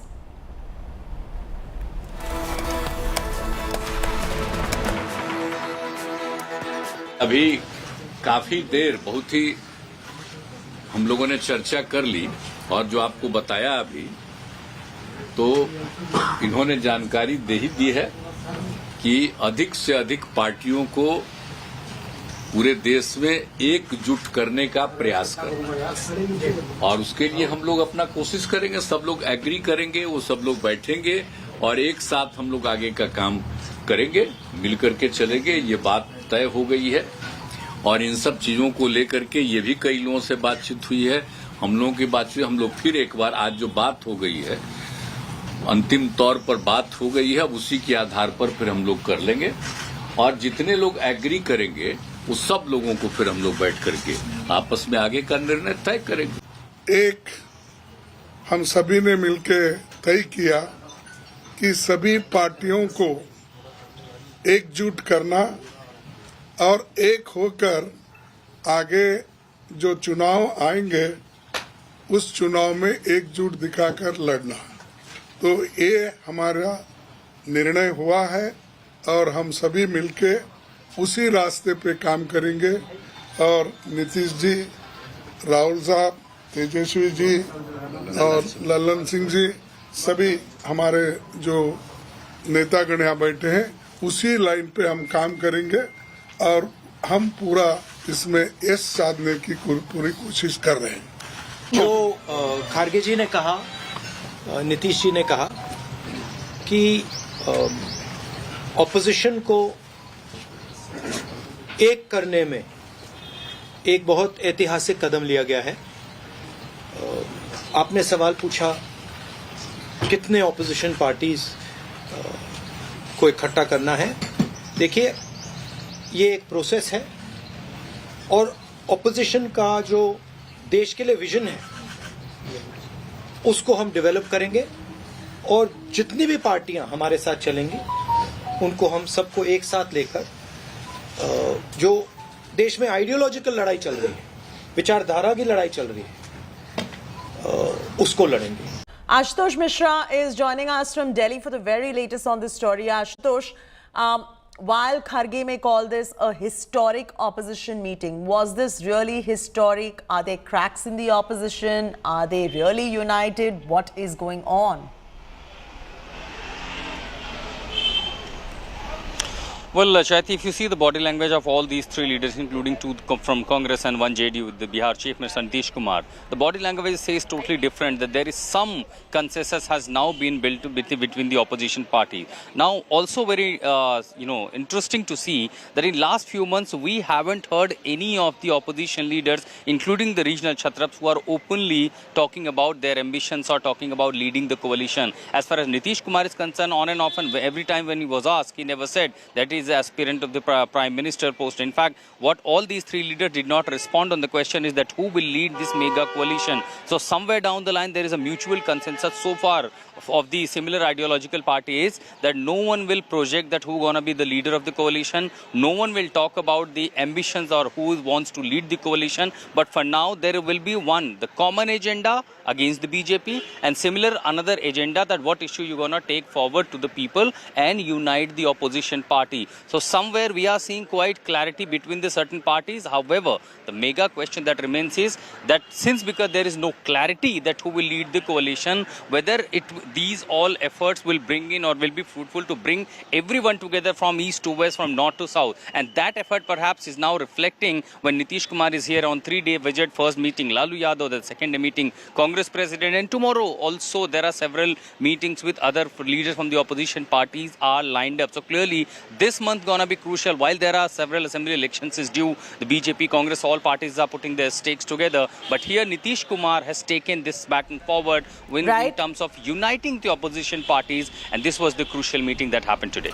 Thank you, Ashutosh, for getting us those details right there. Continue to be with us. Amidst this opposition's bonhomie, Prime Minister Modi trained guns at RJD Supremo Lalu Yadav. At Rajasthan's Vande Bharat flag off, Prime Minister invoked cash for job scam in a veiled attack on former Chief Minister of Bihar Lalu Yadav. He pointed how jobs were given in exchange for lands. हालत ये थी कि railway की भर्तियों में राजनीति होती थी, बड़े पैमाने पर भ्रष्टाचार होता था। हालत ये थी कि गरीब लोगों की जमीन छीनकर उन्हें रेलवे में नौकरी का झांसा दिया गया। That's it from me, Chaiti Narula, on this bulletin. Keep watching India Today and don't forget to log on to indiatoday.in or go ahead and download our app. See you in moments from now with the top headlines. Stay with us.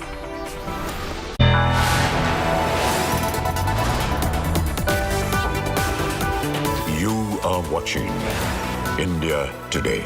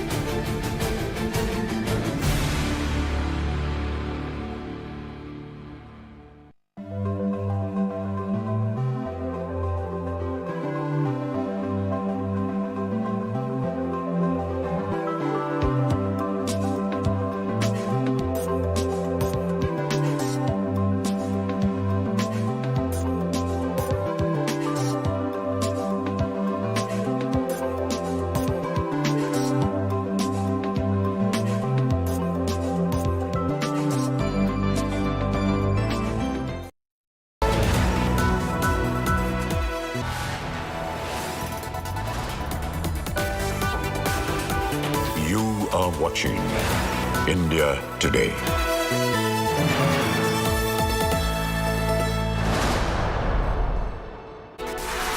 Very good evening and thank you for being with us on India Today. I'm Chaiti Narula joining you with all the top stories this evening. Let's begin with the top headlines. After being denied tickets, Savadi resigns from BJP. Congress leaders met Savadi to woo him.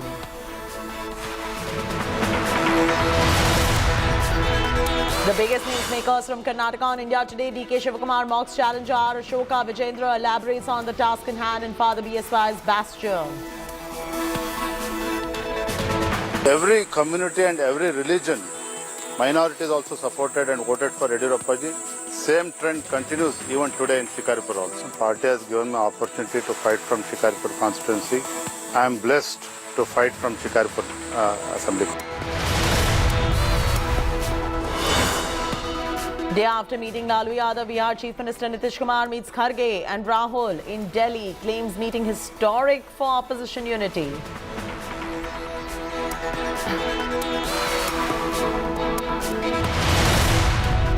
Firing inside Bathinda military cantonment kills 4 army jawans. 2 armed shooters on the loose.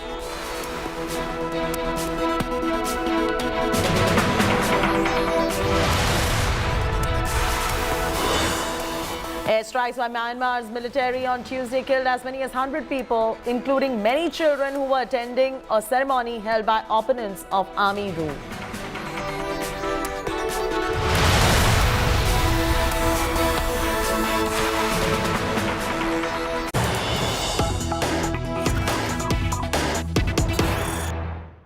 Breaking news coming in Rajasthan. Chief Minister speaks out a day after Sachin Pilot held a long dharna against Gehlot government over alleged inaction against corruption cases in the BJP government era in Rajasthan. Gehlot has said, and I quote, anti-corruption agencies did several raids under our government. If there are too many raids, people start thinking there's too much corruption. I do not care about what others are saying. Our focus is on ensuring people get relief from महंगाई.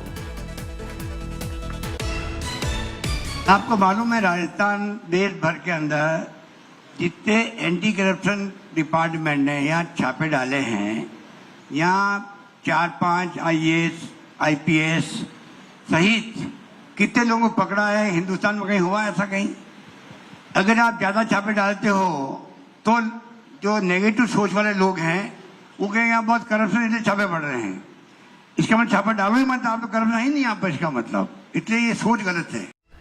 Dev Ankur is now joining us. Dev, this is of course coming in response and retaliation to Sachin Pilot's dharna over alleged inaction against corruption. So this is more about Pilot versus Gehlot than anything else. Where do things stand at the moment? Well, clearly, Chaiti, the issues that Sachin Pilot have raised are extremely pertinent. They are relevant. He claims that during Vasundhara Raje regime, there were a series of corruption allegations that were raised by both Ashok Gehlot and him. But despite that, under the current regime of Ashok Gehlot, there has been no investigation in those cases, and that is why he sat on dharna. But when today Chief Minister Ashok Gehlot was asked about those issues, he claimed that his focus is on महंगाई and providing relief to people. You see that that billboard that is there, and in front of that Chief Minister Ashok Gehlot was sitting. So time and again, whenever he was questioned about this, he kept on harping that how his government's focus is on महंगाई and providing relief to people from that. But the moot point is that when questions are being raised from within the party, from Sachin Pilot, who's a former Deputy Chief Minister, Gehlot maintained that there have been several raids that happened by the anti-corruption agencies of the government in Rajasthan, and if there are too many raids, then people start thinking that there is too much of corruption. Now, what kind of logic is that? It is quite clear that Ashok Gehlot claims that if he does not speak, if he does not speak too much about these issues, they will die their own death. But that is unlikely to happen because Sachin Pilot clearly has gone into a mode where he believes that his best alternative right now, or the best option that he has, is to take up these issues repeatedly, go to the people with them, and if anyone is going to lose the most in this entire, political squabble between Ashok Gehlot and Sachin Pilot, it is perhaps the Congress in Rajasthan in this election year. Chaiti? All right, so you're saying the specific raids which were pointed out are still not conducted by the Gehlot government?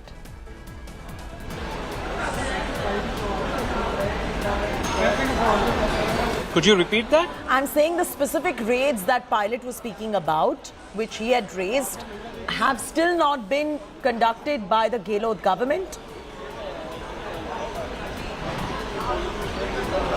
See, the point is that Ashok Gehlot needs to speak about what about those corruption cases that were raised during Vasundhara Raje regime. One of those cases was about 45,000 crore mining scam. He has not uttered a word in today's press conference about that. Ashok Gehlot might be talking about some other corruption cases in which the anti-corruption agencies may have conducted raids. But what about those cases on the basis of which his party and him came to power in Rajasthan? Right. What Pilot is saying is that how will we go to... Right. We'll come back to you for more on this story. Thanks, Dave, for joining us with the very latest details right there. Co-presented by Star Health Insurance, the health insurance specialist.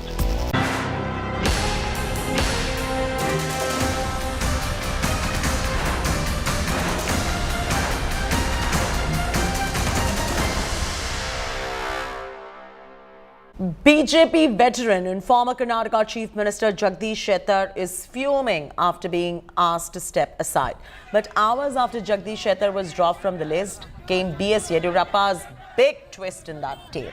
Amidst all the protests and turmoil, Yediyurappa said that there are 99% chances of Shettar getting a ticket. In this exclusive conversation with India Today, Shettar stated that he was disappointed to be dropped from the list, but sees no reason to not contest the election. Sources are telling India Today that Shettar was dropped for mainly three reasons. One, that the Prime Minister knew he would not become Chief Minister again.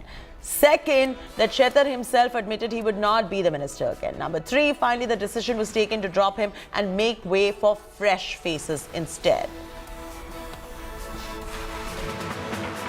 99% Jagdish Shettar ji will be given ticket. He is in Delhi only.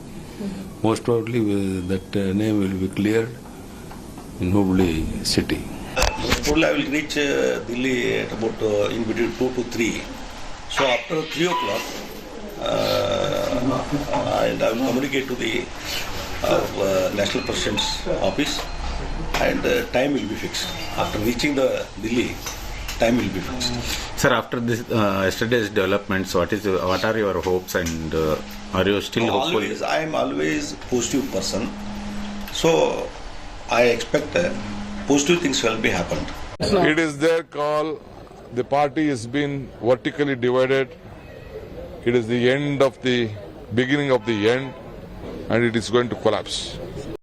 Shri Jagdish Shettar ji is one of our senior most leaders. He has been instrumental in the growth of the party in especially the Kittur Karnataka region, and I'm very sure that all his decisions henceforth will also be keeping in mind the party's growth and making space for new leadership to be groomed in that region.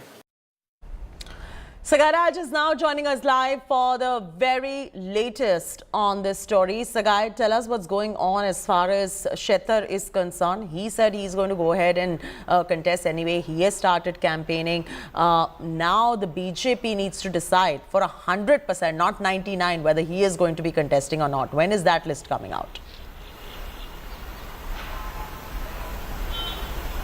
So Jagdish Shettar has been summoned by JP Nadda, National BJP President, and as we speak now, Jagdish Shettar is in Delhi. He is in discussion with the national leaders, and probably national leaders are trying to convince him why they have not issued a ticket to him and why they have asked him to step aside and give clearance to the younger generation. So probably Jagdish Shettar also have his grievances to express in front of High Command. Remember when he spoke yesterday, he said that at least they should have given 2-3 months notice that they are not issuing a ticket to him. He has already been campaigning and he will continue to campaign, and this is not the way you have to treat the senior leaders. So we need to wait and watch what is the outcome of that particular meeting. Once Jagdish Shettar steps out of the meeting with JP Nadda, we'll get to know whether he will be contesting or the BJP High Command is giving ticket to someone else. All right, thank you so much for joining us with the very latest details right there. Continue to be with us. Former Karnataka Deputy Chief Minister Lakshman Savadi quits BJP after losing out on ticket for the upcoming assembly polls. Savadi says he has made up his mind to quit the party and will not go begging around for a BJP ticket. Savadi clarifies that he was not acting under any pressure and he would now seek a supporter's opinion to decide the future course of action.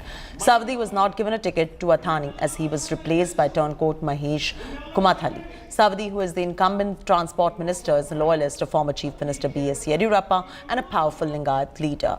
Bomai has urged Savadi to not take decisions in haste, saying he had a bright future in the party. Meanwhile, Congress is trying to get Savadi on board as the Congress leader Raju Kage met Savadi at his residence, trying to woo him to jump ship.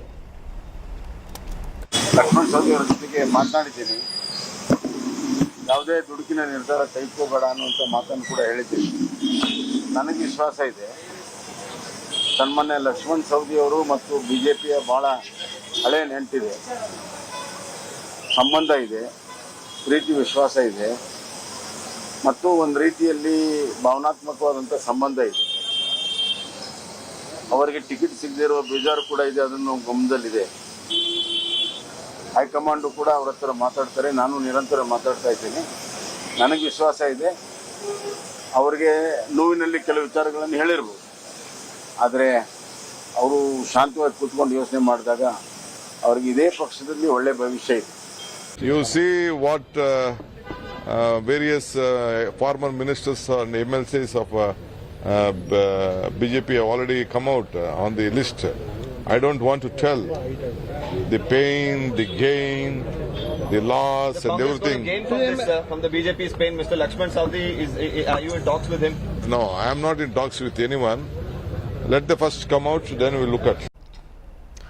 After much suspense, the BJP has announced its first list of 189 candidates for the Karnataka Assembly election. The list includes a whopping 52 fresh faces. R. Ashoka is going to be contesting from Kanakapura, where he will face State Congress Chief D.K. Shivakumar. Sumanna will face off against Congress leader Siddaramaiah in Varuna. Vijayendra, son of former Chief Minister Yediyurappa, will contest from Shikaripura seat, the same constituency where his father had won 7 times since 1983. BJP National General Secretary C.T. Ravi will contest from Chikmagaluru. In this BJP list, as many as 32 candidates are OBC, 30 are scheduled caste and 16 are scheduled tribe. Meanwhile, several senior leaders were snapped to make way for fresh faces. Supporters of K.S. Ishwarappa staged protests in Shivakumar, while Mahadevappa Yadavad and Anil Benake supporters protested in Belagavi over ticket denial.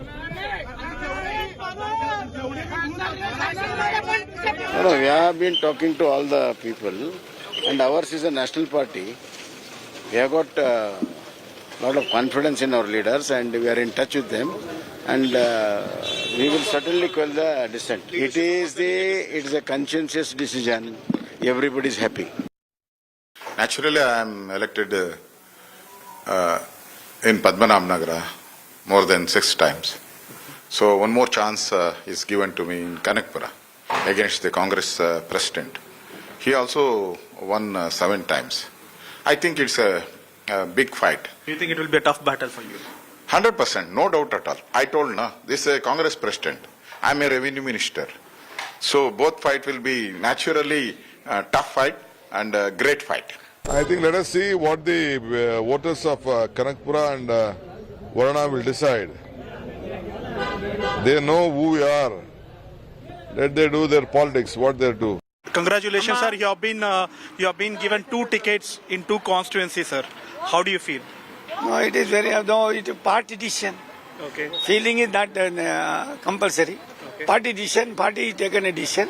Okay. I welcome the decision. I will binding my decision.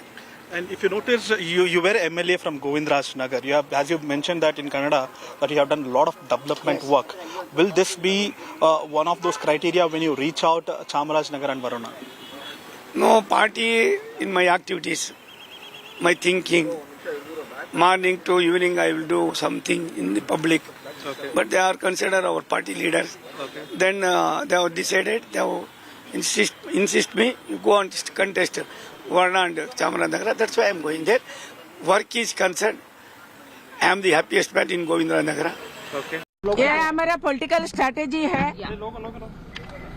Siddaramaiah को हराना, सिद्धारामैया को हराने के लिए हम we Somanna को दिया है। We Somanna हमारे बड़े नेता है। वी सोमण्णा एक लिंगायत नेता भी है, इसीलिए वरुणा में वी सोमण्णा लड़ेंगे एंड सिद्धारामैया को हराएंगे। CT Ravi, BJP National General Secretary, right here. CT Ravi ji, we're seeing that there are 52 new faces that Karnataka has, BJP in Karnataka has released in its list. So can we safely say this time BJP is fighting on the face of Prime Minister Modi? हाँ, prime minister का प्रभाव हमेशा हर state में है। उनका प्रभाव कर्नाटक में और सबसे ज़्यादा है, ये स्वाभाविक है। उनका नेतृत्व भी स्वाभाविक रूप में रहेंगे। उसके साथ साथ येदियुरप्पा जी का लीडरशिप, बसवराज बोम्माई जी का लीडरशिप, उसके साथ भी हम लड़ाएंगे। हर असेंबली में असेंबली लेवल का लीडरशिप अलग है, हर बूथ में बूथ लेवल का लीडरशिप भी है। उसको सभी को सहयोग करके हम लड़ाएंगे, हम जीतेंगे। मोदी के नाम पे आप लड़ेंगे? मोदी का प्रभाव केवल देश भर नहीं है, दुनिया भर है उनका प्रभाव। यहाँ पर many senior leaders like Jagdish Shettar, Yediyurappa have felt sidelined, and there's already revolt. Lakshman Savadi has resigned from BJP's primary membership. अपना पार्टी में साइड लाइन ऐसा नहीं रखता है, नया अपॉर्चुनिटी देता है, नया मौका मिलेगा। साइड लाइन में हम नहीं रखेंगे, वो लोग अपना ही नेता है। सवदी के बारे में क्या बोलते हो? सऊदी को DCM बनाया, कौन बनाया? बीजेपी ने बनाया। उन्हें 2018 में नहीं जीते थे, उसके बाद में भी उनको DCM बनाया। कौन बनाया? भाजपा ने बनाया। उन्हें भाजपा का वरिष्ठ नेताओं के ऊपर विश्वास रख करके वो थोड़ा कुछ शांत से रहना है तो उनको भी फायदा मिलेगा। उनको छोड़ेंगे नहीं, उनको थोड़ा शांत रहना होना। जगदीश शेट्टर बोल रहे हैं इंडिपेंडेंट कंटेस्ट करेंगे अगर उनको। जगदीश शेट्टर जी अपना प्रदेश अध्यक्ष रहे, उनको सभी मालूम है, अपना सिस्टम मालूम है। आज उन्हें दिल्ली जा रहा है। दिल्ली जाने के बाद उनका साथ बातचीत होता है, उनको भी हम समाधान करेंगे।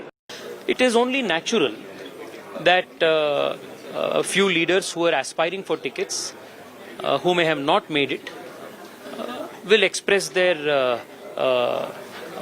feelings and also discuss and consult with their followers. It's a very natural process and is also indicative of the strong internal democracy that the party has. And I'm very confident that none of these minor disagreements will matter in the next 3-4 days. They will all work together to make sure the party wins in all of these seats. उनका जो party का जो ये है, but तो जो 40% सरकार है ऐसे है तो इनको 80% चेंज करना चाहिए। तो हर लोग, सारे लोग करप्ट है, तो इनको ऐसे ही चेंज करना है। मीन्स पूरा लिस्ट ही इनको चेंज करना, क्यों? सारे करप्ट है, हर चीज़ में 40%, हर मिनिस्ट्री में 40%। ये दुनिया बोल रहे हैं। कर्नाटक में आप कोई जाके जानवर को भी पूछेगा, जानवर भी बोलेगा। Let's get you a big list of the big names of the standouts that we have from the Karnataka list that has come out of the Bharatiya Janata Party. For your information, Basavaraj Bommai from Shigaon, BY Vijayendra will contest from Shikaripura constituency. Their constituencies are right here. CT Ravi, Chikkamangaluru, Varthur Prakash, Kolar. Now let's get you the other names as well. From the Bellary rural seat, you've got B. Shriramulu. From Chamrajapet, you've got Bhaskar Raut. From Kanakapura, you've got R. Ashok. From Channapatna, you've got CP Yogeshwar. Let's get you the other big names as well. From the Varuna constituency, interestingly, you have got Somanna, and from Malleshwaram, you have Ashwath Narayan. This is just the first list, viewers, for the upcoming Karnataka polls in which the Saffron Party has given preference to youth. Two senior leaders of BJP apparently have been told to hang their boots. KS Ishwarappa has accepted the order, announced his retirement, but former Chief Minister Jagdish Shettar is not ready to retire. Take a look at this detailed report.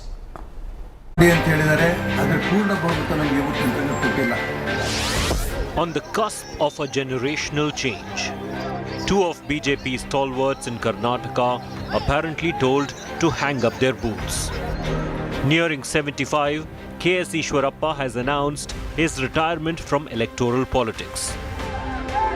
The Shivakumar MLA wrote a letter to the party chief announcing his decision to quit.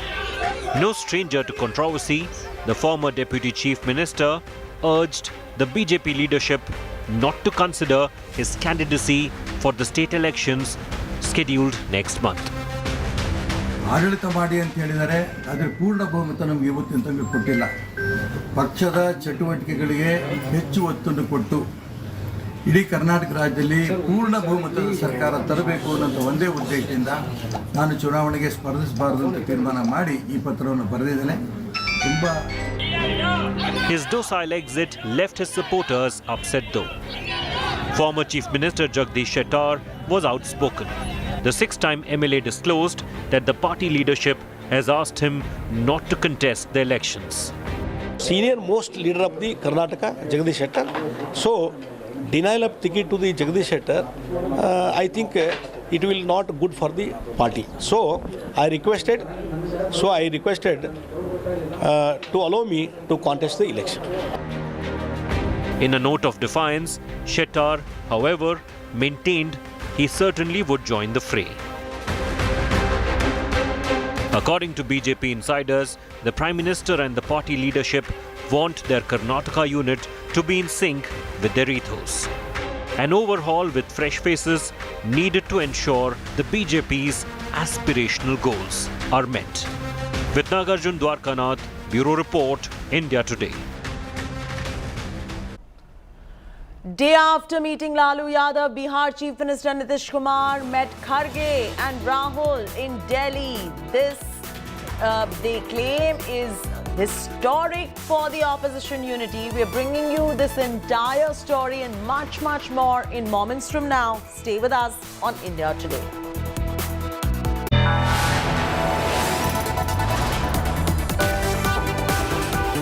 You are watching India Today.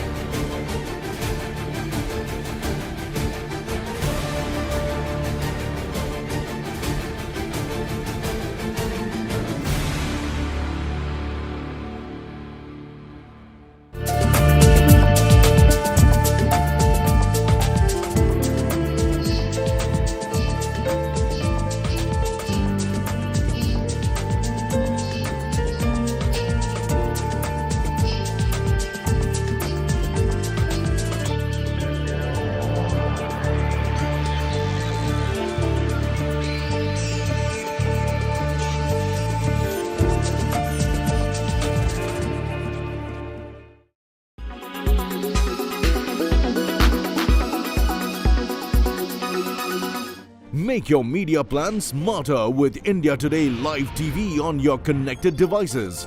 Amplify your brand with 100 million smart internet viewers. To advertise, mail us at sales@aajtak.com.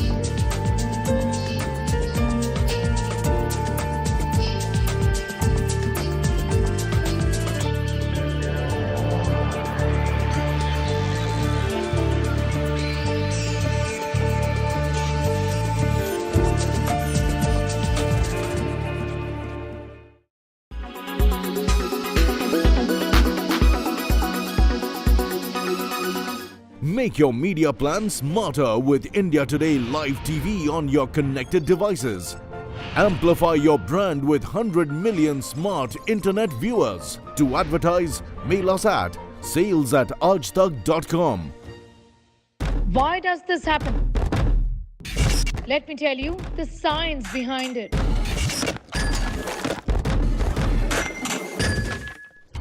For more informative videos like this, keep watching India Today News Mo.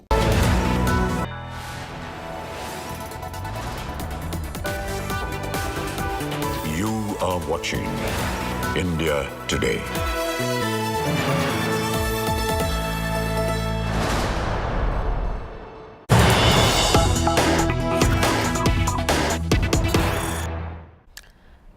Bringing you coronavirus alert. New Omicron subvariant probably behind the surge. That's the question. Government sources say subvariant XBB.1.16 behind the increase in cases.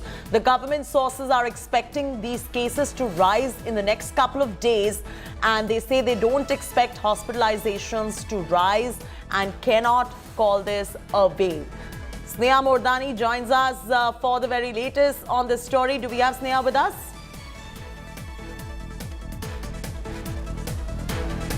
All right, we'll get Sneha in moments from now, but big questions arising on whether, number one, people need to be worried about this. Two, what kind of testing is required? Number three, what are the precautions that one needs to follow?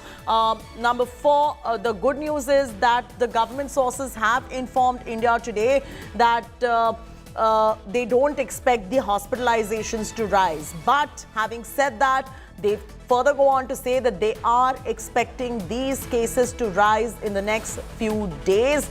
But at this point of time, at this juncture, you cannot call this a wave. Sneha Mordani joins us live. Sneha, couple of questions. Sorry about asking you so many questions in one shot, but is there, number one, anything for people to worry about? Number two, what are the kind of tests that are required? Number four, is this likely to be as infectious as the last Omicron wave that we saw?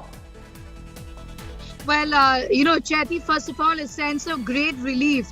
I'll tell you why. Because the indication from top government sources within the Union Health Ministry is this, that the cases that are rising right now will rise on a question on whether this has become endemic and it's like any other flu that we are seeing, and we'll see a couple of people fall ill. Maybe the testing goes up, the numbers will be even further up. Yes is the answer to that. So right now it can be treated as an infection that is almost like influenza, almost like common cold, and there is nothing to worry about. Categorically, the source within the Union Health Ministry, in fact, has indicated that right now hospitalizations are not rising at all.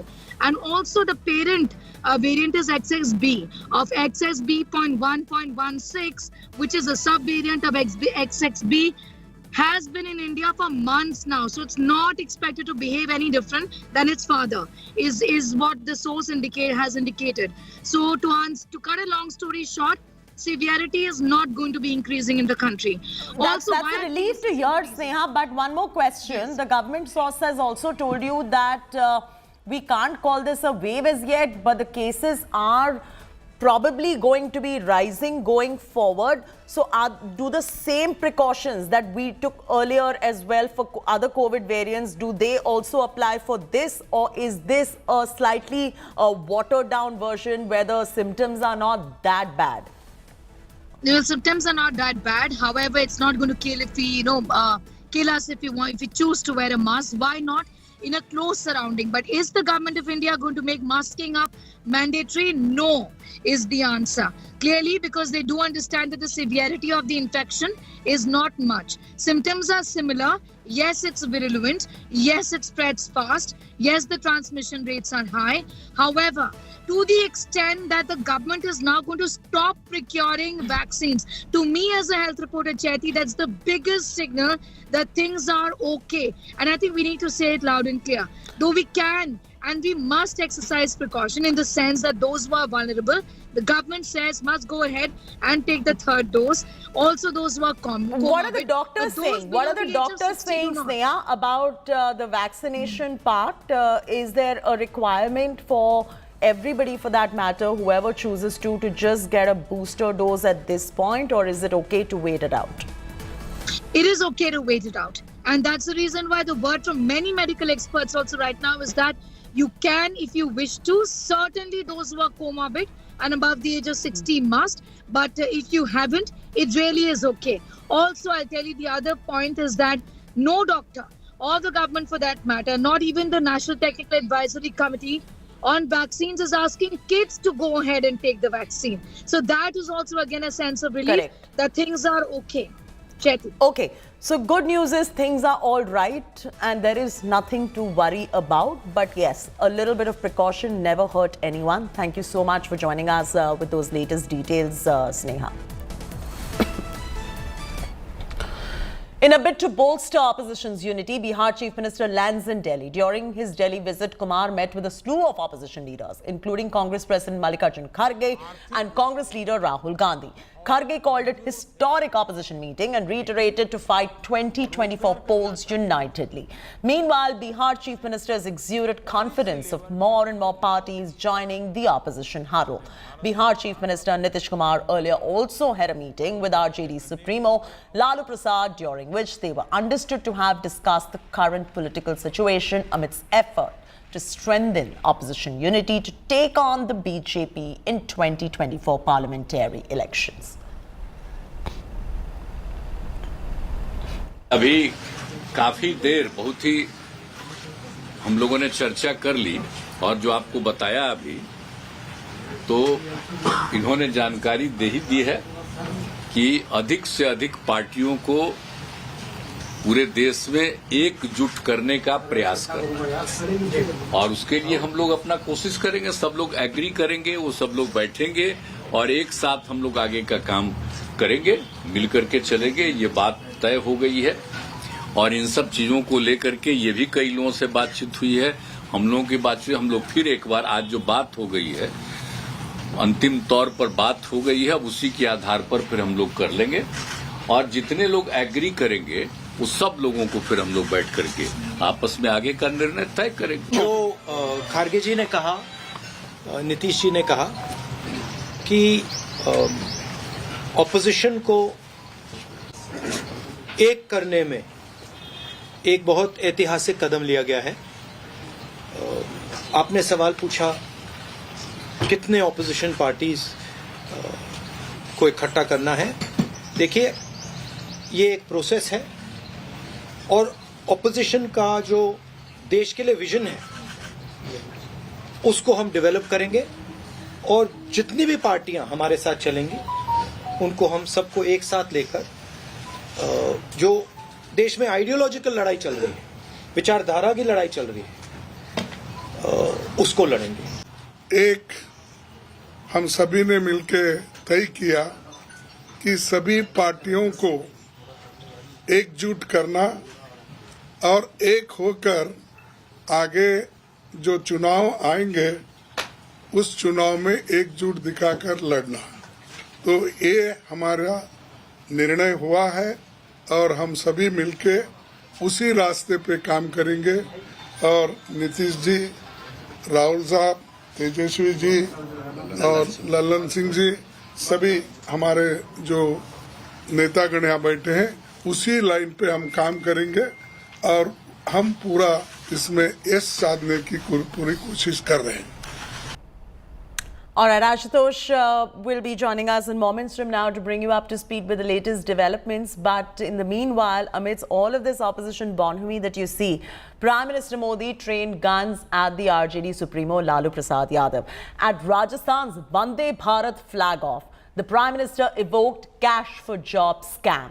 In a veiled attack on former Chief Minister of Bihar, Lalu Prasad Yadav, he pointed out how jobs were given in exchange for lands. के अनेकों नए अवसर बनाए हैं। हालत ये थी कि रेलवे की भर्तियों में राजनीति होती थी, बड़े पैमाने पर भ्रष्टाचार होता था। हालत ये थी कि गरीब लोगों की जमीन छीनकर उन्हें रेलवे में नौकरी का झांसा दिया गया। Railway has fundamentally transformed after 2014. If you look at the stations are clean, new technology is coming up. Everywhere there is a war on corruption. Everywhere there is a very clear focus on providing clean governance, making sure that the passenger are able to get the best services in the Indian Railways. At the Rajasthan's first Vande Bharat Express train flag off, Prime Minister Modi took a jibe on the ongoing Gehlot pilot crisis in Rajasthan as well.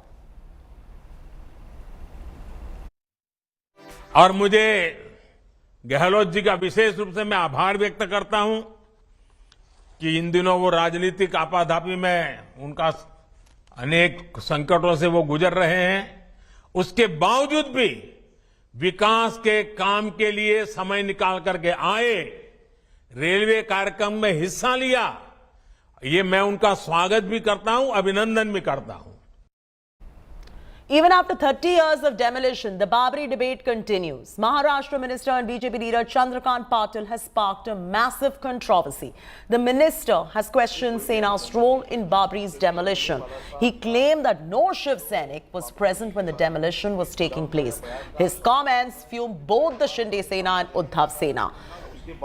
Shinde Sena, which is an alliance partner of BJP in the Maharashtra government, reminded the Saffron Party of its contribution in demolition, adding that the BJP minister is not well informed. Uddhav, on the other hand, asked Shinde to sack Patil from his cabinet, and if he is not going to do so, he should just resign. He alleged that the BJP is trying to wipe out Balasaheb Thackeray's legacy. Babri मस्जिद ही 550 वर्षाचा जो बाबरी मस्जिद पाडण्याचा संघर्षाचा इतिहास आहे, त्या संघर्षाच्या इतिहासामध्ये सर्व ही मस्जिद पडली पाहिजे, हे आमच्या रामाचं जन्मस्थान आहे असं मानणाऱ्या हिंदूंनी ती पाडली.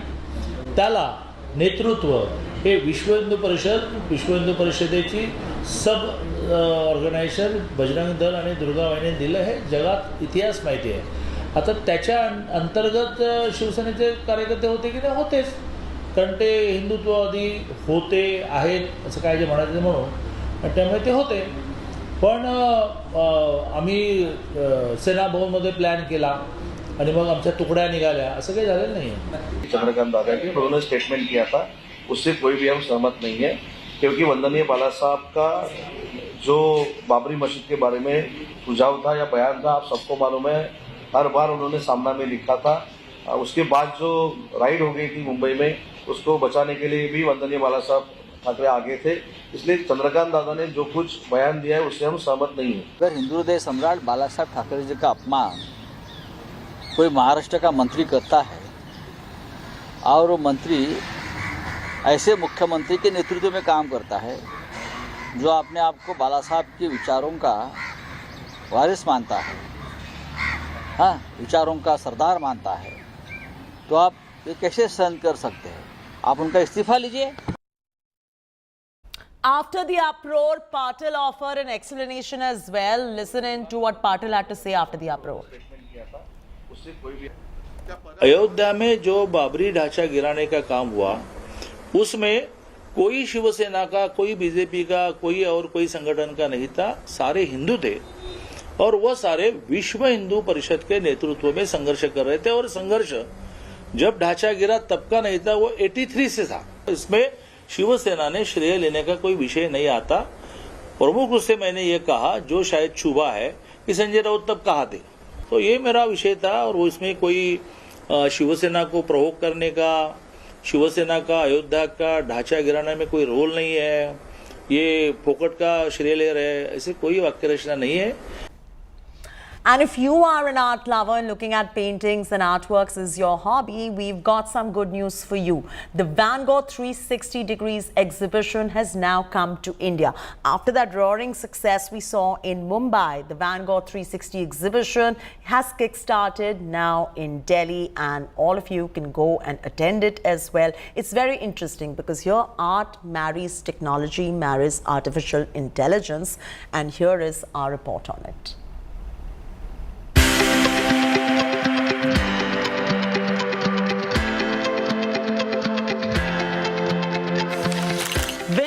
Van Gogh was a post-impressionist painter who is widely regarded as one of the greatest artists of all time.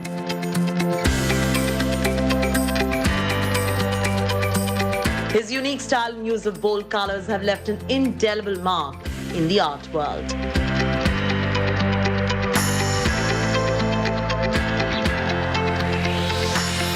The 360-degree exhibit that made its mark in Mumbai just launched in New Delhi.